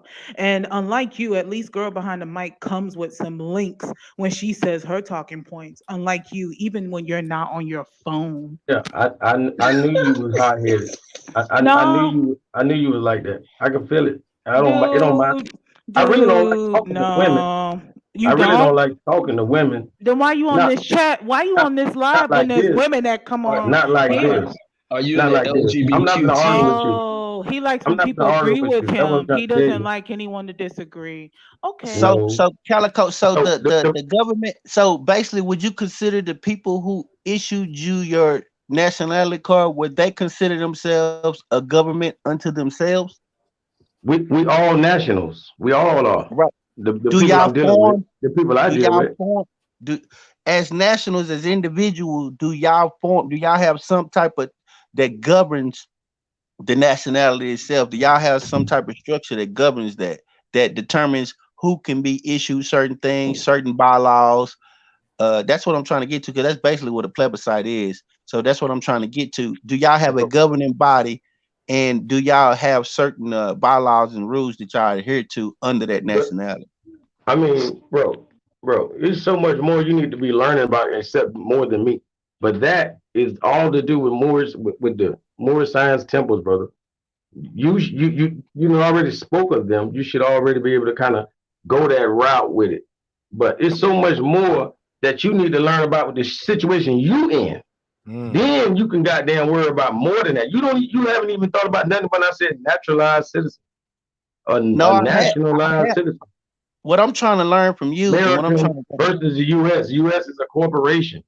I agree with that. I agree. I've seen the corporation, the documentary. I'm talking about the Act of 1871 made the U.S. a corporation. That's when the KKK. That's when the KKK took over. They killed Abraham Lincoln in 1865. Ended the whole republic form of government. People think republic is a bad word. Like people like Queen Bee, they think republic is a bad word. You know what I'm saying? Republican. Oh, hell no, I know damn Republican. Republic means, you hear the word public? It's right there in the middle. Public. So Yeah, it but means we the what I'm people. trying to understand, Calico, is you said you No, have a I card that was understand. I understand what you were trying to say. I was trying to explain better than whatever you probably was asking. But what you right. want to what you want to ask?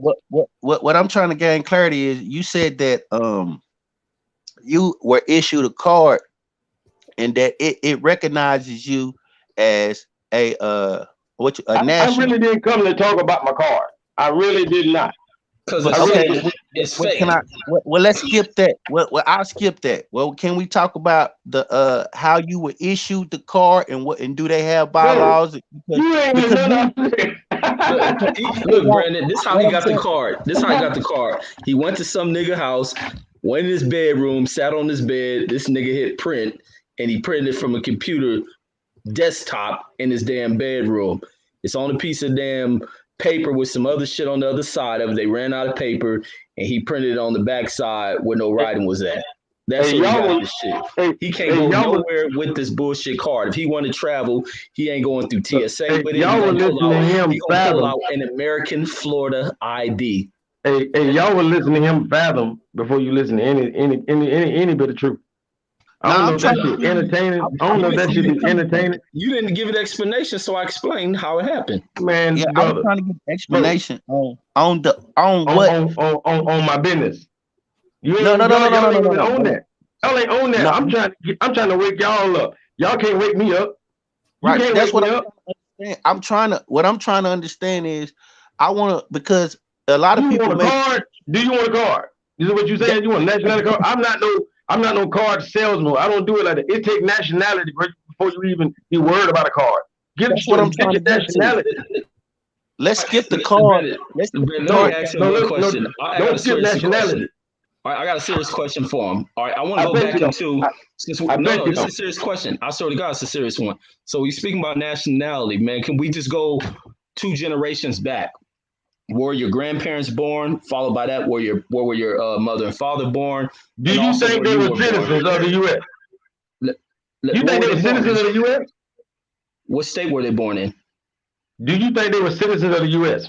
I don't know you, so how would I know that? No. That's I'm what talking about asking. even your grandparents, like even your great grandparents. You think they were citizens of the U.S.? They were born here, buddy.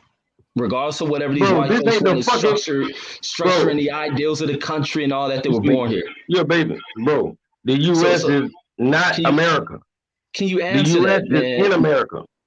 Can you answer that? I think your world of delusion has like really conquered it like every figment of your imagination, man. You've been conquered, man. Your brain has been dissolved. Yeah, by Channel 13 like you. Yeah. By what? By ABC News like you. So, back to Calico, what I'm trying to understand and what I'm trying to get to is, it's just a brother just typed in the chat that he want a card. A few people want a card. What I'm trying to understand is, I don't sell cards. You don't sell the card. But what I'm trying to say, the entity that issued you the card, how were you able to go about it?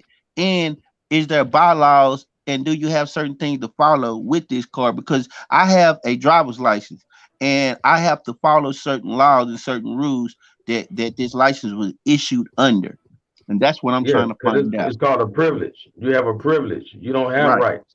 You don't have rights. You have a however privilege. you want to word it. Yes, sir. But what entity and what bylaws and what issued you Ain't no that bylaws. card? I don't deal with all. I told you ain't nothing but the Constitution, brother. I don't Yes, give sir. a Well, fuck what about nothing else. constitution? Well, by what constitution and what do you have to do to the be organic Constitution, the original, the organic, which is Constitution, huh?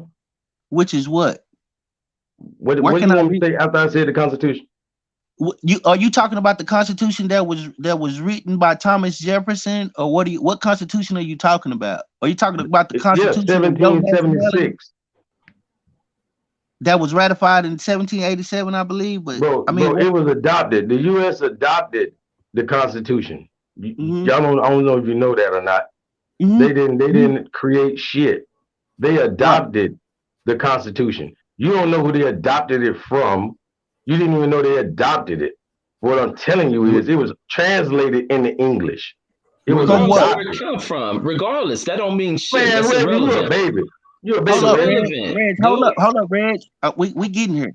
Hold up. Before What I'm trying- and before you say that, shout out to D Bevel the champ. He said D Calico versus Fight Doctor. Who wins that debate? I think they on the same page on a lot of this though, so I don't think they will really be debating. But let me give you that drop regardless. D Bevel the champ got a dope ass Instagram too. He's a hip hop historian. Check him out. I got 5 on it. So ahead, Brandon. basically, what you saying, Calico? Let's just make sure. So you have adopted the Constitution that was adopted by the United States, correct?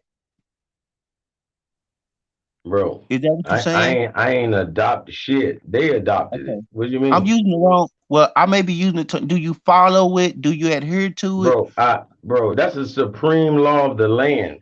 Do you follow the law, or do you follow what you think is legal? You follow what's legal. You just told me. You just said you didn't follow bylaws and stuff like that. No, because that's bullshit. That's all that. Everything is legal versus lawful. What I'm speaking on is lawful. You speak on what's legal. Oh, driver's license. Why are we talking to double negatives? Why are we going in circles? What are we talking about? It's not a double negative, bro. It's for you to define the two and stop thinking they one and the same. I'm giving you everything that's not the same, and you think it's the same. U.S. is not America. Lawful is not legal. Legal is not lawful. Oh my God! All right, it's serious, bro. This is serious. I agree, Calico. Boxing ain't serious. Calico, what I'm trying to understand is, so basically so do you adhere to the amendments that, because I think it's 26 of them. Do you adhere to all 26 amendments? Man, I told you I deal with the organic constitution. I don't deal with none of that extra. So what is the organic constitution? There's like 3 constitutions, brother. Can you which one do you hold on. Yeah, before you say that, but if you say the Constitution is supreme law of land, the Supreme Court interprets that all the time. It's a living, breathing document, as is often referred to in many court situations. Like, so you can't nitpick it, right? You can't say it can't be changed. Okay, yeah. So this is the Constitution. Oh, so you saying it can't be amended? Okay, so you said it's 3 constitutions to Brandon's point, and somebody in the chat said, hey, try to let him finish, guys, without the sarcasm. In shape Street Fighter. I've been quiet, brother. I haven't really been saying shit. But go ahead. Which constitution do you adhere to, and which one do you recommend us do our research on? I'll pull it up now. Yeah, it's called the organic constitution. Okay, that just basically means the original. Not no thereafter. Because everything was formed from a republic form of government. Like I said, the word republic has the word public right in the middle. We are the public, obviously. So you are the republic. Re just means again. You are the descendant of your ancestors. So you are still the public. The ones they were speaking on when they first wrote this motherfucker. They had to amend and make all these new ones to include them. While we think it's about including us, no. They went and formulated their own thing, and they said, if you want to be a part of this, you got to be a second-class citizen. They got Christian black codes. They got Christian black codes. Look, Mark. Enough of this dumb, stupid-ass 1800 shit. Get into 2021 with your old stupid ass. You'll never shut that dumb nigga up. This shit up. This nigga always, I hate nigga. No, I hate you can't call him stupid. He said you can't call him stupid. Look, I just want you guys to let the man talk, man. You keep talking this 1800 fucking shit. Talk and shut him down when it's your turn, Reg. Let him land his plane. I'm gonna give you the floor. I promise I'll give y'all the floor. But yeah, I didn't tell y'all can't call nobody nothing. I said it's definitely improper. It's not. I'm gonna show Reggie once again how to let somebody else have the floor. Go ahead, Reggie. Go ahead, Reg. You got the floor. Yeah, I mean, you sit here stuck on 1800 organic constitution and all that other silly crap. You don't live nowhere close to that time period. You don't know no one lived in that time period. You don't even know your closest ancestor that lived in that time period, but you like reciting it. And you don't live through nothing of it. You live in the current age that you have given up on. You don't strive hard at nothing that goes on in this current age, but you want to complain. about shit that went on in 1800 for people that really lived through it, who really lived in it. You know, where they saw about getting off the porch and being a part of it, who lived through it, who fought through it. And you sit here crying and complaining, reflecting on 1800 stuff. What are you learning, passing on, and doing in this current age, except faking like you're running away from a country that you live in, that you benefit from, that you patronize, and all this other delusional stuff that you talk? What are you doing? That card you printed don't do nothing for you. You can live in this make-believe realm of reality that doesn't do anything for you because you exist in this. And this world that we live in ain't no different than what white folks got to adhere to. Like y'all keep adding all this other crap into it. What are you doing in 2021? Now, where is the science? Like when you talk, why there don't be no science, man? It don't need to be science. Ain't It's nothing verifiable. absolute. Ain't nothing verifiable. It's a direct question. He asked you a simple question. What are you doing to enhance us as a people in 2021? That's a question. Now you're supposed to answer that question by telling him what you're doing. Don't even do that, bro. That man sat there and talked for 3 damn minutes, and then he got damn what? You feel like he asked a question out of all that bullshit he was doing? Bro, he didn't have to ask that. You asked that question in 5 seconds. Why going on and on and on forever if that was the motherfucking question? Let's I got be a real, man. Okay, there's the question. Can you answer it? Can you answer it? Yeah. My people perish from a lack of knowledge. I'm trying to give you something.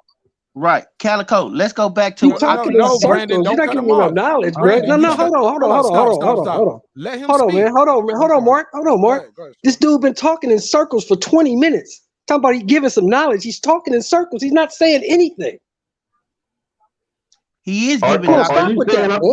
Are you saying I'm going over your head? No, I said you talking in circles. No, you're showing me. But you don't know. You just saying basically. I'm going way over your dumb ass. Bro, never mind. Excuse me, sir.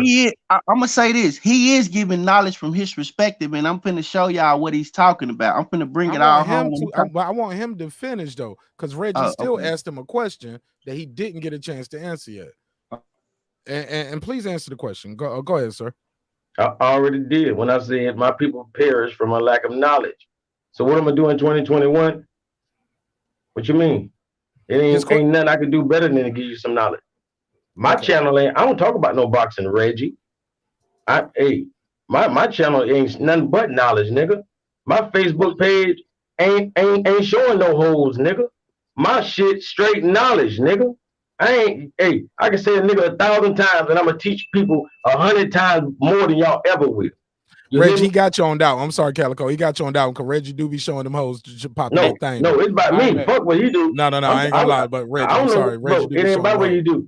I might hit the like button if you do it, but I'm talking about me. Look at you. He said I might even hit the like button. Calico. But then what? Let him go, Brandon. I'm sorry, I cut him off. I don't want to open the floodgates to cut him off. I'm sorry. Go ahead. Let him go ahead though. You say you dropping knowledge on your channels. Keep going, please. That's all I'm gonna ever do. That's all we can do. You got to be the light unto the world, man. But you wouldn't understand that. Go ahead, Brandon. I got you now. I'm looking at the Organic Act of 1871. It's basically saying this is what I get. No, that's the Act of 1871. Ain't no damn organic shit. I just told you the Act of 1871 is when the U.S. became a corporation. Right. That's what I'm reading. I said 1776, but 1871 is when the KKK formed the motherfucking U.S. corporation. Okay, I'm gonna go. Why are you yelling? Right now? I'm gonna go look that up. 1877. I'm gonna look that up.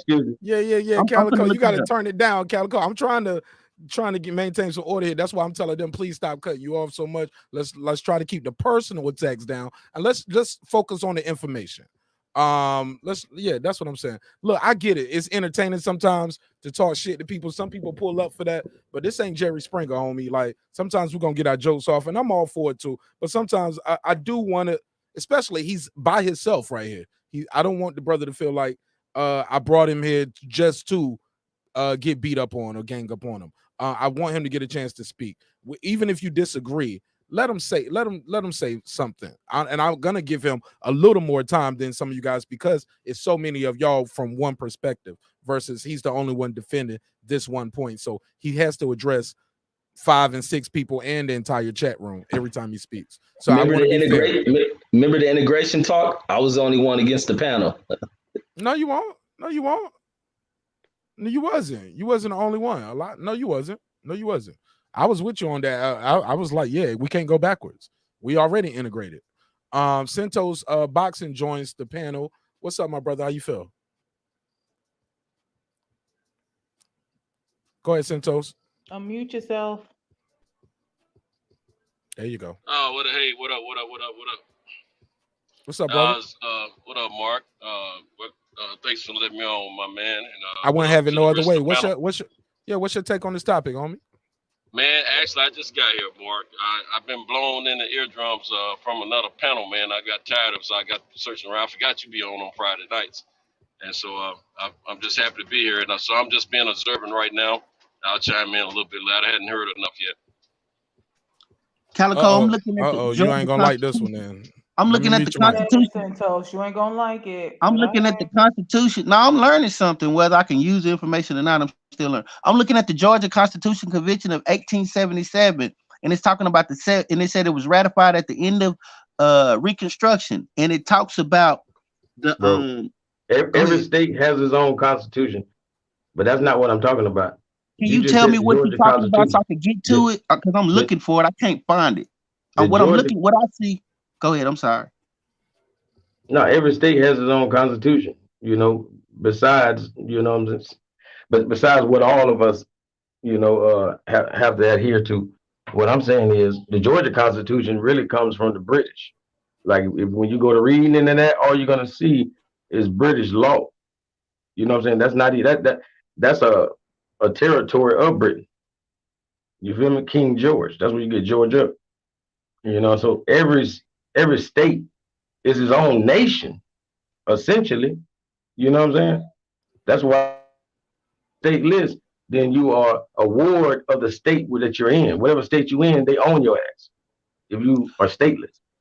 But the federal government supersedes. But the federal government supersedes the state because you talking about Georgia. You brought up Georgia. Yeah, but the reason I'm saying that because that's the only constitution. That's the only constitutional convention I could see that was ratified in 1877 after Reconstruction. And you talking about after I said Lincoln 1776, man. I don't care nothing. You said 1776. Okay, I'm gonna look that up. I'm finna find I keep telling you, 1865. Man, switch to your laptop, bro, so you can start dropping them links in the private chat, so I can put it on the screen. Yeah, can you switch to your laptop for me, Calico? Yeah, and Calico, and while you do that, I'm gonna let everybody else get a chance to speak. I was looking at the definition of a republic. Just follow me if I'm trying to get with you. I'm trying to follow you. A republic is a form of government in which power is held by people and their elected representatives in the republic. The country is considered a public matter, not the private concern or property of the rulers. Are we going down the same page? I don't even know what that shit mean no more. Well, he has. Hey, say it again for the people in the back. Nah, yeah. Don't say it all. Hold on, don't say it all again. We're gonna lose people. They already dropping off. Just explain it for us, because I don't want no real rap readings over here. Shout out to real rap. So basically, what he's saying is, from what I'm gathering, is that he's saying that they switched over from now with a state in which supreme power is held by the people, and their elected representative, which they nominate themselves rather than a monarch. Is that correct? Are we on the same thing, public and private? Yeah, that's definitely the definition of a republic. All right, now go switch. All right, no more questions for him right now. I need him to get to that laptop so he can drop them links for us instead of us trying to pull up the wrong link, like I said earlier. So while he do that, let's pass it around, let everybody get their take. Calico, we'll be right here. We're waiting for you, and I appreciate you sticking with me. I hope I'm trying to stay neutral and moderate the conversation and not too much play sides. I'm trying to be fair, even if I might not agree. I'm trying to be fair. So please get to your laptop. Miss Bliss, Passionate Bliss, joins the floor. How you doing today, sister? Unmute your mic. Greetings and salutations. I already know. Come on. Give it to me. Let's go. Okay, greetings and salutations. I just had a question. My question was this. Okay, aside from all the rhetoric, what is the point of you having done this? How has this benefited you doing this? You withdrew, you're not a citizen, whatever you're saying. He's getting his laptop, so he might not be able to. So just you can address the panel right now because he's getting his laptop, so I don't think he's quite ready. But but I'm listening. But you asking how is this benefiting anybody? Yeah, because to me, it's if you're gonna tell me go look it up, go research it, I need to know what's the benefit to my life. How am I going to benefit by going and researching and looking it up? How has it benefited you? So to me, all this mumble jumble, you need to learn. My people is educated. You didn't learn this. I don't want to hear all that. I want to know how's it benefited you, because I feel like if the police come up behind you and pull you over because you're speeding, you don't have a driver's license, and he put the handcuffs on you and put you in the car, you going with him. That's what I feel like. I feel like if you get arrested for whatever, you going through the same process plus more, because now with the law they passed, if you don't even have on your driver's license proof that you showed them a birth certificate, you can be detained. So I don't see how this has benefited you. It seemed like it's just going to make more of an inconvenience. And that's why I asked where you were, because in the town where I live, you ain't coming at the cops telling them all that stuff. You're not a nation. You a sovereign. You from here. They're not hearing all that. Do you have the license? No. In the back of the car. Get out the car! Get out the car! I'm sorry. Yeah, I thought it was real police. To me, it seems like you harder for yourself. All you trying to do is go to the store for milk. The man pull you over, and now you in the back of the car. So I'm wondering, how is this benefiting you that you've done all this? That's my biggest question. Okay, and go ahead. Passionate Bliss, I just want to say you better get ready though, because you're gonna be debating him all night long, sis. I don't know if you ever heard him, but you're gonna be going all night long when this dude get that computer. I just pray to God he actually has some damn links to his comments. Fair enough. Go ahead, Miss Bliss. Go ahead. Because he's going with the man. When the man comes for him with the lights, he's going with him. So he can say all this, and he may actually win, but guess what? You had to go to jail. You had to sit there. You had to call your attorney. You had to go to court. You had to prove it, and you might win because you might actually be right. But is it worth all of that? You're gonna be broke, nigga. Shit, it might be for him. Hey, it might be for him. He won. Yeah, I mean, so that's why I know what's the real benefit versus what you're gonna have to go through. You might be right, and maybe it's your rights. Maybe it's the principle. Maybe that's why he called. But Queen, But Passionate Bliss, that's why he called me Toby and called Reggie Toby. And he's the Kunta, because I'm gonna just give him my driver's license. Like, here you go. Here's my gun license. Here's my driver's license. My gun is locked in the blocks. A lot of times, I go on had the gun already out. Like when I see they about to pull me over, I grab the weapon, I take it out, click, take the clip out, put the clip on the dashboard, put the gun on the seat, and when he pulls me over, have the window down, put the keys and my license on the hood of the car. Like, my nigga, I ain't going nowhere. When he walk up, he be like, why you do all of that? Sometimes some of them be like, okay, yeah, let me give you back your keys. Here you go. You good? You got Bob. But some of them, they be like, where's the weapon? I'll be like, right there. You want me to get out of the car? He be like, nah, I'll go over there and get it. And they'll walk around and come get it, or they'll tell me, we'll be talking, and they might be on that side of the car where I put the weapon. I was like, hey, can I get out over here? Because I got a weapon over here, homie. Like, so I try because you don't want to die and you want to cooperate with. I just try to go above and beyond, so I don't want them to have to. I try to make them feel more comfortable. Some people say, yeah, you could call me Toby out, but I know I got a gun in the car, homie. But I got a license for it. I might have several weapons in the car, but I'm just not trying to make it. Yeah, I just want them to know, hey, I'm not here to, because we both got the same mission when he walked to my car. We both want to make it home to our family. We both want this stop to be over as quick as possible. I mean, so is he saying that he don't pay taxes because he do all this? I gotta see the benefit. What's the benefit? You don't pay taxes, or what's happening that you feel? He in Florida, that means he don't pay state taxes anyway, right? Okay. No state tax in Florida, so I think he already said that he does business public and private. I think we missing that. He explained that already. He says he has a Florida ID that he uses publicly, and he talks about he was trying to explain his nationality. See, the thing what we got to understand, we don't have to agree. We're just looking for clarity. I don't have to agree with him. I'm just trying to look. We're just looking for clarity for him to clearly make his point and for him to clearly understand. And I think we're being hostile toward him because he's bringing information that we may not have ever heard or agree with. It don't matter if I agree with it. We're just looking for clarity and for him to make his points and show why he believes that and why he practices what he believes. And I think we should be respectful of that. Wait, who's being hostile with him? And I ain't been disrespectful. Who's been disrespectful? No, I didn't say nobody names. I just said I was talking about us as a panel because I've been there. No. But Okay, I didn't you. Because I stayed on mute for the most part. I said we have. I said we as a panel. Well, if it don't apply to Queen P, if it don't apply to you, you don't have to say nothing, Steve. No, that's why I was asking for clarification because for the most part, I stayed on mute. Now, the only time I did say something, I'm gonna go get some ice. I'll be right back, guys. Y'all play nice while I'm gone. Was with his comment that he made before, but it had nothing to do with what y'all talking about. Because I personally felt like it was an internal conversation. Because many of us in the panel and some of the people in the chat were a little confused, like, what the hell is going on? What the hell is this conversation about? But my issue with him had nothing to do with the Moors or all this other stuff that y'all talking about. My issue had to do with him when he first came on marqnash's channel and how he came at me. Right. So I let him know that. Which from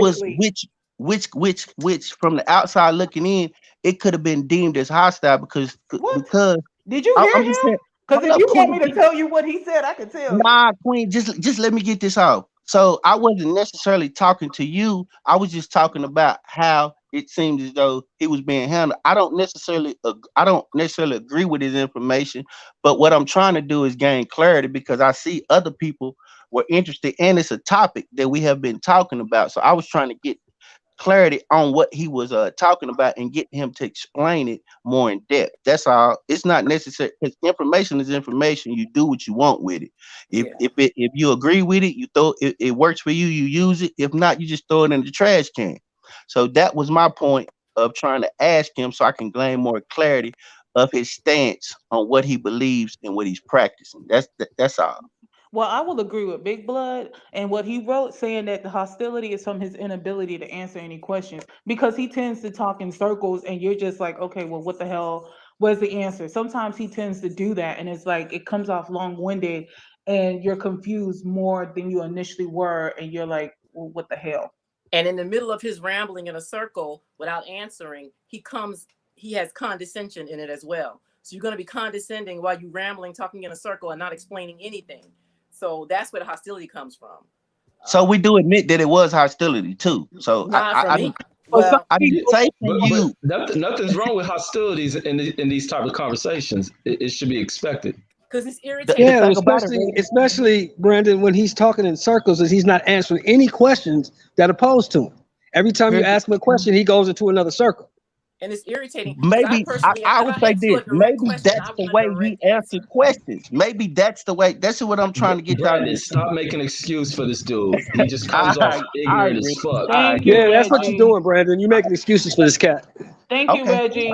Thank you. You're welcome. Okay, I was just trying to. I deal with a lot of different people, so the way he answers questions, he may not answer questions as straightforward as we would expect.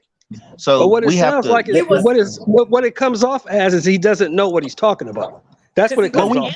But we gonna find that out if we let him talk long enough. We all gonna find that out. That he Brandon, may not know. He's been talking. He's been talking for 30 minutes. What are you talking about? He's been talking. He's always talking. Shit, he's always talking. He's been talking. And he stayed talking, and we stay confused. And he's not answering in spite of all the talking. He's responding. He's just playing the devil's advocate. I tried, Calico. And y'all playing devil. Hey, and y'all playing devils. I'm playing devil's advocate.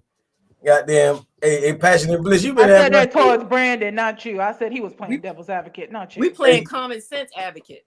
Hey, Queen Bliss, you've been in the comment section going crazy on me. I don't know what. Hey, like guys, damn, what you got a crush on me? She doesn't even fucking know you. How Oh, can she have a all crush right. on you? All right. I'm saying either that or she hate me. She one or the other. She don't know you. Man, that lady been tripping in the comment section. I don't know how some of her comments made no sense to me. Damn, girl. So you give opposition, so you have a crush or you hate his guts. I want a direct answer, and you have yet to do that. And it annoys me if I ask you a direct question, I want to answer. You ain't asking me no not damn question. You're responding, but you're not answering. You ain't never asked me a question to have an opportunity to even feel that way about me. Oh, I did. I asked you multiple times. You never asked me a question, sister. What is the benefit of this? What is the purpose of you doing all those things? See, you want benefits. I reject the benefits. What are the benefits of you? I reject the benefits. Yeah, and all this rejection of the citizenship of all that. What is the benefit to you? Man, ain't no wig, ain't none of that goddamn assistance. So it ain't no benefit, I guess, for you for your mindset. What do you mean? What the fuck is the benefit of being a citizen of the U.S.? I want to know. What's the benefit? What's the benefit of being a citizen of the United States? Ask the million people who immigrate here. Man, I'm talking to her and you then, nigga. I know your ass love getting your shots, getting mandated. Citizens are granted certain rights and privileges. Man, you granted privileges. You granted a privilege. Now you're not even letting her finish. I don't really want it because she ain't got to go farther than that. When she say that, she done. Rights and privileges that are protected by laws, and if you obey the laws, then you get the rights and privileges. If you don't obey the laws, then you do not get the rights and privileges. They put you in jail and things like that. So I'm not obeying the law. Because say you're going to the store, like we said earlier, you're going to the store, you're speeding, you get pulled over by the cop, and he says, "Where's your license?" You don't have one. He can detain you and take you to jail. No, in order for there to be a crime, there has to be an injured party. Oh, I got a You're great exceeding question. the speed limits. No. Where the hell do you live at? That don't work. What are you talking about? Nobody's injured. You don't, bro. This way before you was even born, Sheldon. This dude is a weirdo. He don't know what the fuck he talking about. Yeah, okay, Shelton. But your name Moore, and you acting like a goddamn a colonist, man. You colonize. I got a great question for D. Let me ask D this great question. And we're talking about application. In the moment, you're pulled over on the side of the road for speeding the law. Whether you think you broke a law or not, the man pulled you over. You had to stop. He's taking you to jail if you don't have a license. That's the practical application. Bro, let me tell you. All right, Calico, I got a I'm great gonna tell you what's more important than what you're gonna say on the side of the road or what you do on the side of the road. What's more important? Your paperwork has to precede you. That means before you ever walk into a courtroom, your paperwork has already spoken for you. You going to court. All you want to do is go for milk. You were speeding on the way home from you going to court. So what the hell you mean? You going to court too. You just going as a citizen. You just not going to defend yourself. You just now mentioned court. You mentioned court. Hey, and that's what's most important. That's why they say you going to the store for milk and back. The man stopped you speeding on the way to get milk, and you don't have a license. You going to jail with him because you're driving without a license. Hey, guess what? Guess what I would do if I had to get that milk? Guess what I'm gonna do if I had to get that milk? True or false? And he ain't gonna have no reason to pull me over. So I'm gonna beat that. I'm gonna get his ass. And you get pulled over, you're going to jail with him. True or false? What does that matter? True or false? What that matter? That's the question. It could very well happen. I'm not gonna say it's guaranteed. I'm not gonna put that on myself because I ain't had that problem. So there is no benefit to what you're doing because you're going to jail with the man. So Reggie, go. Reggie got a question. Quick. Let me ask. That's not the end all be all. That's not the end all be all. That's cowardly.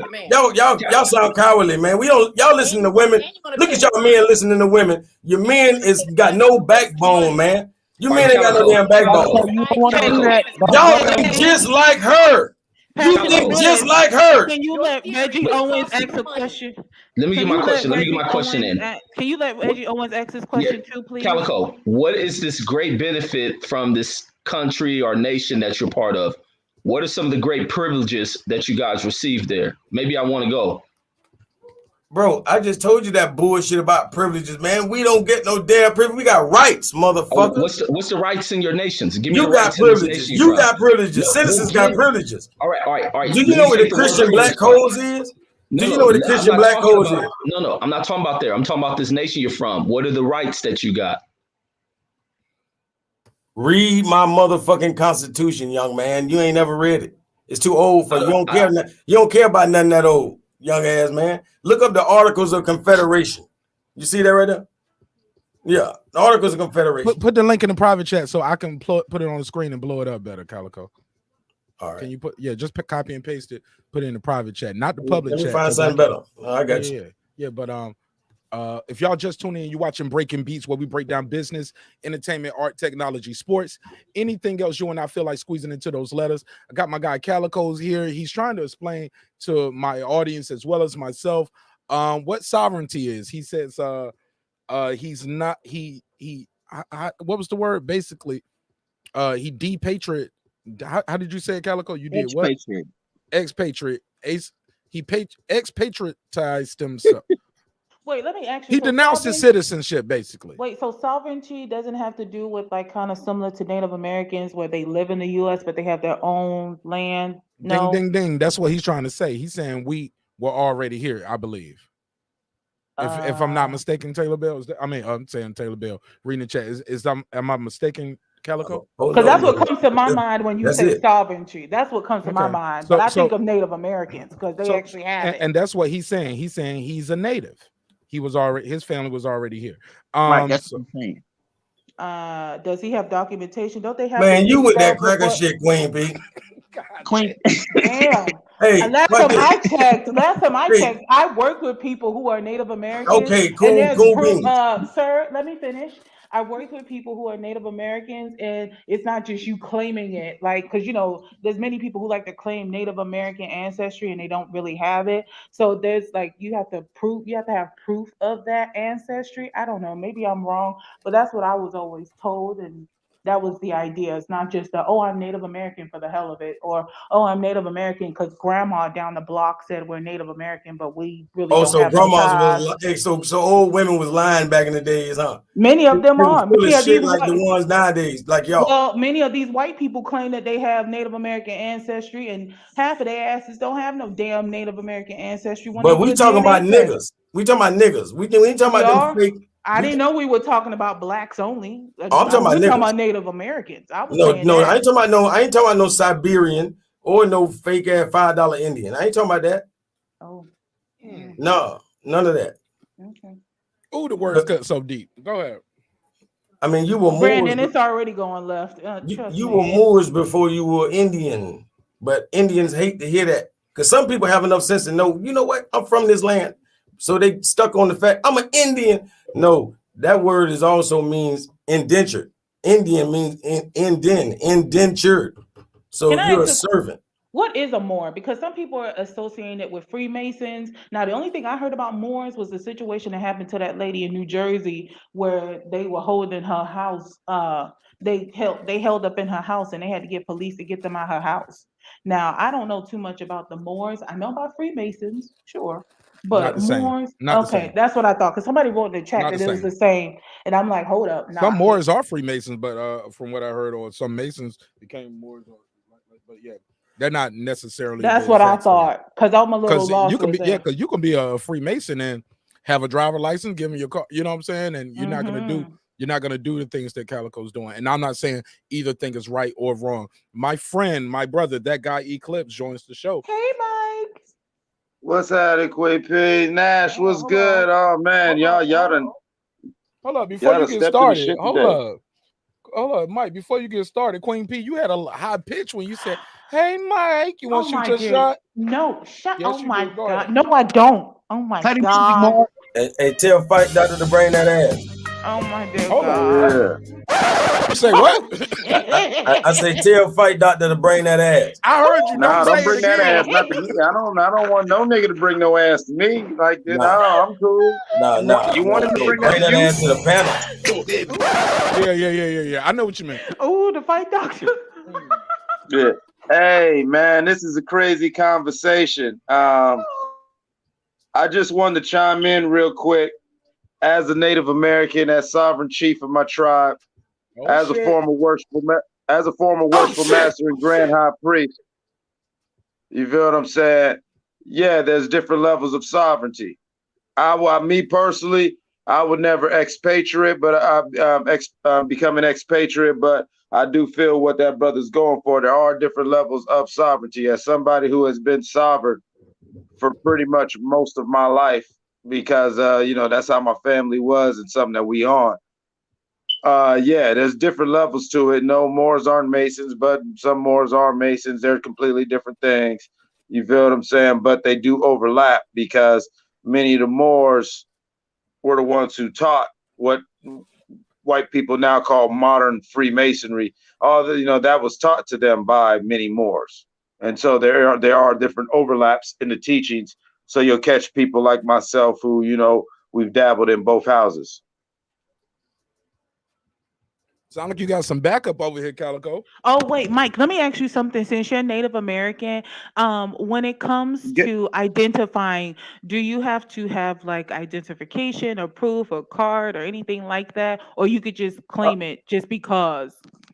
Well, actually, being a direct blood descendant of Chief Osceola, me and my family are Seminole royalty. And we actually don't fuck with none of that because, as you know, as of I think 2014, a lot of the $5 Indians in Florida amongst the Cherokee and Seminole nations had the government pass this law where they pretty much disavowed a lot of black people who are, the actual bloodline, and basically that was just a land grab.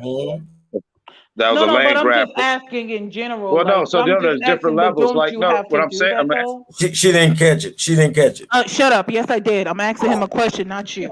Shut up. I'm answering the question. Don't come on now. Go for it, Mike. I'm not talking about you, Mike. It's him. Because I'm asking you a question and you're answering, which I appreciate.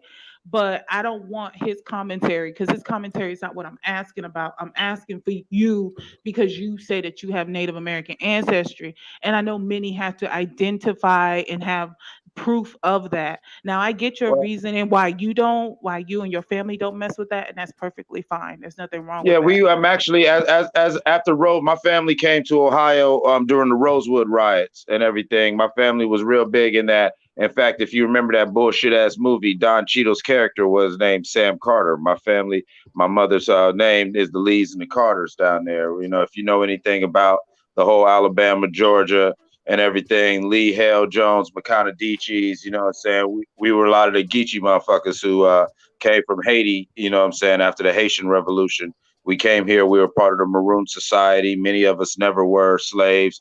We were, you know what I'm saying, we had different outposts that stretched from Haiti all the way to South America, all the way into Canada. That's how the city of Chicago and St. Paul, Minnesota got founded, was by actually Haitian explorers who were building a Western world, you know what I'm saying, for black people.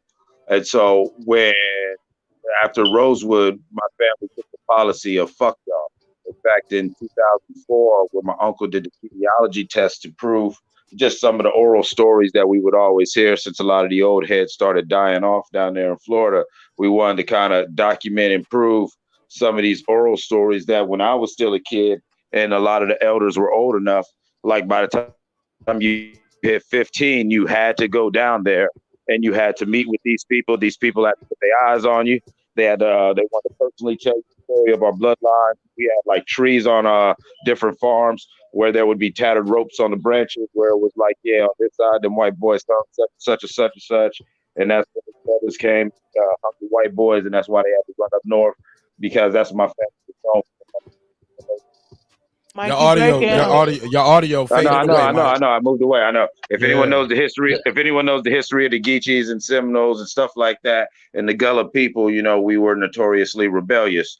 So that's how my family ended up north. So we don't play that documentation bullshit. Well, I just want to say this. Boom. No, thank you, Mike. A lot of people focus on that old age stuff, and it's all cool to learn that for old age. Man, you told it, man. Come on, man. It's all these people you're talking about are dead. It's good to know this history. But the thing first is, of all, brother, listen. No, say what you ever got to say, Reggie. What you fucking honor your ancestors? Not dead. They're still alive. Because y'all get caught up on this old age shit. But when it comes down in identity and all this other shit, you are what you are in this current state of age. All this other shit that has failed and collapsed, y'all running back to while being left in the goddamn field of smoke as the rest of the world progresses past y'all ass because you keep looking backwards. What are you doing to advance these communities in the new age? All this shit y'all talking about, Indian culture, all that agricultural shit is dead. Where are you going forward? Man, you hate yourself. You hate yourself, brother. Man, that's all it is. My pride is deeper than yours. Hey, My man, pride as soon as that man said Geechee, you motherfucking your stomach goddamn started bubbling. Exactly. Goddamn, And first of all, whoever that is talking, that sound like Reggie, because Reggie, you be on some bullshit sometimes. Yeah, I'm No, telling y'all be on that But shit. listen, man. This But Reggie, listen, man. I'm but gonna you know keep I it always real. gotta tell It him is y'all not over. bullshit. It is not over, and it's not dead. This shit is still going on. As the West Africans say, Sankofa. You feel what I'm saying? Brothers like you who are so busy trying to look towards the future, you have no idea that you're running in circles yourself while you're talking about us. You that fish tank in the bowl because you've lost your sense of memory. You've lost your sense of the repetition of history. And so like a fish in a bowl, you just keep swimming, and every 30 seconds you say, oh shit, look, there's a sandcastle. Oh shit, there's a sandcastle. If you understood Y'all driving you backwards, understand homie. that goddamn sandcastle been there, and this is the same thing that we're dealing with. So when you talk about, oh, you don't want to talk about the past and don't get caught up, no, you better know your history. You better know what's going on. That is why I move the way I move. That's why I have the freedom. You talking about life passing me by? Man, buddy, I am good.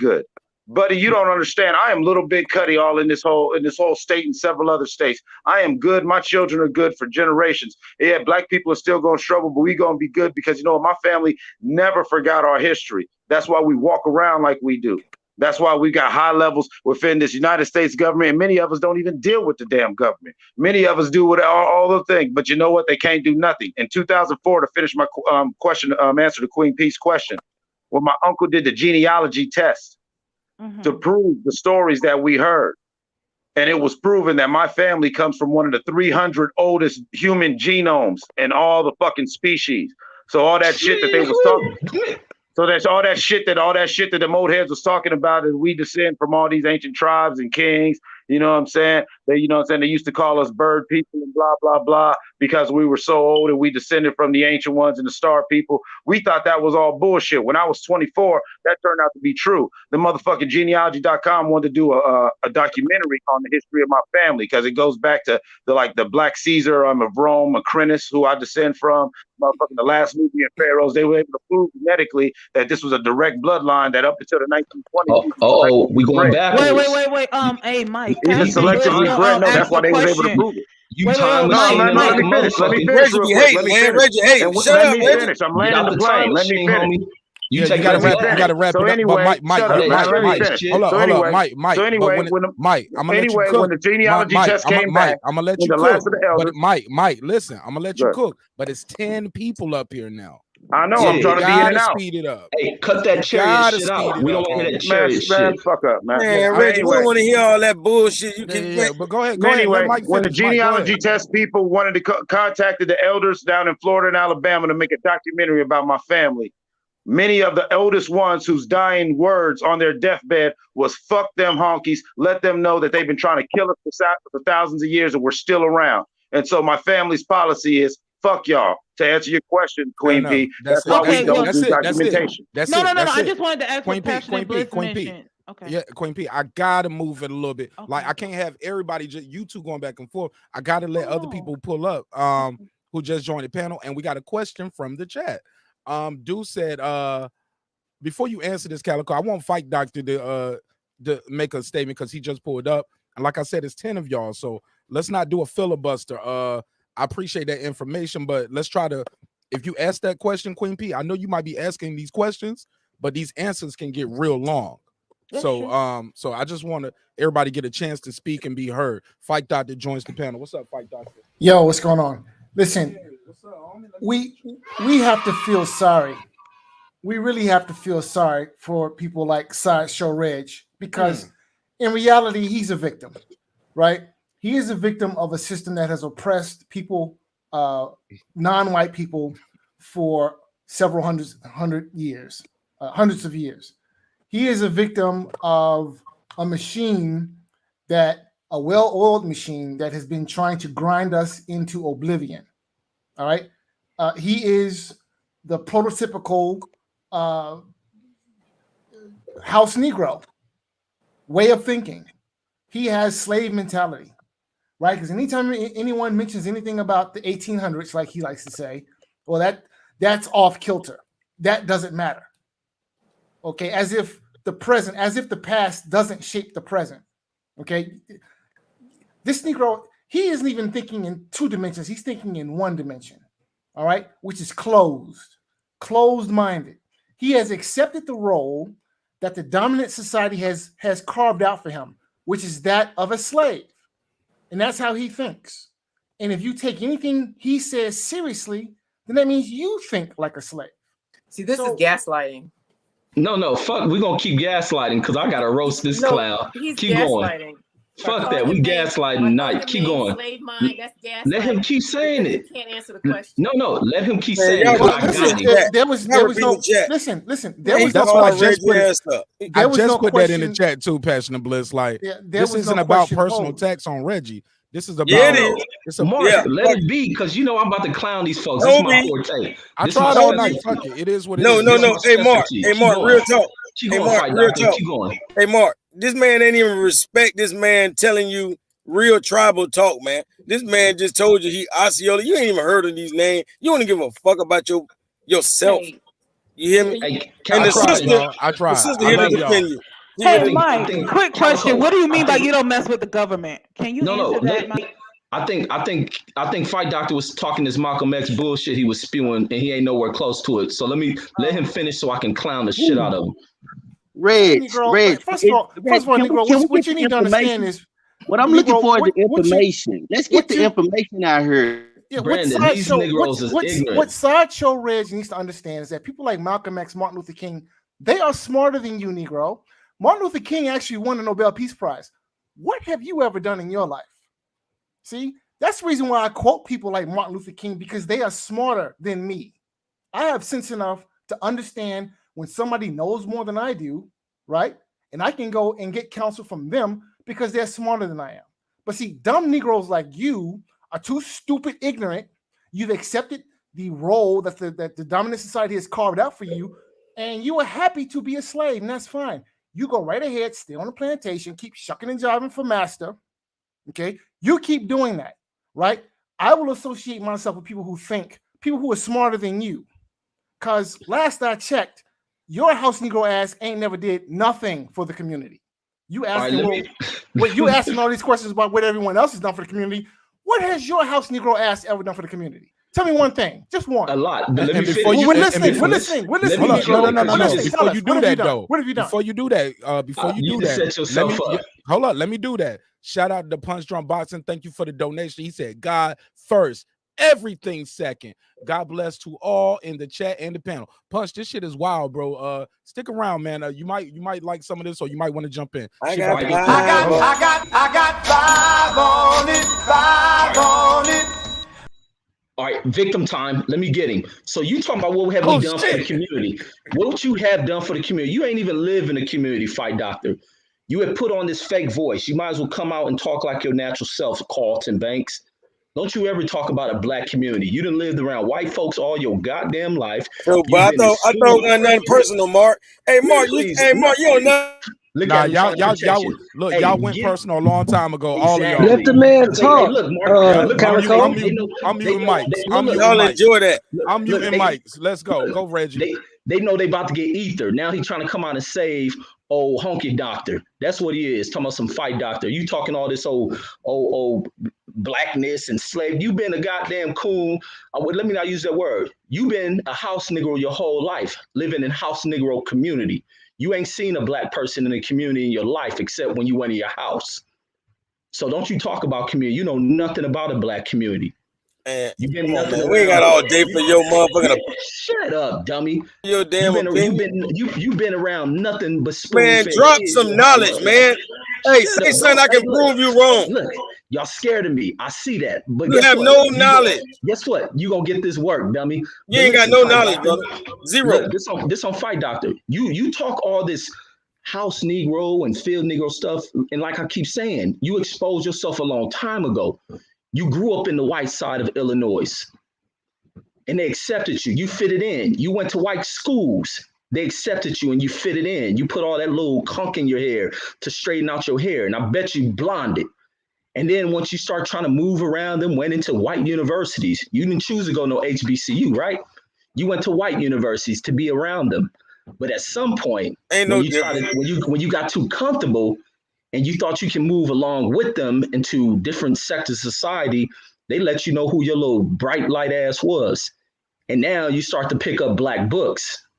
and now you're trying to go about your identity. Calico, he's not even talking to you. But it's long as hell. It's boring. I don't give a damn what he's got to say about Fight Doctor every night. Idiot. Mark, He say that shit every night. Calico, I got you next. You a slanderer, brother. You just slandering.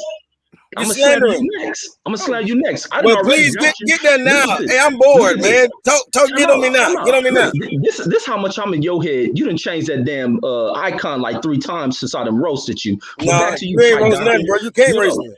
I got you next. Hold on. Let me finish. Let me finish with the fake. Only 2 of y'all enjoyed that, or 3 of y'all. You, Mark, and your cousin. I'm finishing with this fake Malcolm X who want to play like he black, but this fool has been rejected by the society. Decided to open up black books, but guess what? You can't get. You can't get any black history from your own black family, because all your history is gonna look like some Elton John ass shit. Because you've been sold out. Your parents taught you how to sell out. And you about 40, 50 years old trying to learn what blackness is, what black plights and struggle in America is. Because you ain't never lived it. So when it comes to that, you should shut up. And back to this clown Calico who don't know who the hell he is, going into these you've been talking for the last 30 minutes. And listen. Man, Mark really enjoyed that shit. Mark really enjoyed that shit, bro. Hey, it sounds that long. Shit. That's why he brings up the damn topic. Before we talk about where I live, let's talk about where you live. I've barely been talking. Let me finish murdering y'all. Hey, that guy. I'm from South Central Los Angeles. Where do you live, Negro? Where do you live? I'm from South Central Los Angeles, homie. I said, where do you live? Where you live at, Where you live? Where do you live right now? Where do you live? I live in Las Vegas. Oh, you live in Las Vegas, and you gonna talk about where somebody else live? Negro, homie, please. Look where you come from, and you probably still live in that same neighborhood. Look what you stand for. Look what you stand for, Reggie. It's where I'm at. Okay, now where you at? You live in Las Vegas, right? Where you at, Token? Where you at, Token? You live in Las Vegas, right? Did I hear you right? You live in Las Vegas. What about it? Come on, Token. Finish telling me. Las Vegas, that's white. Are you stupid? Vegas ain't white. There are like 2 black people that live in Las Vegas. Man, come on, Token. You don't even get out your own neighborhood. Floyd Mayweather. The rest homeless. The rest don't living out their car. You still live that same white neighborhood. You afraid of man, all the black people live in Henderson. Well, let me do this. No, hold on. Now, this is why I got to jump in. When I start seeing people saying, Mark, take control of the show, that means you guys are, look, I get it. Fight Doctor, Reggie, Calico, you guys are going to disagree. But both of y'all and all 3 of y'all talking at the same time isn't the best listening experience. Y'all can pass it around. If I need to, I'll put the clock up for y'all if y'all think I'm being unfair. Don't never let Reggie talk without the clock. See right now, see what you doing, Calico? You won't even let me talk, and I'm hosting the show. You get what I'm saying? So if y'all want to do that, Calico, I think I've been more than fair for over an hour. Like I've been telling people, I've been asking you guys all night. Let's not make personal attacks. Let's try to come to, we don't have to agree. Look, I always tell y'all all the time, look, respect is free. Disrespect can cost you everything, all right? Y'all don't have to respect each other. Y'all don't have to respect the show. Y'all ain't got to respect me as the host. Respect yourself, though, all right? And please respect my audience. They want to hear you guys, but they don't want to hear you guys all over the place. And it's other people on the panel that want to talk, too. Yeah, some people might agree with you. Some people might disagree with you. Reggie, you was a little long-winded right there. We'll play the clock game though if y'all need to. Yeah, let's do the clock. I was murdering 2 dummies, so it took a little long. Sorry about that. And Calico is cutting you off while you talking to somebody else. Like I'm with it. I'm with it. However y'all want to do it, we can keep cooking. But I do want other people to get a chance. Also, it was a question from the chat that we had for Calico. Still never got that question answered because it's so much going on. I'm here for it though. I love it. I think it's healthy to get it out. But we getting off from what we got here, how we got here, and now it's just you a coon. No, you a coon. No, you this, and it, bruh.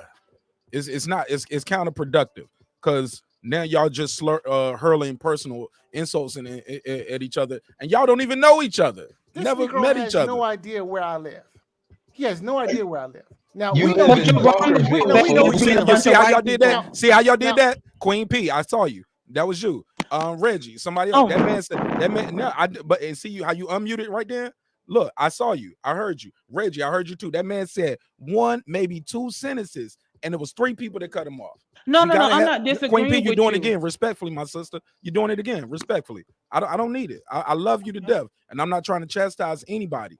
I'm just asking you, Guys, let that man speak. Go ahead, Fight Doctor. And like I said, I'm not trying to chastise, and I don't want to have the conversation. Just please, that man only said one line, and 2-3 people cut him off. Go ahead. Now, He don't know I'm you. Don't looking know at- where you from. Now let's talk about now. It's going to be facts over feelings, right? Facts over feelings. 2 Now, minutes on the clock, Fight Doctor. I'm looking when I at hit the the clock. United Hold up, Fight States- Doctor. 2 minutes on the clock. When I hit that clock, sir. unmute your mic. It's gonna mute your mic automatically. Unmute. Yes, sir. Now I'm looking at the United States Census website. According to the United States Census, that's the United States government, right? Only 12% of the population of the city of Las Vegas is black. Now, I live in Chicago. Chicago, 55% of the population is black, right? So who is the house Negro here, right? I live in a black city. I live on the black side of town. Negro, where do you live? What's your house Negro ass? Talking all that shit. Talking about who's in the hood, who been in the hood. Nigga, you live amongst them. You don't live amongst us. With your lying ass. With your fake wannabe house Negro ass. Come off the plantation. Right? Stop accepting the role that your slave master has carved out for you, right? Stop being a house Negro and realize your African identity. Black man, stop being a nigga. That's my challenge to you. Ignorant, stupid. I mean, your level of ignorance, to be honest with you, is jaw-dropping. I'm amazed. I didn't know that they still made niggas like you. Honestly. 12.5% of the population, that's where you live. I live in Chicago. This is black folks' town. I live on the south side, okay? Majority black folks on the south side of Chicago. I live in the hood amongst the people, okay? You live amongst them. Real talk, I'm done. Fight Doctor, just nothing but insults there. Reggie Owens, please, go ahead. Unmute yourself, Reg. Oh, Fight Doctor, I don't believe you. Stop making up stuff. If there's a 50% of population that is black in that city, your 50% ass is over with the white folks. So you can stop that lying shit talking about where your city population is. You're afraid of black folks. You don't live nowhere close to them. You reject black folks unless you're reading about them in books. That's your only black experience. If you ain't watched it on film, you ain't never lived it. And you done already got on here and told us. I don't know if everybody else remember you. You remember you grew up in white school. You felt segregated because you sat in the back, but they didn't tell you to sit your dumb ass back there. They never called you racial slurs. You fitted in with them. You listened to Olivia Newton-John. Those are the albums you listen to. You listen to Celine Dion, the Beatles, all that other stuff. You ain't never listened to rap in your life. You ain't never listened to R&B. It wasn't accepted in your home until you was rejected by your white friends. What did they call you, N-word or something? I don't know where this happened to you at, but that's all I needed. Stop fronting like you some old deep militant black person. I can hear in your voice it's fake. Queen P, go ahead. Oh, all I wanted to say was I just disagreed about the whole Vegas being white, and I was hoping Passionate Bliss would be able to get a question answered, and as well as people who hadn't said nothing in the panel got a chance to speak. That's all. I got it, Queen P, and I appreciate your help. Go ahead, Calico. Man, I'm trying to make sure my boy, that guy, what it is, that guy Eclipse. I'm trying to make sure my boy's still on here. He here. I ain't heard from any of them other brothers or Brandon. I got it too. I got that too. I appreciate y'all. I ain't gonna lie. I'm not finna even argue like that stuff Reggie want to do. I don't want to do that. Like Reggie don't want to like go facts, over feelings.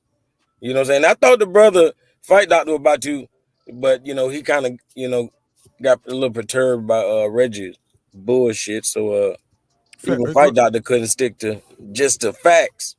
You feel me? Y'all stop all that, man, because Reggie, that's all he can do. Shelton Moore, go ahead, then Passionate Bliss. Oh no, I just wanted to thank that guy because he gave me a concise answer. That's all I wanted, was to ask a question and have it answered. That's cool, brother. I appreciate you. Thanks. Passionate Bliss, talk to me.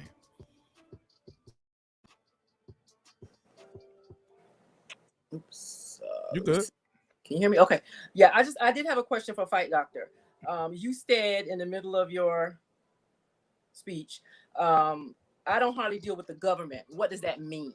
Because you mentioned your Gullah history, and I'm on the Gullah Islands of South Carolina.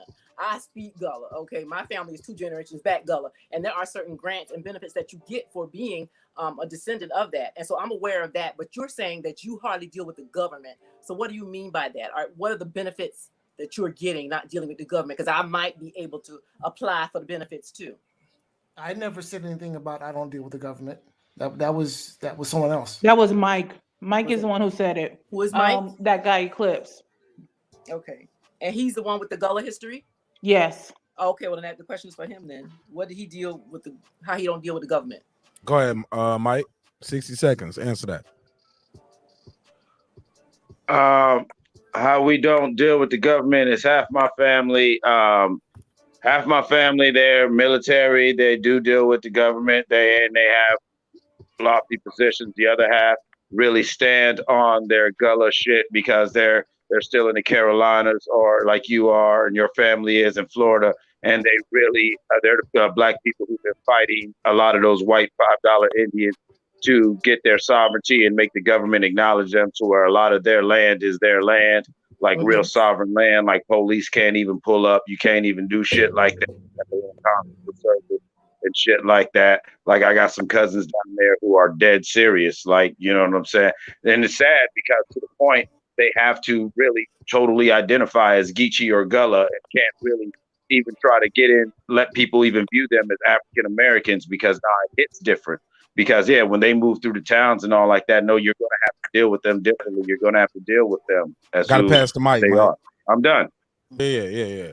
Got to wrap it up sometime. So, but you started off. I got a question. You started off saying y'all don't deal with the government. But the first thing you said was your family was in the military, and then you said, I told you it's two. I told you my family split. There's half and half. Yeah. But she didn't ask you nothing about that part. All she asked you was about the people who don't deal with the government. And you said they got land in South Carolina that the police can't come on. How is that set up? Is that a reservation?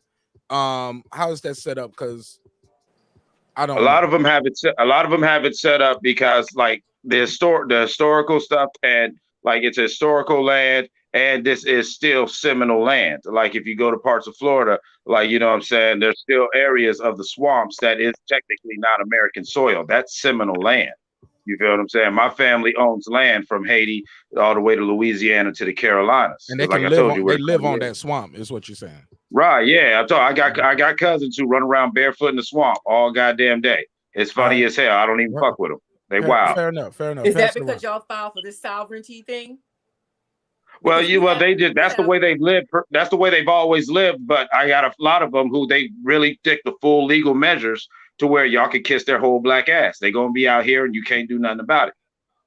Not all of us in my family have done that, but I do have first and second cousins who this is how they live.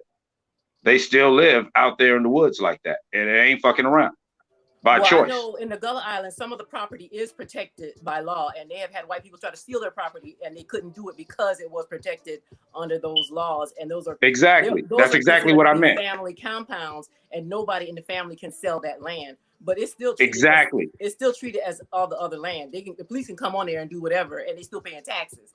But you know, no, they still pay taxes. But well, it's considered. Go ahead. I'm sorry. No, I was just saying. I know. I got a clan out there. I'm outside of Greenville, Alabama, and how they got some of their land. It's kind of like how the Hawaiian royal family has it in Hawaii, where this is their shit, and it's like their own little constable service. And then on there, you know what I'm saying, around them little counties and shit like that. Believe it or not, like you got to deal with them differently. You got to deal with them differently. You can't. But you're 100% right. It's just like how your family's dealing with where it's family land. We got land and acres where you're not allowed to sell because that's how we protect it. You're not allowed. I don't give a damn. Grandma died. Guess what? You can't sell that land because that's our land. It sound like your story changed up Eclipse when she told you she was Geechee. I don't know how it sounded like it changed up. I'm just telling it. Geechee, Gullah, there are different types of maroon societies, and many of us fought for our sovereignty in different ways and have different classifications, just like the Morini and Louisiana. or the Jean de Couleur of Louisiana and Haiti. You know what I'm saying? You had all different sorts of black people who achieved a different social status through different means. And so they have different means of maintaining that social status where, man, to where the Geechee went about it a certain way. The Gullah went about it a certain way. As Passionate Bliss will tell you, people lump Geechee and Gullah together, but they are two distinct groups. Am I wrong or am I right? I mean, kind of, but we all one, He's right, because the Geechees came from a different section of West Africa than the Gullah did. And Dude, no, Calico, he was asking her. Let her answer. Who asked? Oh, no. They're both from West Africa, but they came from distinct different places, and the language they speak is the same, but it's still both a form of Creole, a mixture of African and English. And but they're a little different. The only difference between them is the fact that one came up a little higher on the coast of West Africa, and one came from a tribe a little lower on the coast of West Africa. Right. It's a difference between like whether your roots are more Ashanti, whether your roots are more Oyo, Yoruba, or Bantu, or everything. Which part of West Africa did you come from? Did you come from the Dahomey tribe? Because if you come from the Dahomey tribe, which most of the Geechees were, they come from the Homies, which were a war tribe, a very female-driven tribe. That's why you see in a lot of Geechee color culture. That's where the whole Big Mama thing comes from, was because Geechee women, the Dahomey is actually where you got the real Amazons, where the Greeks told the story about the Amazons from. Dahomey were a female-driven tribe. And so, like, if you come from a part that's not that, and you know what I'm saying, but you come from a family of rebels who didn't go with the shit, you might not be a Geechee. You might be a Maroon or a Marini or a Gullah or a Makana Deechee, like my family. My family's name is Makana Deechee. You know what I'm saying? There were different classifications. Not too many of the Mende, but some Mende too. Yeah, Mende, you're right. So I have a question. I have a question for our resident house Negro. Since I'm the fake. Well, come on, Reggie. Since I'm the fake Malcolm X. Since I'm the fake black militant. Answer me this question: who is Sheikh Anta Diop? Man, I don't know who. Of course you don't, Negro. Of course you don't. Please don't let it be some Fela Kufti. Of course you don't know who Sheikh Anta Diop is, because you think you're a book reading Negro. You new to this. You're new. I'm new. Stop it, buddy. You're right. I'm new to this. But I know who Sheikh Anta Diop is, and you don't. But I'm new. All right, who is it? Tell me who that person is. Don't bring up no African like you brought up Fela Kuti. Fight Doctor, just tell him the books he wrote, and then Reggie probably could read the book. Reggie reads books on his channel. So wrote a book. Right. Wrote a just book tell him called, the book he wrote. Right. Just tell him the book he wrote. Man, and then Reggie nothing. Why is we? Hold on, y'all. Everybody got a different understanding. Everybody got a different view, but we got to have some type of clarity. Just Fight Doctor. Just tell him who Sheikh Anta Diop is. Tell him the book that he wrote, and then Reggie, you probably could add that to your book reading, part of your book reading after you finish the monster. That's it. Let's move on, man, because it seems like we trying to have personal attacks, and I'm enjoying this Geechee, Gullah conversation. I'm sorry, Passionate Bliss. I'm sorry, the guy Eclipse, man. Yeah, I don't know why y'all try to switch the subject, because that's what we was talking about, Gullah and Geechee. Right. I'm enjoying that, and I'm learning something, especially when they're talking about I didn't know the different nuances. I just thought they were all one people, and I'm learning different. So let's keep learning. Well, listen, I don't want to interrupt the conversation. Dude, ain't nobody asking you though. Come on, give Reggie a chance to answer the question. What that mean? But we talking about a subject, Queen P. You need to have something to say, but you obviously don't. I did have something to say, and I said it to you, and I said it when Mark gave me a chance to say something. First off, and Fight Doctor was asking a question to Reggie, so let's give Reggie a chance to answer. Stop trying to add your commentary with the Gucci Geechee. No, you don't want to hear that. That doesn't mean everybody else don't. No, you don't. That doesn't mean everybody else don't. No, you don't. That's why we weren't talking about it. No, you don't. Not everybody else. Unless we hear them say verbatim themselves, they don't want to hear it. Who do you want to hear about it beyond them? Beyond them, I got it, y'all. I got it. Hey, homie, look, we ain't gonna keep going back forward with the lady about this shit. I got it. Hey, Reggie, go ahead, man. Answer the question that Fight Doctor had, man. Oh, I told him he needs to tell me who this person. I don't even remember. I got you. Go ahead, Fight Doctor. Who's the person that we All need right, to look so up? once again, I have to school the resident house Negro. Now, I'm going to tell you who Sheikh Anta Diop is. All right. Now, he was known as the Pharaoh of knowledge. That's the first thing you need to know. How wrote a spell it? I'm book. gonna put the link up so people can see him. Tell him the book, Fight Doctor. Just tell him the book. He wrote a book called The African Origin of Civilization, Myth Thank or you. Reality. Thank you. Okay? Oh, That's somebody who from Sheikh Africa. Anta Diop is. You would be doing yourself a favor if you went and read some of his readings, or better yet, just read about the man. Come to know who he was, Negro, and maybe you will wake up from your house Negro syndrome problem. Seriously. I You a read. joke. Seriously, You a joke. Wait. You are a Is joke. this the books You you- are a this the books listen. This you is the second read? time I had to school you on your own culture. Hey, Reg, just You should just know look who your that up, black Reg. heroes are. Okay, Reg, just and that may Fela not be. Kuti, Brandon, let him and talk. Sheikh Brandon, Anta let him talk, are two Brandon. of I'm your sorry. black heroes. People you should know about. Nigga, I shouldn't have to sit there and tell you who these people are. I shouldn't. And you're gonna accuse me of being some type of fake Malcolm X, whatever, fake black militant. Negro, look, I stand on my history because I know my history. What do you know?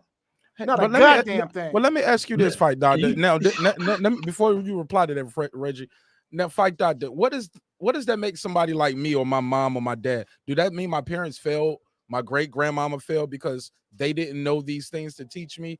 They just told me to, hey, you know, be a man of your word. You tell somebody you're gonna be there, you be there. Don't steal, don't do this. Eat your vegetables. You know, pray.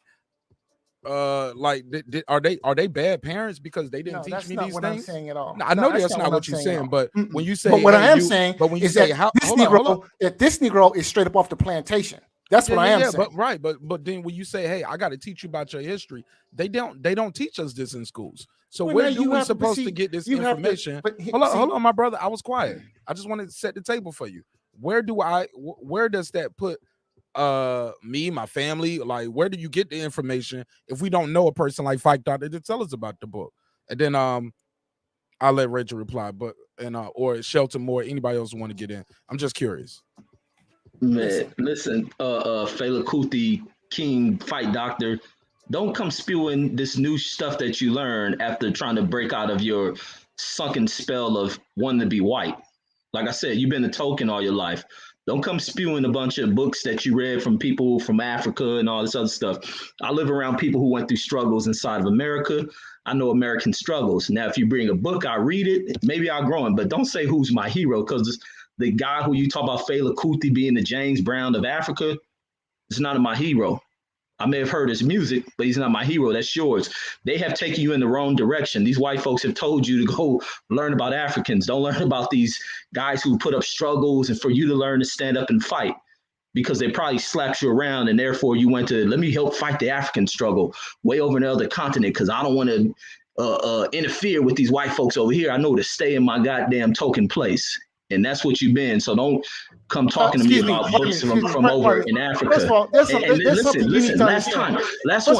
Don't you talk about plantation and how Fight Doctor, you gotta let them talk. If you say all of that, you gotta hold up. Y'all gotta have self-control. If you can't say all of that, let me talk to the resident house Negro and nigga and all of this shit, and he's quiet. And as soon as he start talking, you cut him. Like that's a lack of discipline. It's a lack of self-control. Maintain your bearings. You're gonna get a chance to rebuttal.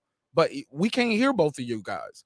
And if he's quiet while you talking, please, like, you might not respect what he's saying, but somebody want to hear it. Like we had to listen to you. You got to listen to him. Don't nobody want to hear that shit. Yeah, that's you. But it's over 2,000 people subscribed to the channel. You never know. I got to give him a chance though. Go ahead, Reggie, please. But this is, like I say, I'll be killing Fight Doctor every time he came on. Last time he was on here, I think you left off crying, and you've been hot ever since you come on here. Maybe you just can't, go back and forth and debate with me, man. I'm murdering you, man. I hate to be like Charles Manson or whatever these, crazy serial killing cats, but that's how I am anytime you try to come in here with your fakeness. Just come out with who you are. We know you got blonde hair and all that other stuff. You act like a little blonde bimbo, except when you get over here with black folks. You doing that code switching stuff. Because I know, guarantee you don't talk like that at work. But back into this stuff where you talk about house, Negro, and plantation. Listen, fool, you ain't never lived nowhere close to slavery. You don't know nothing about plantations. Ain't nobody ever been able to teach you about the experiences. We've been born 100 and something years after slavery. So stop using stupid terms that you have heard other people use because you think that's how black folks talk when they're trying to educate people. We're modern Negroes. We didn't grow up in none of that. So shut up talking that you dumb are the stuff. modern Negro. You are the modern Negro. I'm very okay, modern. Get it straight. Yeah, Dummy. you are the modern Negro. I agree with you. You are the modern Negro. You hit the nail right on the head. You are the modern Negro on the plantation. Okay, denounce everything that has anything to do with your culture. See, listen, Negro. 500 years ago, there was no such thing as a Negro. There was no such thing as an African American. Okay, there were none. Nowhere 500 years ago. But we fast forward to today. And what do we have? We have modern Negroes like you who are still mentally in slavery. And the sad part of it is that you don't even realize that you are still mentally a slave, which is the reason why someone like me has to come on here and tell you about some of your African heroes, like Sheikh Anta Diop, the Pharaoh of knowledge. Somebody that you ain't even heard his name before I mentioned it. That's a goddamn shame. Okay? This man has done more for the struggle of Black people than you could ever imagine. I've forgotten, listen, real talk. I have forgotten more about Black history than your modern Negro ass could possibly know. Let me let Shelton Moore get in. Go ahead, Shelton Moore. No, I'm just listening to the oh, my bad. I thought you was trying to get in. Oh, no, I just listen to these two guys just go back and forth. Go ahead, Brandon. I just want to say to Fight Doctor and to Reg, Fight Doctor, when you sound like you have a lot of knowledge, but the way you spread knowledge and the way you teach people, you can't shame them for what they don't know or what they haven't read. The reason I knew where you was going with Sheikh Anta Diop because I read Sheikh Anta Diop and I knew what books that he read. That's why I was trying to explain to you that the manner in which you delivering your knowledge can come off as condescending and disrespectful.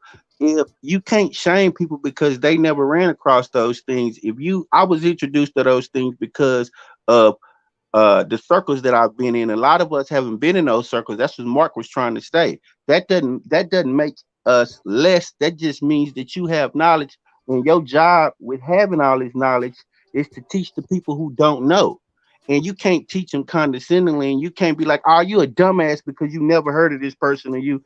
But now that you introduce, what you don't know is Reggie has a book club, and he reads books on his channel, different books. So if you would introduce it in a certain way where a person could accept it, or where they can understand where you're coming from and not be condescending, man, you could see. Reg, man, let him make it, Reg. That's what I want to say to you. Let him make it and let us have a productive conversation where we all learning, because it seemed like we was going down the path we was learning, because that guy Eclipse and Passionate Bliss, they was teaching us something. So, man, y'all knock it out, man. Reg, I know you having fun with this, but knock it out. Fight Doctor, if you want to pass on knowledge, you can't call people you can't be condescending. House Negroes. You know something. Yeah, you can't be condescending because you know something that he doesn't, or you've been introduced to a school of thought that he doesn't. Just give him the knowledge, throw out the books, say the names of the author, and let's keep it moving. Yes, right. good. Now, D Calico, maybe you could just take advice from what Brandon just said. See, she took a shot right there, Queen P. You ain't have to do that. Oh, yes, I did. You ain't hear what he said to me? You damn right I had to take I hear everything, but I believe in the high road. I call you a queen because you are, and I expect you to handle yourself accordingly.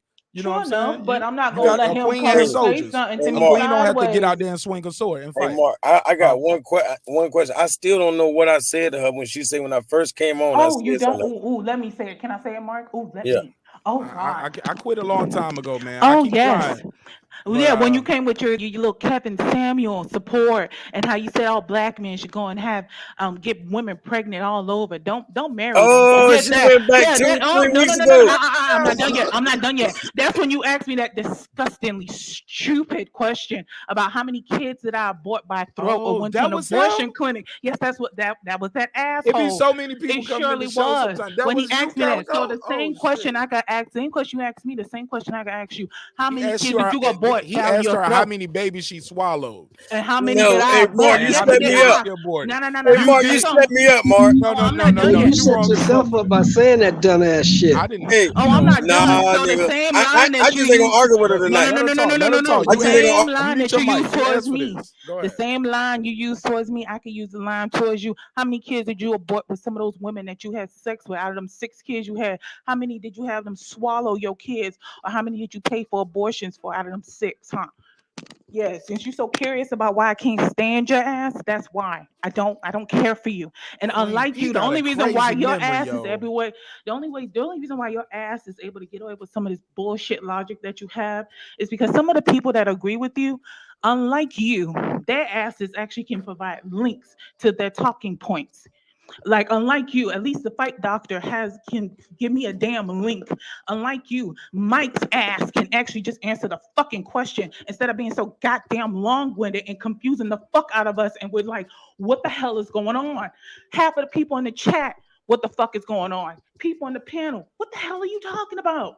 You do that shit every goddamn time you get on this motherfucking man's live. Every time.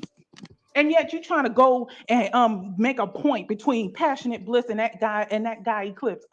No, shut up. At least them two had a point. They had something that they were saying.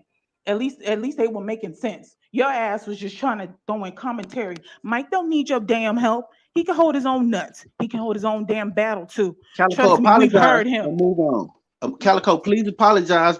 Please apologize because you was out of line to the sister. Just apologize and let's move on because this not gonna sound right. You going back and forth with her. So Calico, apologize and move on, brother. Please, bro. She would never accept what I'm about to say, and yes, I apologize, but she would never accept that. Trust me. Let's move on. Well, let's move on. You apologize. Let's move big. on. Thank you. Big. Thank you. That's big. He's sorry. Now your actions will show. Now your actions going forward will show if that was sincere. Never ask a woman that again, though, brother. Especially that ain't your woman. Like, yeah, that's totally out of pocket, homie. And I know they don't teach that in Moorish science. I'm sure, right? Ka-ching. Got you. Hit the drum. Checkmate. Nigga. No, I'm joking.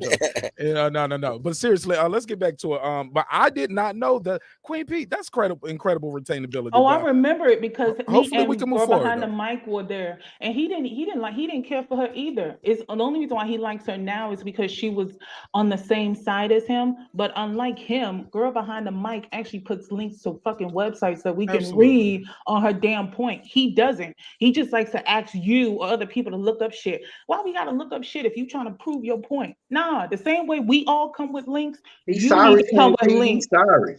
I don't care if he's sorry. It shouldn't take. It shouldn't have to take. He did apologize. You're right, but it shouldn't have to take you or somebody else for him to see that. But maybe he didn't know. Like I didn't know neither. Like I didn't even know that was the same dude. Really, Mike? But that's rude. No, I mean, shouldn't say that to nobody. I don't think he knew either because he's dumb as hell, man. And he's a father with daughters. How would he like somebody to say that to his daughter or any female relative? That's insulting and disgusting. I was like, I agree, King. He only has a mouth, a mother with love. I got a nasty mind, but I'm just saying that ain't your Mark, woman. but you ain't asking me how many kids I aborted by throat or went to the abortion clinic. I would never. I would never. He's sorry for that. He's sorry for that. And he was out of Deuce, I see you, Deuce. You said he shouldn't apologize, and you know what? That's perfectly fine that you believe that. But I'm glad Queen that P, now you talking to the chat, Queen P. Queen P, we gotta move forward. I think Calico is sorry, and you just got to mind that he probably didn't know. We all know he dumb than a motherfucker, but just but it's good. Wait, stop. No. Look. We got to move that past that. Hey. We got to move it past it. That man took the big last step. person who needs to accuse someone else of being dumb, because your ignorance, your degree of ignorance, is mind-boggling. He triggered by you, Reggie. Off the charts. Doctor, come on, brother. Wait a minute. He just called somebody stupid. I mean, how you gonna call somebody stupid when your own intelligence, when you have a 50-word vocabulary, but you gonna call someone else stupid? How does that work? Token dummy. Let them get back to the conversation. Red, stop, man. Red, stop. Man, Brandon, you know I'm having fun with this cat. Brandon, I'm never bro. And I've been teaching you ever since I've been here. All right, I done taught you who Sheikh Anta Diop is. I done taught you who Fela Kuti is, And I got more lessons for you. I'm giving you quotes from Martin Luther King, which you didn't even know existed. From speeches you didn't even know he wrote, Negro. I've been schooling your ass. Look, when you say some shit, I forget it.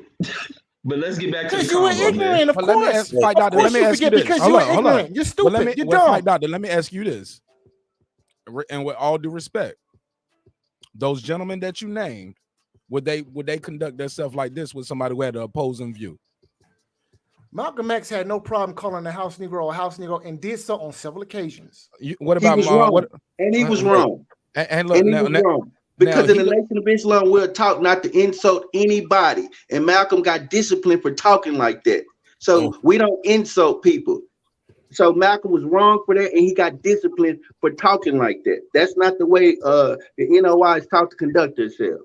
Hey, I got a question for Fight Doctor though. Yes, sir. Because I mean, you kind of heard the commentary. Shelton Moore, that's probably your mic. I hear that woo, woo, woo, woo, woo, woo, woo. I'll let you get right in after that, but that woo, woo, woo, yeah, can't take it. I'm pretty sure you heard the commentary, like with me and the brother, that guy Clips. Like but before that, I know I had seen your comment in the comment section saying that it was like, like it's pretty much crazy to think that Africans or so-called Africans are indigenous to America. Like, do you really stand on that? Obviously I can see you got the Pan-African, mindset. I'm just asking. So here's what I understand. And this is coming from someone who actually has Native American ancestry. The fact of the matter is, African Americans on average have 85% African DNA. So the notion that African Americans are indigenous to this continent is flat out wrong. Now, that's not to say that there aren't some Black people who can rightfully call themselves indigenous. So I'm not dismissing that at all, because Black people have been. We're going to teach the resident house Negro another lesson. There is a scholar by the name of Ivan Van Sertima who wrote a book called "They Came Before Columbus." He talks about the African presence in America before Christopher Columbus. So we had been here, okay? So was that the answer? Did you get your question answered? Because we got another question for you. I want you to get to. No, that answer the question. I mean, ask the question one more time. So the answer to the question is, in my view, I'm saying, because he can easily probably ratify this when I say this. Like, when you say indigenous, like, every land has an indigenous people. There is no pale indigenous people anywhere in the world. Anywhere. They're not indigenous to anywhere, any land. I'm rocking with that. So I'm rocking with that. That means America was facts. never not populated. It was populated. Calico, you talking about semantics now, bro? No, hell no, bro. That's not. He with you. He's with you, like Calico. That's like saying I'm just talking. Indigenous means who? Indigenous it means what? Native to the land. Native to the land. The people who were here, native to the land. Bro, indigenous, all indigenous. Why they just want to call them natives then? Do you know what an indigenous plant is? Like, where is this animal indigenous to? Where is that animal indigenous? This plant is indigenous to this part of the world. Bro, you are indigenous to all of the world, basically, because every indigenous person is melanated, very melanated, brother. Period. Facts. Hey, brothers, can I chime in real quick? Yo, no, not yet. Shelton Moore was waiting, and go ahead, Shelton Moore. I think he was trying to get in earlier. Go ahead, Mr. Moore. Go ahead, Mr. Moore. There you go. Unmute. All right, we'll come back to Shelton Moore then. Go ahead, that guy Eclipse. No, I was just trying to like what he's saying, there's truth to that, but like I put in the private chat, there are the Olmecs. This is things that they teach you in school, but you don't put two and two together because of the convoluted language of Western society. The Olmecs, who are the ancestors to the Aztecs, were Black people. Okay. Anthropology classifies all Black people in the Americas pre-slavery as pre-Clovis people. You know what I'm saying? That is the name for them. They're the pre-Clovis. These were people all through like the Black Mountains of the Carolinas, everything like that, all the way up into like Nantucket and Newfoundland and everything. These people were everywhere. Mansa Musa, the greatest, richest man ever, has documentations in his royal court of trading with people across the Atlantic. They call the wind currents in West Africa that take you right here to the Caribbean, the Great Snake. They would sail it in longboats, just like Vikings. This is not so there are a lot of black people in America that's not fake woke consciousness, that ain't militant nigger rhetoric. It's a fact. It is a historical fact that there have been tens of thousands, if not hundreds of thousands, of different African groups. Tens of thousands and hundreds of thousands. And that's what. Well, and no, that's what different over time. Yes, over time because there was trade. Over time because there was trade. There was a flow. Okay, well, okay, so, yeah, that's a big difference. That's like me saying I'm gonna give you a 10,000 or no. Hold up. Before y'all continue, I gotta let Passionate Bliss get in. She's a woman as well, and she must be heard. She's been trying to get in as well. Go ahead, Passionate Bliss, and I'll let y'all jump back in. Well, actually, Mark, I was trying to piggyback off your question too, where you were asking how can we learn these things? Because I know in my culture here in the Gullah Islands, it was specifically preserved, and there is grant money and everything set aside to preserve it, because one of the islands, the Fusky in the back, was untouched by civilization until recently 50 years ago. And so that's why the Gullah culture is so strong here, and we have festivals every year on 3 of the islands, and there's a concerted effort to pass that history on. And so, like, and say someone who's not in the Gullah Islands, how are they able to pass their history on? So as for someone like Fight Doctor, like say, you grew up Indian or whatever, and you didn't know your African history, where did you start? And, how did you decide that this is the line I'm going to follow? Because there are numerous books by numerous people. So how did you decide which group of books that you were going to read and what set of knowledge base you were going to cover? I just took it back to the beginning because it all comes from the Nile Valley. So that's the Nile Valley is where it all began, all of it. Okay, whatever religion you want to talk about, Western civilization, the whole 9 yards, Greece, ancient Rome, they're all products of the Nile Valley. So I took it back there, and that's how I figured like all of this, what we're talking about, it stems from the Nile Valley. The people of West Africa, okay, the people who many of the groups who live in the south of Africa, they come from the Nile Valley. That's where it all began. Okay, all the religions, the major religions of the world, and across the board, they all come about the Nile Valley. So that's where I took it. All right, and that's basically I went back to the beginning. Can I answer that question from the sister? I could tell her because I studied all those books. Ivan Ben Sertima, that came before Columbus. That's basically what the brother, that guy Clips was talking about. Hold on, real quick, too. Shelton Moore, you back now? I'm gonna let Shelton get in after you. I think he was trying to speak earlier. How I learned? No. I was just saying that I was kind of agreeing with Brandon. Fight Doctor is dropping some good information. It's just your delivery is a little bit off, brother. Clean up your delivery a little bit, and we can receive the information that you're putting out there. Yes, sir. And I can tell you how I came across the information. How I came across it is I grew up in the NOI. And the NOI forces you, well, not forces you, but it requires you to study basically all schools of thought. So how we do, we basically, I learned from other brothers. So the books, Ivan Ben Sertima, all of these people, Dr. John Henry Clark, all of these people, Sheikh Anta Diop, all of these people were basically required reading. And they came in and out basically around the Nation of Islam. So they would come to some of our conferences. They would come to the mosque, and they would speak. Even Neely Fuller Jr. So that's the way I came across it, and it would lead me to different parts. So basically, I grew up in the Nation of Islam, and that's what led us down those field of studies.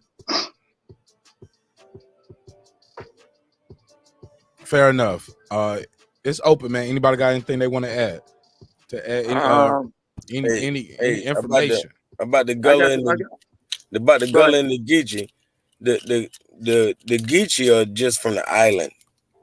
When we say our people over there in the islands, those are the Geechee. The ones over here on the land, what we call the Florida. Florida was all the way up to Carolina. Like when you hear the brother keep saying they got people's up there, they got land all the way in the Carolinas and they Seminole, because all of Florida was from what we think Florida is, all the way through Georgia, all the way through the Carolinas. All of that was Florida. All of that was Florida.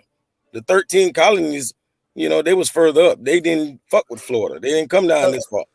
A little bit of Is that true? A little bit. No, he ain't lying right there. I mean, Florida was pretty much what you now call the Southeast was the Florida territories, and you had ancestors. You had people like Osceola. You had people like John Horse and Garcia and Negro Nation, which is now St. Augustine, who were these strong black cities that them white folks in the early history of America did not mess with. And these are facts. And like he said, like me and Passionate Bliss was alluding to, although Geechee and Gullah, they're the same. No, there are not. There are little subtle differences to where, certain different families and tribes, like she said, the Geechee Islands in South Carolina, I believe it was 1967 or 63 when they finally got exposed to Americas. So that's why they can't fuck with her ancestors, because no, that is a world history site, because these people were still stuck living like the 1700s until 1960 something. And so this is something that they were preserved that way. My family and a lot of their land, they preserved it because these are historical battle sites. These are things that have faded away. Whatever. These are things that have all these historical contexts that have nothing to do with just American history. That's Spanish history. That's world history. Because little did people know that these battles and these things happen right there. Just like why I keep saying my ancestor's name, Osceola. People don't understand how important he was. You know what I'm saying? John Horse got chased out of Florida and ended up, him and his cousin, Jose Carrera, ended up in Mexico. Jose Carrera ended up the second president of Mexico, and his ascension to the Mexican throne is Cinco de Mayo. Like, these were important things. How does this benefit you, though, in 2021, though? In 2021, what my family always taught us, how I came into the knowledge to stay on Passionate Bliss's question was, my family always told us that you never know how important you are. And they would tell us about all these damn people in our family who were just people living their lives. But if you know the story of that battle or that whatever, this was the key person, you know, because this person knew that person. That's how this happened. And little did people know my family was so spread out that it was like a lot of us were cousins.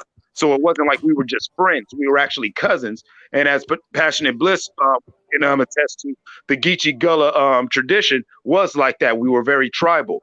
We had cousins. Sometimes we would only marry within the tribes. Fair enough. Yo, go ahead, fight, doctor. Can I chime in there real quick? Go ahead, fight, doctor. Listen, it's important that you know your history. Because see, if you don't know your history and if you don't tell your own story, guess what? Somebody else is going to create one for you, and it won't be favorable for what you're trying to do. And you'll end up on the plantation like somebody on this panel. Okay, so it's important that you know your history and that you understand why it's been covered up.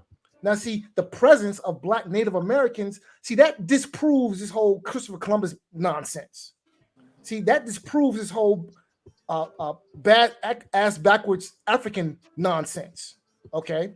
And it proves that we are who we say we are. It proves who our scholars like Ivan Van Sertima, and I hope Mr. Owens is paying attention with his notebook, okay, and writing these things down, because school is in session, son. Okay, but it proves. He can't resist. He can't. Yo, he can't, bro. He keeps going at Reggie's throat, bro. And the presence of Black Native Americans proves that Africans had been here long before Christopher Columbus. Okay, so that's why it's important that you need to know your history, because if you don't, somebody gonna make one up for you, and it won't be conducive to what you're trying to do. Trust. Fight, doctor. Don't come spewing your newfound blackness, man. You learned this shit at community college in Black History Studies last year. You fake, homie. You new to your blackness. If I learned this community college last year, I had presence of mind enough to go to school and learn something about my history, which you have failed to do up until this point, because so far we've had to teach you about Fela Kuti, we've had to teach you about Sheikh Infadia, we had to teach you about Ivan Van Sertima. You didn't know who any of them were before I brought them up. No. Before you took Black History Studies on the census, you was marking yourself as white. So shut that shit up. You was fucking off the population. I think that's a good point you're making, Reggie. If he started from where he was and went back started from where he was and where his family came from and went back to see what their roots were and their roots were, that might be a good place for anybody to start. You can start with where you are right now. And what, like a lot of us know, most of my family is in North Carolina. Most of my family is from Georgia. You can go back there and start from where they came from in Georgia and go back from there. But so listen, passionate bliss. Wait, let me say this, Mark. That is key. But what he is doing is nothing with his family. His family think they're white, so he has to pull from books. He knows nothing about his family history. They've been marking themselves as white on census to live in the community they from. And I'll say this, Reg. When I show my son, because he has a Muslim name, so and I show him where his name originated, so he takes pride. When we watch Muhammad Ali documentaries, he's tied into Muhammad Ali. He's tied into that, and he takes pride in that. So that's a good starting point for me. Like piggybacking off of what Passionate Bliss said, because I forgot what you said already. What she said again? Because I had a question. It gives him pride in himself, because he's like, oh, that's Muhammad Ali. I'm related to him. He believes he's related to Muhammad Ali because of the background. So it does fill him with a sense of self and who he is, especially when he watches how that man conducts and carry himself. Passionate Bliss, what was your question? Because I had something I want to say before Reggie said, but I lost myself between because I actually got my question off. I was piggybacking off of you because you were asking where do we start and how do we get this knowledge, and so I was asking him, about his background, and maybe that's a good place to start, is where you're from and where your family's from, and start researching back where those people came from. Because if you look at the Gullas, you can start from there. I remember now. That they came from I remember my question now. Coast, and they were rice farmers, and you get to learn about it that way. And another good way too, somebody mentioned, was a guy said he wanted to learn a second language, and so he took the ancestry DNA to see what predominantly his ancestry was and where he came from in Africa, and that was the language he decided he would take as a second language. So I think that might be a good way to start too. If you do those DNA things and see what part of Africa you actually came from, that might be a good place to start too, if you want to research history and background. Yeah, that's dope. Like, I learning your language. Like, I still Passionate Bliss. If you can you please send me your email or something, because like me and my son, we learn a lot of languages. We speak a broken form of Creole with each other where we don't want no one to know what we're talking about. But me and my son been on this kick because we want to learn actual Geechee. We want to learn actually the actual Geechee language, you know what I'm saying? To where we could actually speak full fluent Geechee and shit like that. Because I've always said that just simple things like you're saying could help you get on right now. Like I said, I was blessed. My family was a very proud family. In the words of Fight Doctor, that is exactly what they taught and believed. That if we don't tell our story, no one, you know what I'm saying, they're going to keep lying on us. That, you know what I'm saying, like there's certain things that would happen in history, certain holidays that the old heads in my family, I'm telling you, they would get pissed. We don't celebrate that. You come back from school with your little Thanksgiving, whatever, they slap that shit out your hand like, man, fuck out of here. You feel what I'm saying? And sit you down, and now you got a bit about 3 hours of story time telling you about, you know what I'm saying, their great-great-grandfather or whoever. And so I was blessed with that. To the goofy dude in the panel earlier, yeah, I came up in the streets, but like brother who grew up in the Nation of Islam, I grew up a gangster disciple. I grew up around 5%ers. Right knowledge was always around me. So it's not like, oh, you're this, you're that. No, you grow up around these things. And if you have knowledge yourself, if you were blessed, especially like me and Passionate Bliss, who had them strong, direct roots, like, honestly, Passionate Bliss, didn't you take this shit for granted most of your life? Because, you thought this was common knowledge, because this is all you heard in your household, right? I did, because we were children. I remember being very young, and I had one aunt. I never understood her until she died. But then when I got older, and because they start the children off by reading us bedtime stories with Gullah books, and then they start the older ones when you have the cookouts and the family reunions. The older ones are telling stories, and they go back to ancestors. Sometimes you meet family that you didn't even know were family, because the families get so huge, and we sit down and actually listen to her tell the stories. And I know a part of preserving the Gullah history is that they have a Gullah Sunday service, and then they have Gullah story time after that. And so they start up with stories. There's even books. I mean, you can read the kids. I used to read at bed. It started little simple books, and that's really how you pick it up, with the little simple books for the children. I want to say this, but when you guys talk about doing your research and finding your history, right? Aren't you trusting, quote unquote, the oppressor the white man to give you those records, and you're trusting that they're gonna tell you, hey, yeah, you are from this land and you're entitled to this. It almost seems like both things can't be true. No, can I answer that? Please, sir, please. Now, that's why we have scholars like Sheikh Anta Diop to tell us our story. Someone who's on the ground in Africa doing No. I'm sorry. Slow down. Fight out it. No, I'm talking about me personally, marqnash. How would I find? Okay, so I got my grandma's birth certificate. I remember for years my grandma had 2 birthdays. For us, it was a joke that she had 2 birthdays because she didn't find out until years later that her birthday that she'd been celebrating for 20, 30 years wasn't even her real birthday. Mm-hmm. And like that's when so her birthday was always January the 16th and the 19th. But damn, I'm trying to remember which one was the real. I think the 19th is the real day. But for years we thought it was the 16th. And I'm talking about decades of birthday parties, and no, it's the wrong birthday. So I said all that to say, how do I track all the way back to find out if I'm from a tribe over there, or if my people were native or indigenous to the land? You would start with birth records. A lot of the old people here had family Bibles that were still old. I think no. I'm sorry. I think Fight Dottor wanted to answer it first. Okay, I'm sorry. Go ahead. Yeah, it's okay. And I'm not talking about no. That's what I'm saying. Those birth records, we got to trust the quote unquote oppressor, because we didn't deliver the black babies at the hospital. No, we went to the county hospital, and these people were born here, and the next people were born there. Like I got to trust the white man. Fight Dottor. Fuck it. I said it. Help me out. How do we find the truth? Because why would they tell me I'm owed? Oh, yeah, actually, you're indigenous to this Cherokee land here in North Carolina, and you're owed this. Why would they do that to me? Why would they do that for me? Go ahead, Fight Dottor. So that's a difficult question to answer. Now, here's the reality, right? The reality is that our ancestors were taken from all over the continent. We were taken from West Africa. We were taken from parts of Central Africa. We were taken from parts of East Africa. We were taken from parts of South Africa. So we, as African Americans, we lay claim to the whole of a continent because that's where our people come from. But above and beyond that, you understand a little bit about African history. Listen, African history, the story of African history is a story of migrations.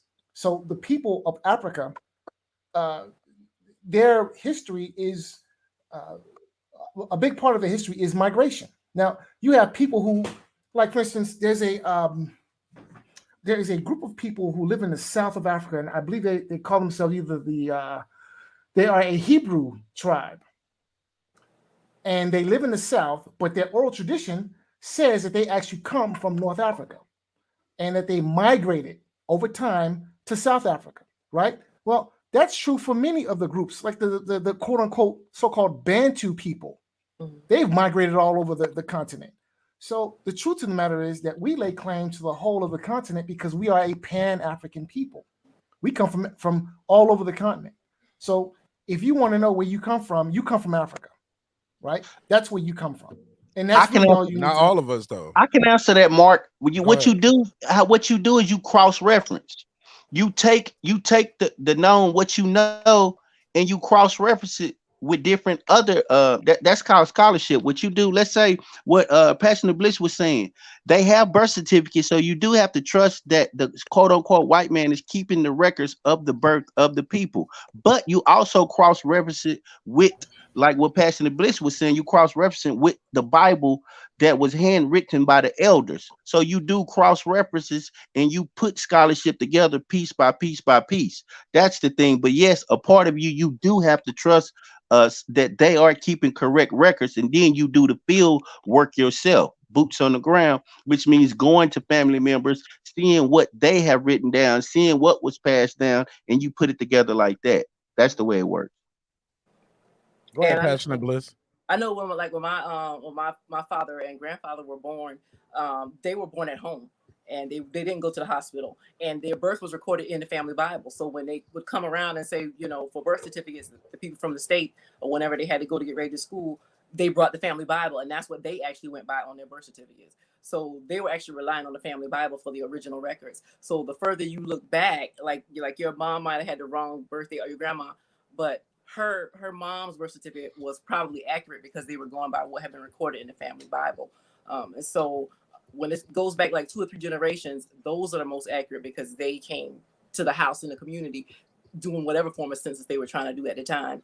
And they were writing it out of what was in the family Bible. So those older records are more accurate than maybe some of the ones in between. It pretty much boils down to that, like the county was like created by us. That's why all the counties you know of, they have like indigenous type names. They have a name that you never heard of. You know what I mean? So we recorded like Moore's. We still what state are you talking about, sir? Every county there is. Well, the county in Vegas is Clark. That don't sound indigenous. I'm from Nash County. And so that defeats everything. I never heard of Nash County.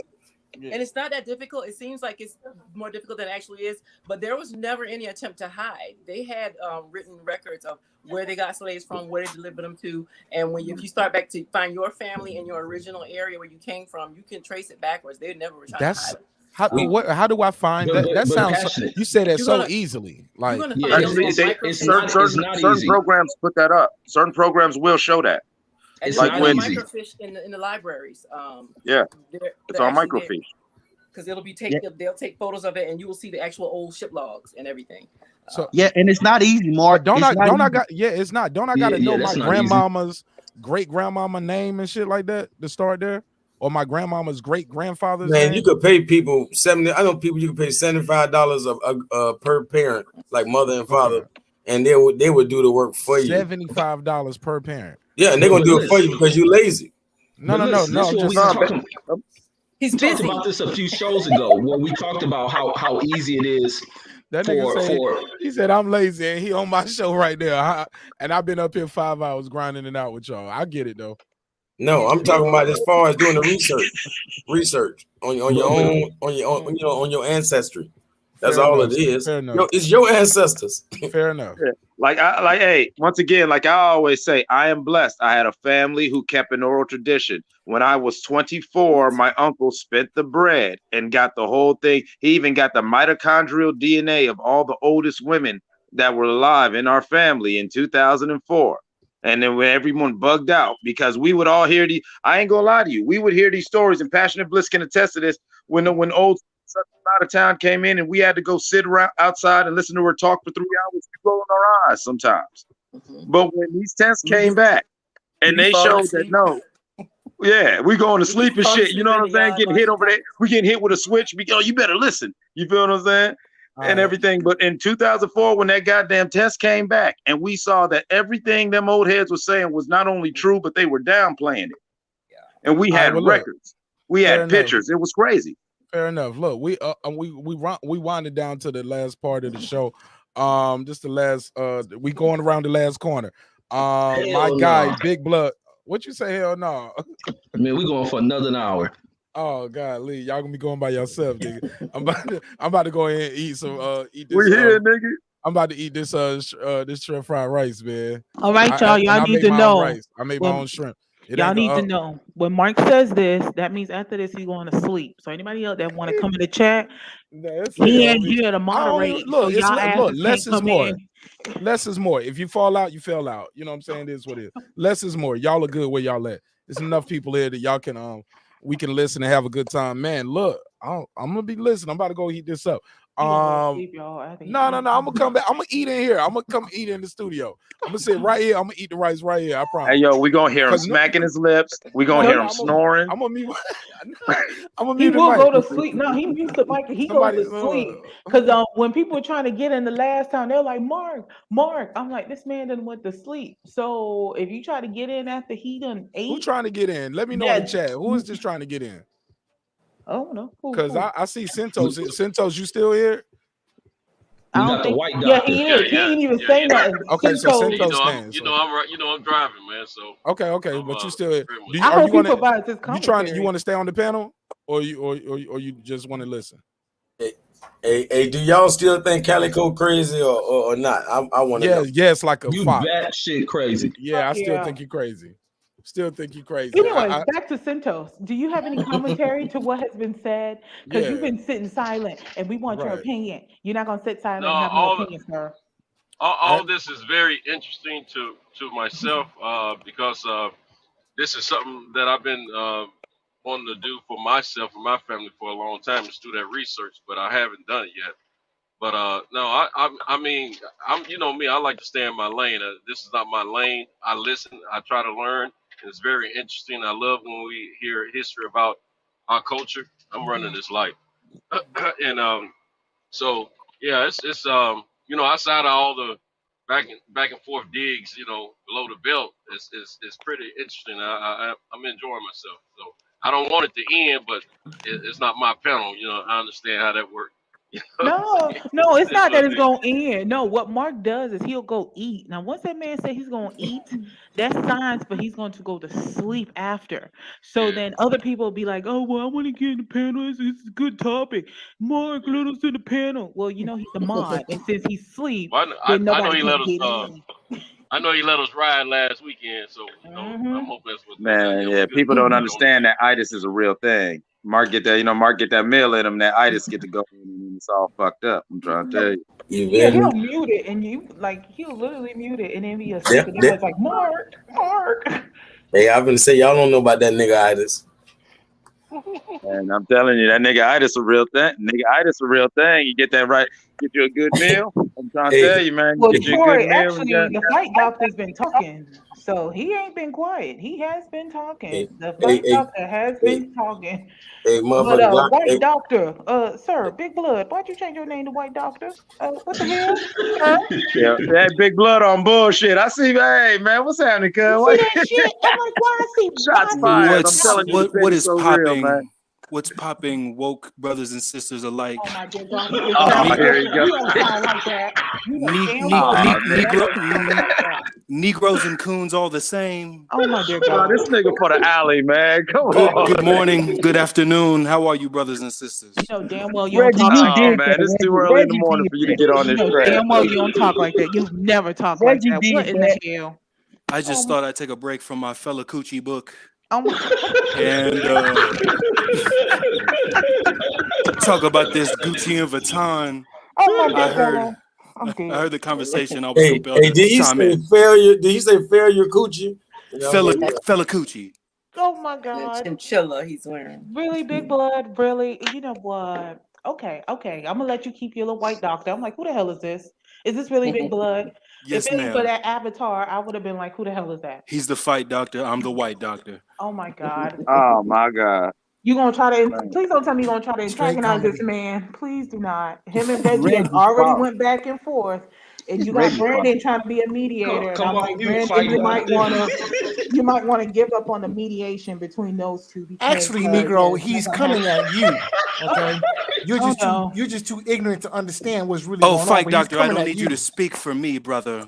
I can get this Negro on my own. Oh no. I too am from the ghetto of Chicago, like you, brother. No. I too have struggled. Oh my God. Troy, this thing is really happening. So Troy, he is speaking. Fight doctor is speaking. He has not been silent, I promise you. He has spoken. Okay. The only one who was silent was Centos, but then he finally said something that he was listening, which was fine. But the fight doctor has been talking. In fact, he's been going back and forth with Reggie. Fight doctor back at home crying right now. I don't think so. No, do not antagonize. Oh, here this you man. go. Here come the shots. Here come the petties. Listen, man, we was in a halfway decent place, man. We was almost somewhere. We was on somewhere nice, man. I tell you what, I'm going to prefer. He crying on the plantation, man. This the Reggie after show with that bullshit. You hear me? I'm going to defer to what my brother Brandon said, and he was right in his assessment. So, Mr. Owens, school is in session. Class is about to end. I hope that you took out your notebook because we taught you some things. So we're going to do a quick review. Oh, now, God, no. Okay, we taught you. Sunken X. Okay, Sunken X. All right, well, that's fine. That's fine. But we are still the teacher. You are still the student.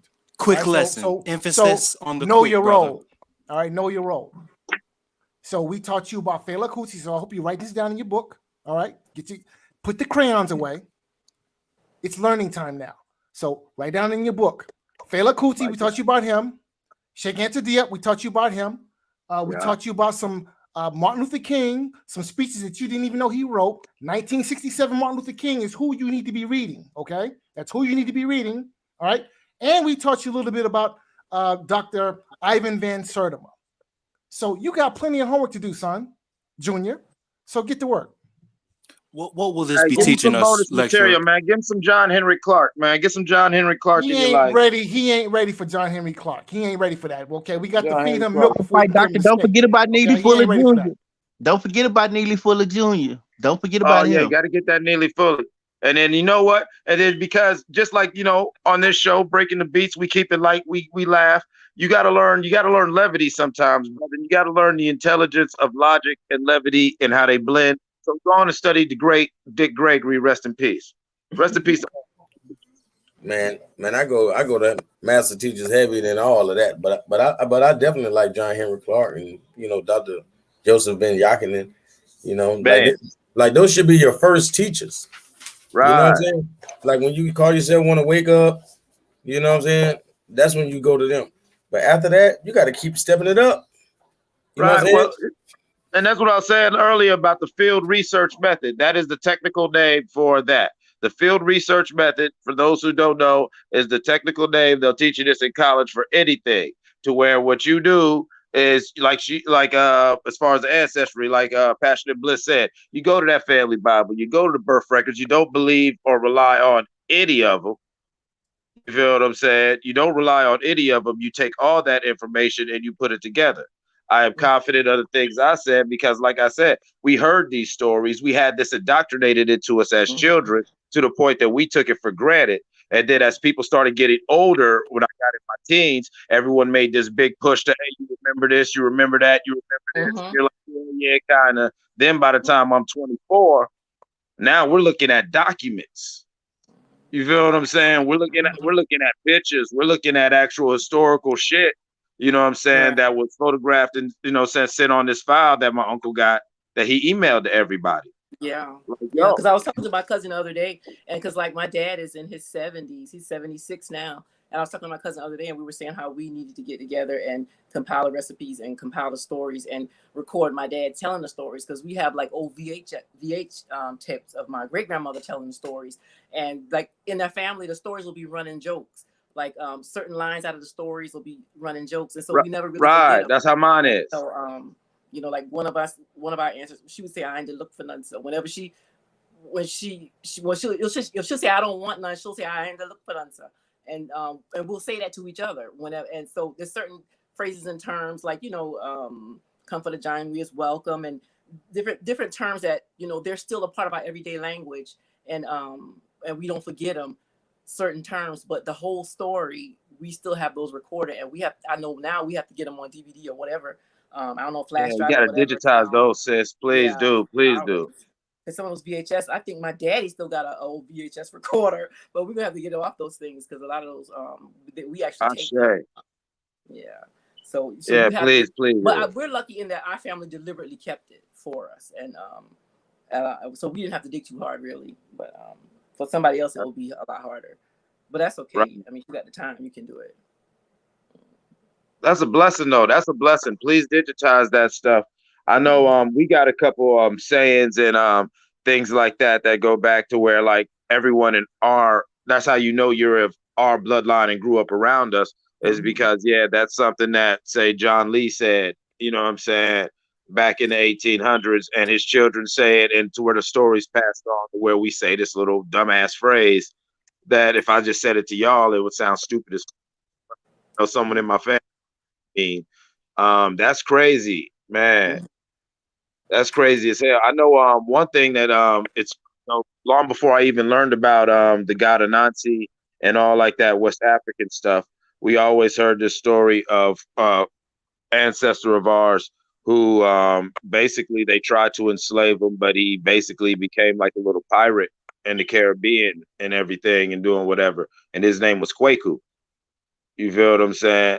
And we, the thing about him was he always tried, he always likened himself to a spider. And then when you learn the story of, Anansi, the spider god, and, saying, of course, Kwaku being one of his actual earth names, You know what I'm saying? Outside of a Nazi, it was like crazy. I didn't know.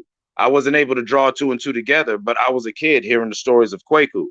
My great, you know what I'm saying, who ran around to where the running joke was when all of us boys would be bad. It was like he had the spirit of Kwaku in us. You know what I'm saying? They would, you know, the old people would say shit like that. He just act like Kwaku because we was always out on adventures. Yeah. And he was My supposedly grandma a would always pirate. say nutsay, and I didn't realize she would always say nutsay.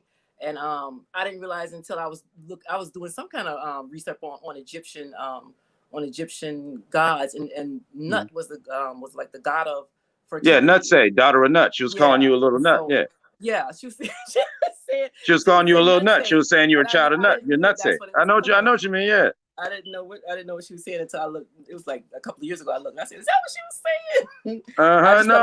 No, that's exactly what I mean, Patrick. That's exactly like it's the craziest thing to where, like, I know people be like, yeah, but there was a lot of things that, I was in the streets and doing this, but when I get around my family, the shit would be different.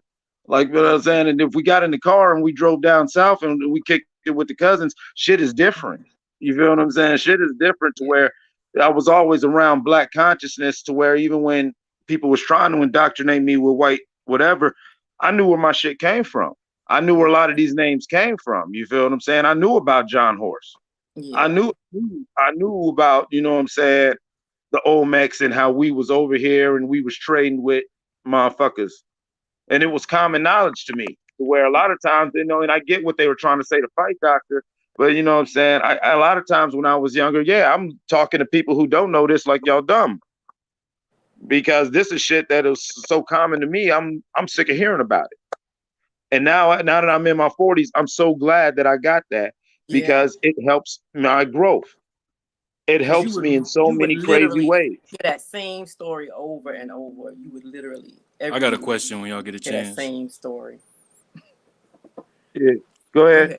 Hey, yo, Fight Doctor Calico, what's going on? I was just wondering earlier how the conversation got so contentious between y'all and Reggie. Like, what makes him a coon? When did that coon, Negro, slave mentality, house nigga, all that names? How did that come about? There go that big blood. There we go. Hey, big blood. I know you ain't. Nah, I'm messing with it. Hey. No. I want to know so I can pick a side real quick and we could just go ahead. So it's just he said he just want to pick a side and get it in. Look at him. He trying to bang. The conversation that has come out of his uneducated mouth. Yes, right? brother. Like for instance, the last time we had a debate, he made a disparaging remark about light-skinned Black people. Like that's straight off the plantation slave mentality. The one that made you cry, the one that made you leave and cry. Reggie, we won't speak to his emotion. We'll let him finish. Once again, you are the student. I am the teacher. Pull out your pad. Take notes. Okay. Children to be seen and not heard. So turn your camera on, microphone off. Right. So it's just the conversation that comes out of his mouth. All of it sounds Negro. All of it sounds slavish. Yes, his mentality is out of a slave. I'm sorry, but it just is. Okay, right? That's my reading. Anything in particular? Anything that really got you perturbed? Well, again, once again, he made a disparaging comment about light-skinned Blacks, and that is straight out of the Willie Lynch letter. Okay, that's straight off the plantation where the slave master sets one group of Black people against another. Reggie, what was the comment? Because I'm light-skinned too, brother. Oh my God! Man, big blood, will you stop, man? No, let's do it. Let's go down this road. This is my type of shit. You trying to see how deep the rabbit hole go? It gets deep, nigga. The thing about not use that trigger anymore. No. I'm gonna always use it with fight doctors till he learn to be civilized when he come in here. Because other than that, I can get along with him. But when he don't come in civilized, I gotta go after him. Now, the thing about him being the light-skinned guy was about where the community he comes from. And the fact that he can fit in, he's a blend in. And that's what it was. And he took offense to that because he cried. Because once he went back down that road, I sparked some PTSD emotions with the fact that he did play like a white kid based on his light complexion. Wait, are you trying to call him white passing? He was white passing, exactly. So wait. Are you accusing me of being light-skinned? Are you accusing me of being light-skinned? Well, I'm the white doctor, so I'll be the judge of that. And I guarantee, look, time out. Turn your camera on. Turn your camera on. I guarantee this fool. What about Mark? I guarantee this fool got the Fabio do because he blends in. And like I said, this fool gets on.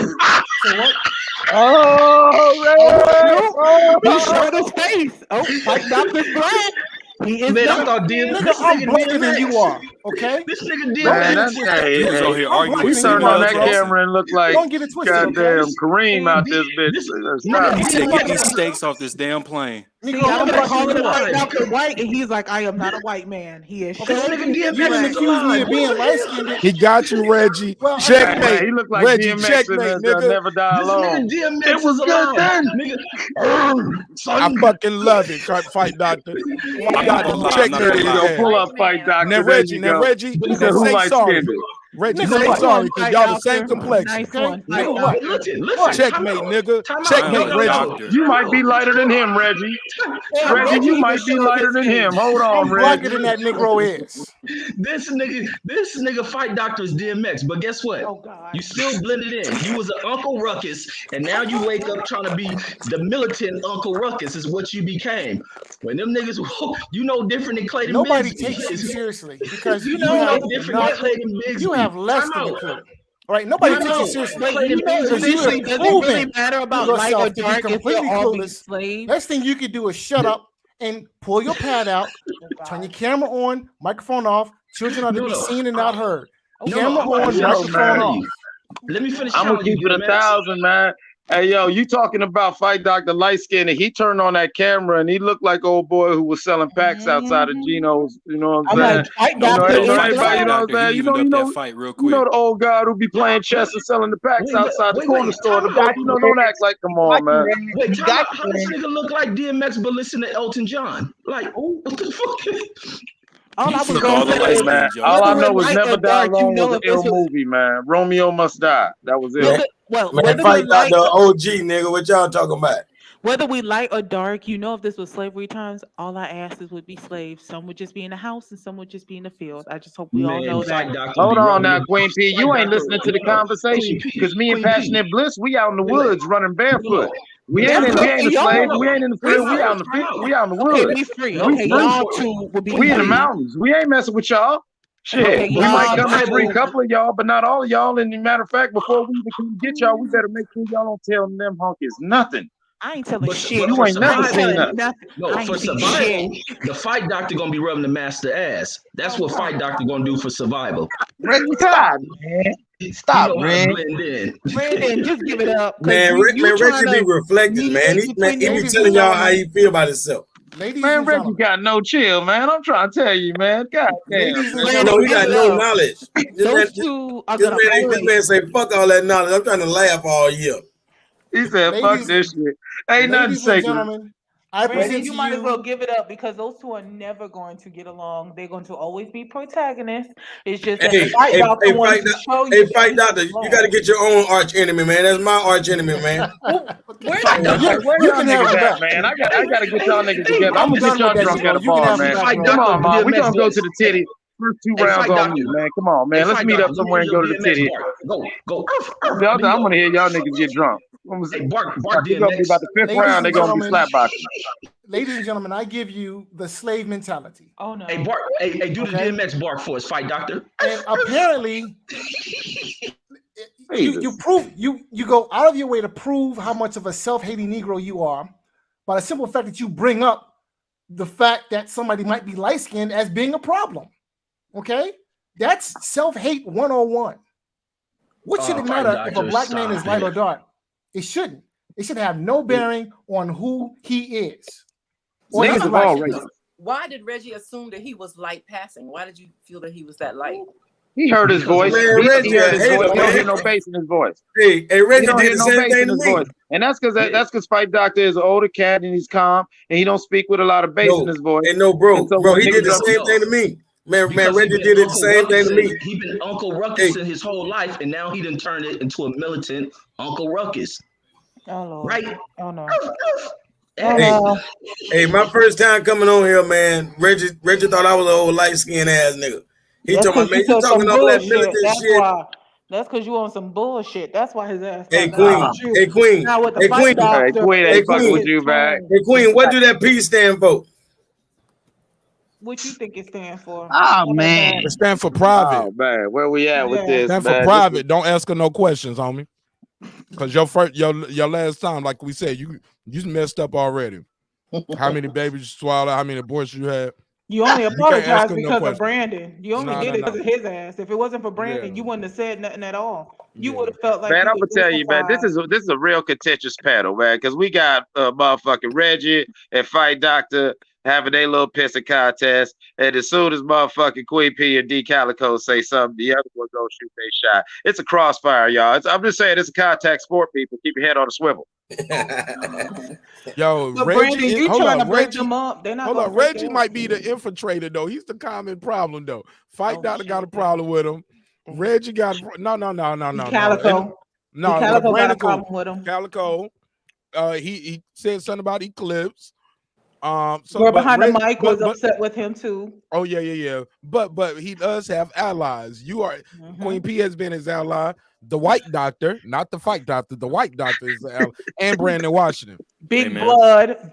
I would not. His name say the White Doctor. I'm gonna call him the White Doctor. Say White Doctor. And it's me Mama to call fight. him White Doctor. I'm gonna say White Doctor. That is some BS. Hey, put it like this. Hey, Mark, it's me, the Fight Doctor, that guy Eclipse and Brandon versus them folk. That's what it looked like. That's what. That guy ain't on that There you bullshit. go. No.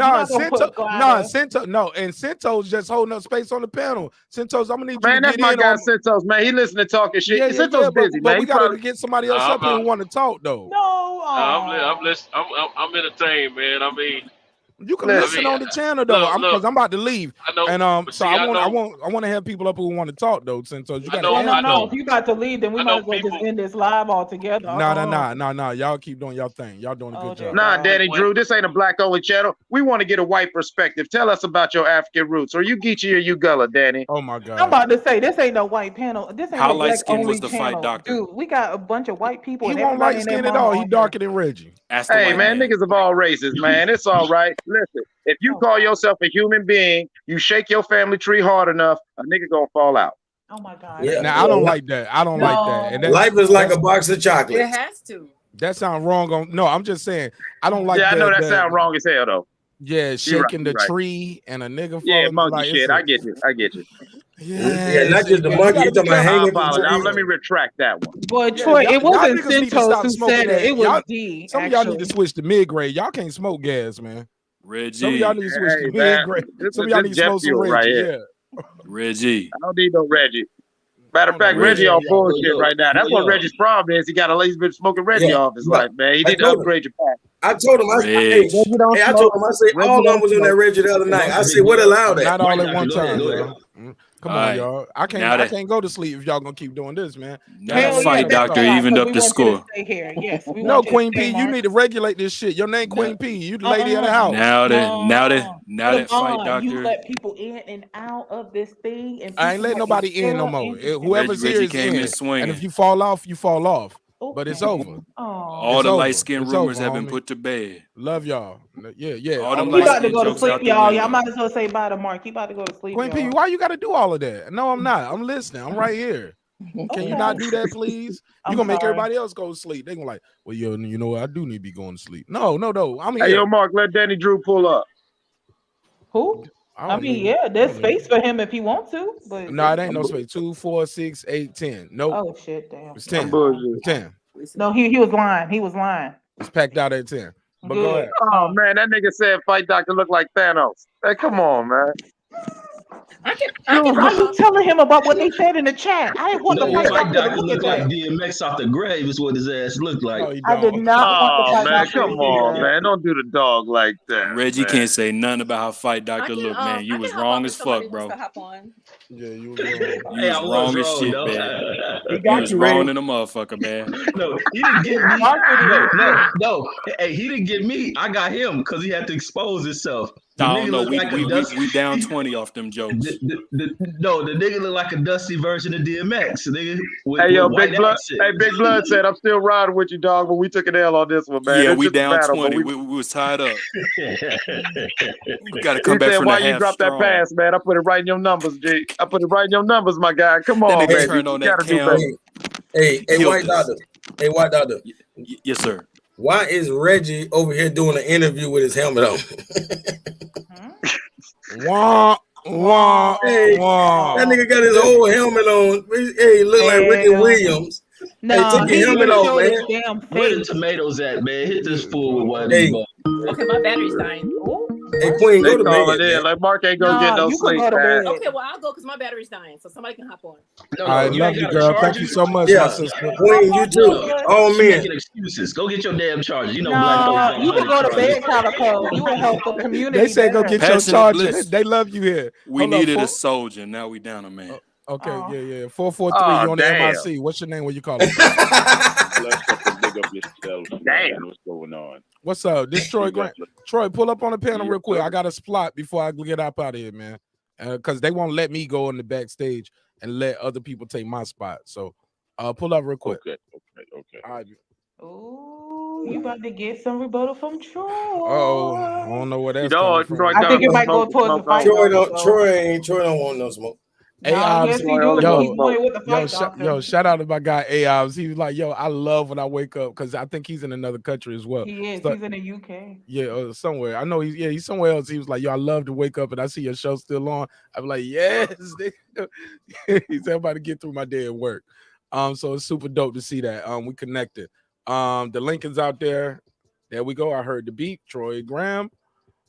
And there you go. Bless up yourself.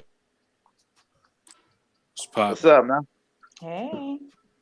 I'm here. I'm just listening. I was having more fun listening. I didn't even really want to Get come your on. ass But up yes. out of here. Let's get this panel on. Yeah. Get him up out Oh, of here. man. Kick him out the classroom. Get him out the classroom. No, I'm joking. Cool. Yeah, you got a good panel here. You got Fright Doctor, you got White Doctor, you got Reggie Owens selling biscuits and chicken and everything. You got Queen P. And got now we have the other idiot. You Yeah, you got Centos Hold on. driving trucks. He called you Fright. He called you Fright Doctor. He called you Fright. Troy, he came That's firing White at Doctor. you. It's official. Troy, you gonna let him fire at you like that? You better get him. Okay. He called you. I couldn't hear a word he was saying, man. I was so busy talking. I couldn't hear Fight it. doctor. Watch Troy an idiot, my brother. All you have to do is just allow him to open his mouth and trip over the words that come out, because He tripped exactly over his what's gonna introduction. happen. No, he Give him didn't. time. Give him time. Give him time. Give him time. All you gotta do is Just give him wait. time and All right, trust. what you want me to ask him? Oh God. No. Ask him his name. Start there. He probably won't even get that right. Troy what's your name, Graham. Troy? My name's Troy Graham. And Has you been just since stupid. birth. And you just dumb enough to answer the question. Oh. Oh, all right. I got a question for you, a Fright Doctor. Oh God. How come you didn't turn your camera on when I offered you $1,000, but you turned it on for free tonight? Because you don't have $1,000 to lose. That's why. With your broke ass. I Oh, thought we Troy were should've seen that. Damn. No, see, Fight Doctor. You verified this, Fight Doctor? Let me remind you. Did you verify this? Fight doctor said he ain't got no use for the white man's money. Let me Okay. remind you. Let me remind you that 4 is more than 2. All right, Mr. Graham Cracker, 4 is more than 2. That was deep. No, trust. Mr. Hey, if Graham you Cracker, take he that knows what I'm bus, talking you'll about. get there. That's an inside joke. And he understands where I'm coming from, because he wanted to open his mouth and brag on what he think he got. Okay, Negro, understand something. Whatever you got, somebody else got a whole lot more. So don't get to bragging. Fight Doctor, it wasn't about bragging. I was just calling your bluff. I was calling your bluff. They said you got no Call hoes. my bluff Fight 'cause Doctor. you don't have the resources to call my bluff. You don't. Hey, Fight Doctor. They said you got no bitches. Nah, he got queens, nigga. He don't want no hoes, no bitches. He ain't got none of that shit. They say And I don't mean no Queen P either. And listen, I they can say he's a understand. 50-year-old Listen, I virgin. can- Oh and my I can- God. And I can Hey, yo, answer the Mark, question this is why I don't have officially the bitches, because Yosemite I'm not Sam into- panel. Everybody just walk in shooting. Well, I'm gonna say this though. I put in the chat to be clear, and I ain't trying to pick no sides. Fight Doctor definitely sent proof of funds, and I told him, I said, man, you don't have to send no shit like this. It's too personal. But he was like, no, because he wanted to do $1,000 bet. I just want the brother to know. I'm sorry, Fight Doctor. I'm sorry, I was doing the voice too. My bad. Look, but Fight Doctor.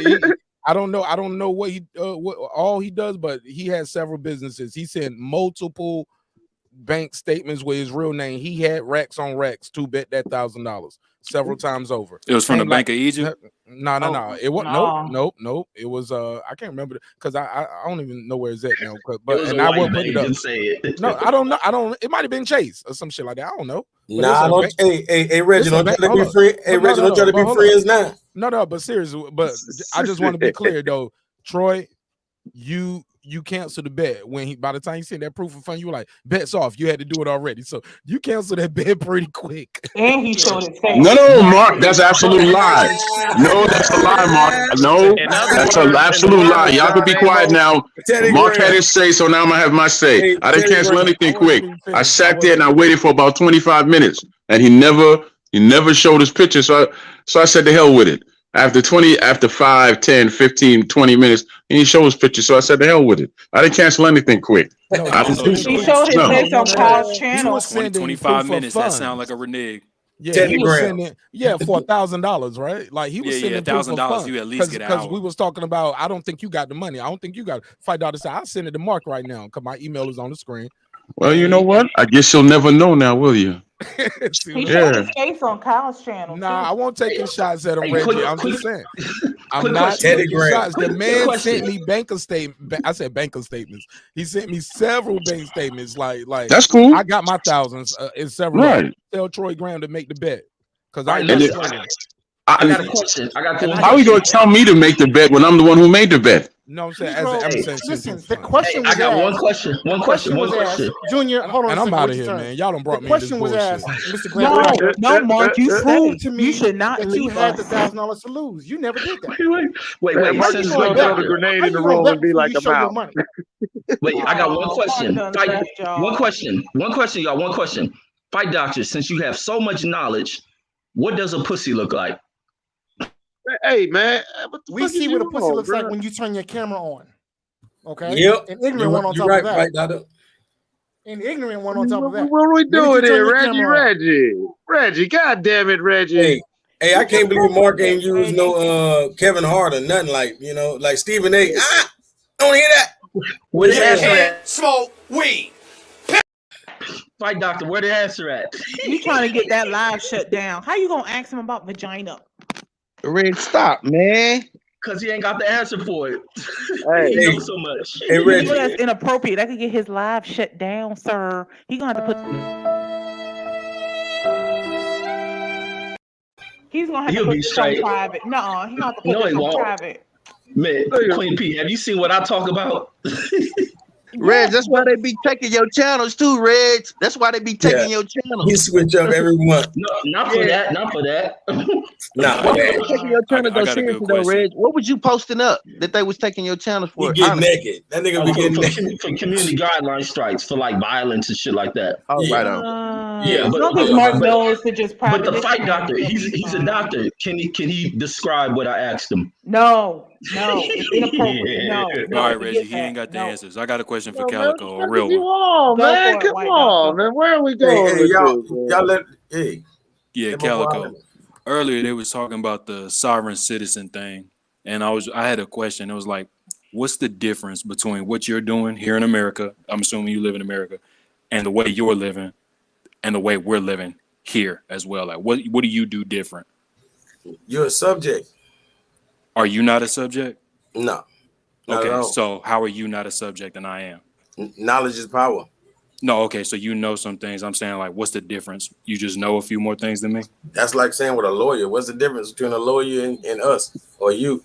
Is the knowledge. Me and a lawyer are both citizens. No, I'm gonna deal with mine like he would. And can a lawyer break the law? No, you gotta abide by the law, brother. We all do. That's what I'm saying. So I abide by the law. You abide by the law. No. I eat food. You eat food. No. You can't break certain laws. You abide by more than the law. You abide by legal bullshit. And you do too. Or you be in prison. No, I go by what's lawful. This is and I do what's lawful as well. That's why we're both on this conversation. No, you have no choice but to do what's lawful. For you though, you sound like a niggas arguing the versus the. White doctor, you sound like a dude. Legal and lawful is two different things. Home team history. Have you ever heard of that channel, Home Team History? Because you sound just like the narrator of that channel. No, I haven't. Did you really write that in the chat? Oh my God. Well, Reggie, he answered you. He wrote it in the chat. No, legal and lawful is two totally different. All right, I agree. Okay, let's go with that. Legal and lawful. Well, we both do that. What do you do? I'm saying your human experience, your human existence here in this country. How is it any different from what me and Reggie are doing? You eat, we eat. You shop, we shop. You break the law, I break the law, we both go to jail. What are you doing that's any different? Bro, you subject to all those so-called laws, all those policies and all of that bullshit, all of the mandates, all of those mandates and everything else they're gonna come up with. And you are too. Nah. You don't pay bills, Calico. You don't pay your light bill, your water bill, or none of that. Bro, what they got? But that ain't got nothing to do with the deaths. I was just talking about. You was just talking about one get locked up, and the That's other, what I'm saying. and That's we what I'm both saying. get locked up. Let's stick to I'm that. telling The you, mandates and the I'm telling you the way a lawyer would handle his. Right. In his own proper person. That's how I do. I'm in my own proper person. It's a status that you need to get with. You need to be in your proper person status. So the only difference is you represent yourself in the courtroom? On any level, on every level. That's what I'm saying. I can do that. I'm gonna save myself. Can I ask a question real quick? So Calico, what you're basically talking about is capitis diminutia maxima and capitis diminutia media. Mm-hmm. That's what you're talking about. You're talking about diminutia maxima versus diminutia media, right? Media, minimum, and maximum. You gotta break that down for us. You gotta break that down for us. Go ahead, Mike. You might as well break it down because we know out of the two of you probably know more. So Straw man. Stop. We ain't gonna do all that. Have you been in the white padded room with the strap suit? I feel like my question was going somewhere. Go ahead, Mike. Hello, go ahead, Mike. I want to hear this too. Yeah, master media and so capita, diminutia, maxima, minima, and media. Yeah, capita diminutia. Yep. Those are the different ways that you are classified legally. Okay, and the way you peep that is a quick way to break that down is, all right, when you go into court and they say Troy middle name Graham, and he stands up and rises, and what you don't understand is that all Western law is maritime law. It's based on maritime law to where when you walk into that courtroom, you're actually symbolically entering the ship, and the judge is like the captain. So it's all based on maritime law. So your classification of maxima would be help me out here, Calico. All the letters in your name would be capitalized. Yeah, when you're saying maximum, that's the all caps. Yeah, man, all caps. Yeah, all caps. It's Latin. It's Latin. If you're all caps, if you're all lowercase, or if you're some higher case and lowercase, what they're classifying you as is persons. What you're doing is you're taking full responsibility for this corporation, this entity. That's what the Social Security number and all like that's about. That they are this entity that they're saying is Troy Graham, and you're taking all responsibility for that. So with a lot of different sovereign people, like even me with my sovereignty, and I believe that's what Calico's trying to express, but I ain't gonna speak for him, is no, they've got to deal with us differently. You know, get out of here with that bullshit. I'm sorry. Right, Mike, you were holding it down on your own. No, what you'll understand is legally, your name being printed certain ways. What it is they are talking about the corporation Reggie Owens, the person Reggie Owens, or the physical or the financial institute of Reggie Owens. Okay. Man, and listen, they don't give a fuck about none of that shit. Not have to? No, that's how they know for real. And when you understand that, they've got to deal with you differently because there are certain things that you have to. If you do not say these certain phrases and word things a certain way within the courtroom, you can know this, but they will not respect it. But once you use certain phrases by maritime law, they have to classify you differently. The judge will call a continuance, and most of that shit will get handled, you know what I'm saying, behind closed doors because they don't classify whatever. Before Reggie make y'all lose all y'all brain cells. Hold on, Reggie. It ain't about what your goddamn race, what's your classification. It's about what calm down, Reggie. It is about that. You're a fool. You're a damn fool for saying that, Reggie. Stop. We need one at a time. I don't care who goes. I just need one at a time, though. How many law degrees do you have, Negro? Hey, watch this. is going back to what he said, maritime law. I got many laws degrees as you get pussy. So shut up, fool. It go back to what he just said about maritime law. Watch this. Maritime law means the law of the sea. What did I tell you I stand for? I stand for the Constitution. That is the supreme law of the land. I don't deal with pirate nigga. Shut that dumb shit up. So you don't understand what maritime law means. But Calico, I get it. So like, that's why I made my example very specific. When we break the law, if I break the law and you break the law, they're just gonna call you by a different name. I'm gonna defend myself against what you call it the law. No. I'm answering him, Queen. Give me the boat. I'm gonna defend myself against what you call in the law. Let Big Blood. I'm not calling you White Doctor. I refuse. I know I got name you. is Big Blood. Okay, let Big Blood say his point and let Calico. Yeah, but Calico, I think you get the gist of it. It's like we break the law. I know the maritime, that's cool and everything, but that judge don't give a fuck about none of that, and neither does that prison. So how are you going to beat the case and I'm not going to beat the case because you're a sovereign citizen? See, look. Can I answer that question? No, hold on. I want to let Calico first and then go for it. Yeah, because what the brother was saying, the only thing I wanted to correct was you can't go in there saying a motherfucking thing. I told y'all, you have to let your paperwork precede you. Your paperwork has to precede you. That means it has to come before your ass come. Your paperwork already came. So guess what? They already know what they're dealing with. They probably ain't even gonna have you on the docket with nobody else because they know what they're dealing with. And if they have you in the courtroom, you're gonna be the last bitch they see. Huh? I'm telling you. He's 100% right about that in that regard. What I meant is there's certain ways you can phrase things. So as soon as you're served with your papers or your summons or whatever, there's ways you can phrase things. And if you really hold this status, then what you do, like you said, is the court sends you that, you send a letter back. Your motion back to the court. Like even when I was going pro se, before I had this status, just as an American citizen, getting jammed up in legal shit, I knew the law, and so I would always go pro se. And before any, you know what I'm saying, and as soon as I could, even pre-trial, all that shit. Sometimes even before arraignment, if I could get bailed out quick enough, I had motions already typed up. You know what I'm saying, fucking with them. To where now they don't even want to just bring you in and arraign you with everyone else because, like D. Calico saying, this is gonna have to be a different conversation. And then as I started getting, listen, when you go to court, wait. Let's let Mike finish. Wait, Mike, did you finish your point before Reggie say something? No, I didn't. But basically, it's a different conversation. No, Reggie, go after him. Go after Mike though. Go ahead, Mike. Hit it. You know what I'm saying? Basically, if you shoot, like if someone who's Native American or someone who's truly a Moor, or say in Ohio, you've got Amish people, Quakers and Mennonites, and all these people with different classifications within the United States. Yes, they are still citizens or whatever like that, or whatever they want to classify themselves. But once they deal with the maritime law and they refuse to acknowledge capita, demutia, maxima, or media, I believe. Help me out with that, D. Calico. Which one you got? Which two are the two that you got? Which are the two that you cannot? I wanted to give Reggie a chance to speak. I wanted to give. No. Hold on. Let me finish. Be quiet.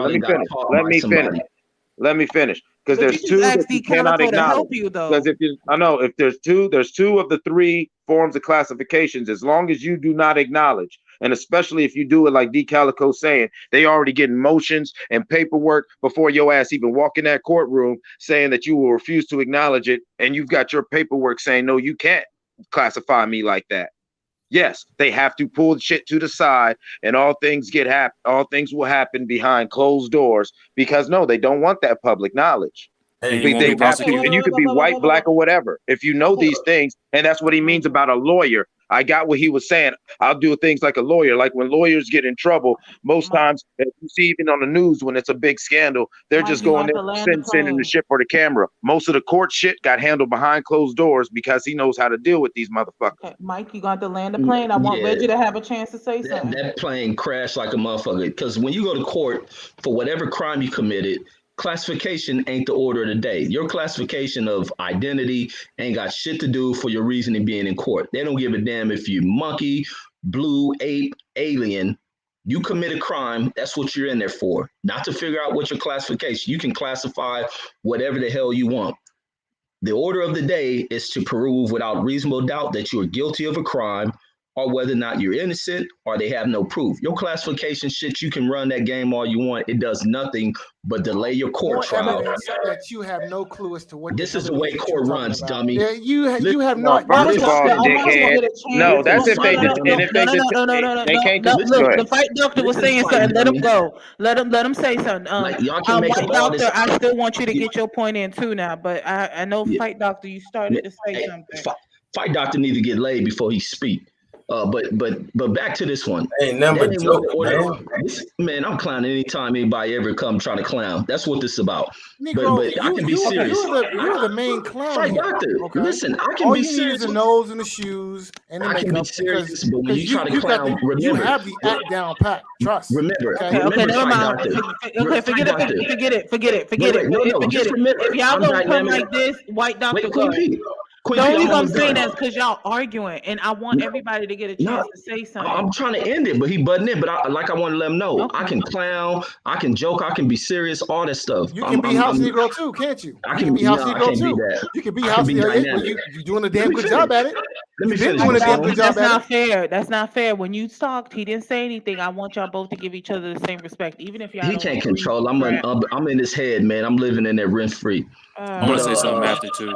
But I would like in your mom's basement rent free. Don't get it twisted, okay? Okay, so can you at least let Reggie finish his point? I At would least live with your before you mom respond. and have one of your brothers. So cut it out, homie. Oh God. But back to what. Go ahead, Reggie. But back to what I was saying. All this crap they bringing up, your classification, identity, all this old maritime shit don't mean two bits of shit going in court. Whatever your issue with being in court, based on you having to commit some crime, being observed for committing it, being processed for going in there, your identity means nothing. You can be white, black, whatever. You still go through this process of how the courts operate. They ain't figuring out what you are. So what you think your classification makes you innocent and exempt from being charged for a crime? Like y'all are foolish as hell thinking that you shit. a dumbass because you ain't hear what we saying. When you go when you go through, that's why you got to acknowledge who you are. And when you acknowledge who you are, they proceed with the process. Stop crying. Stop when crying, you were homie. speaking, You can make you sound stupid. Because you sound stupid, stupid as hell, nigga. I did it, dumb fuck. Man, when you did that stupid shit. fuck, I've done it several times. Stupid fuck.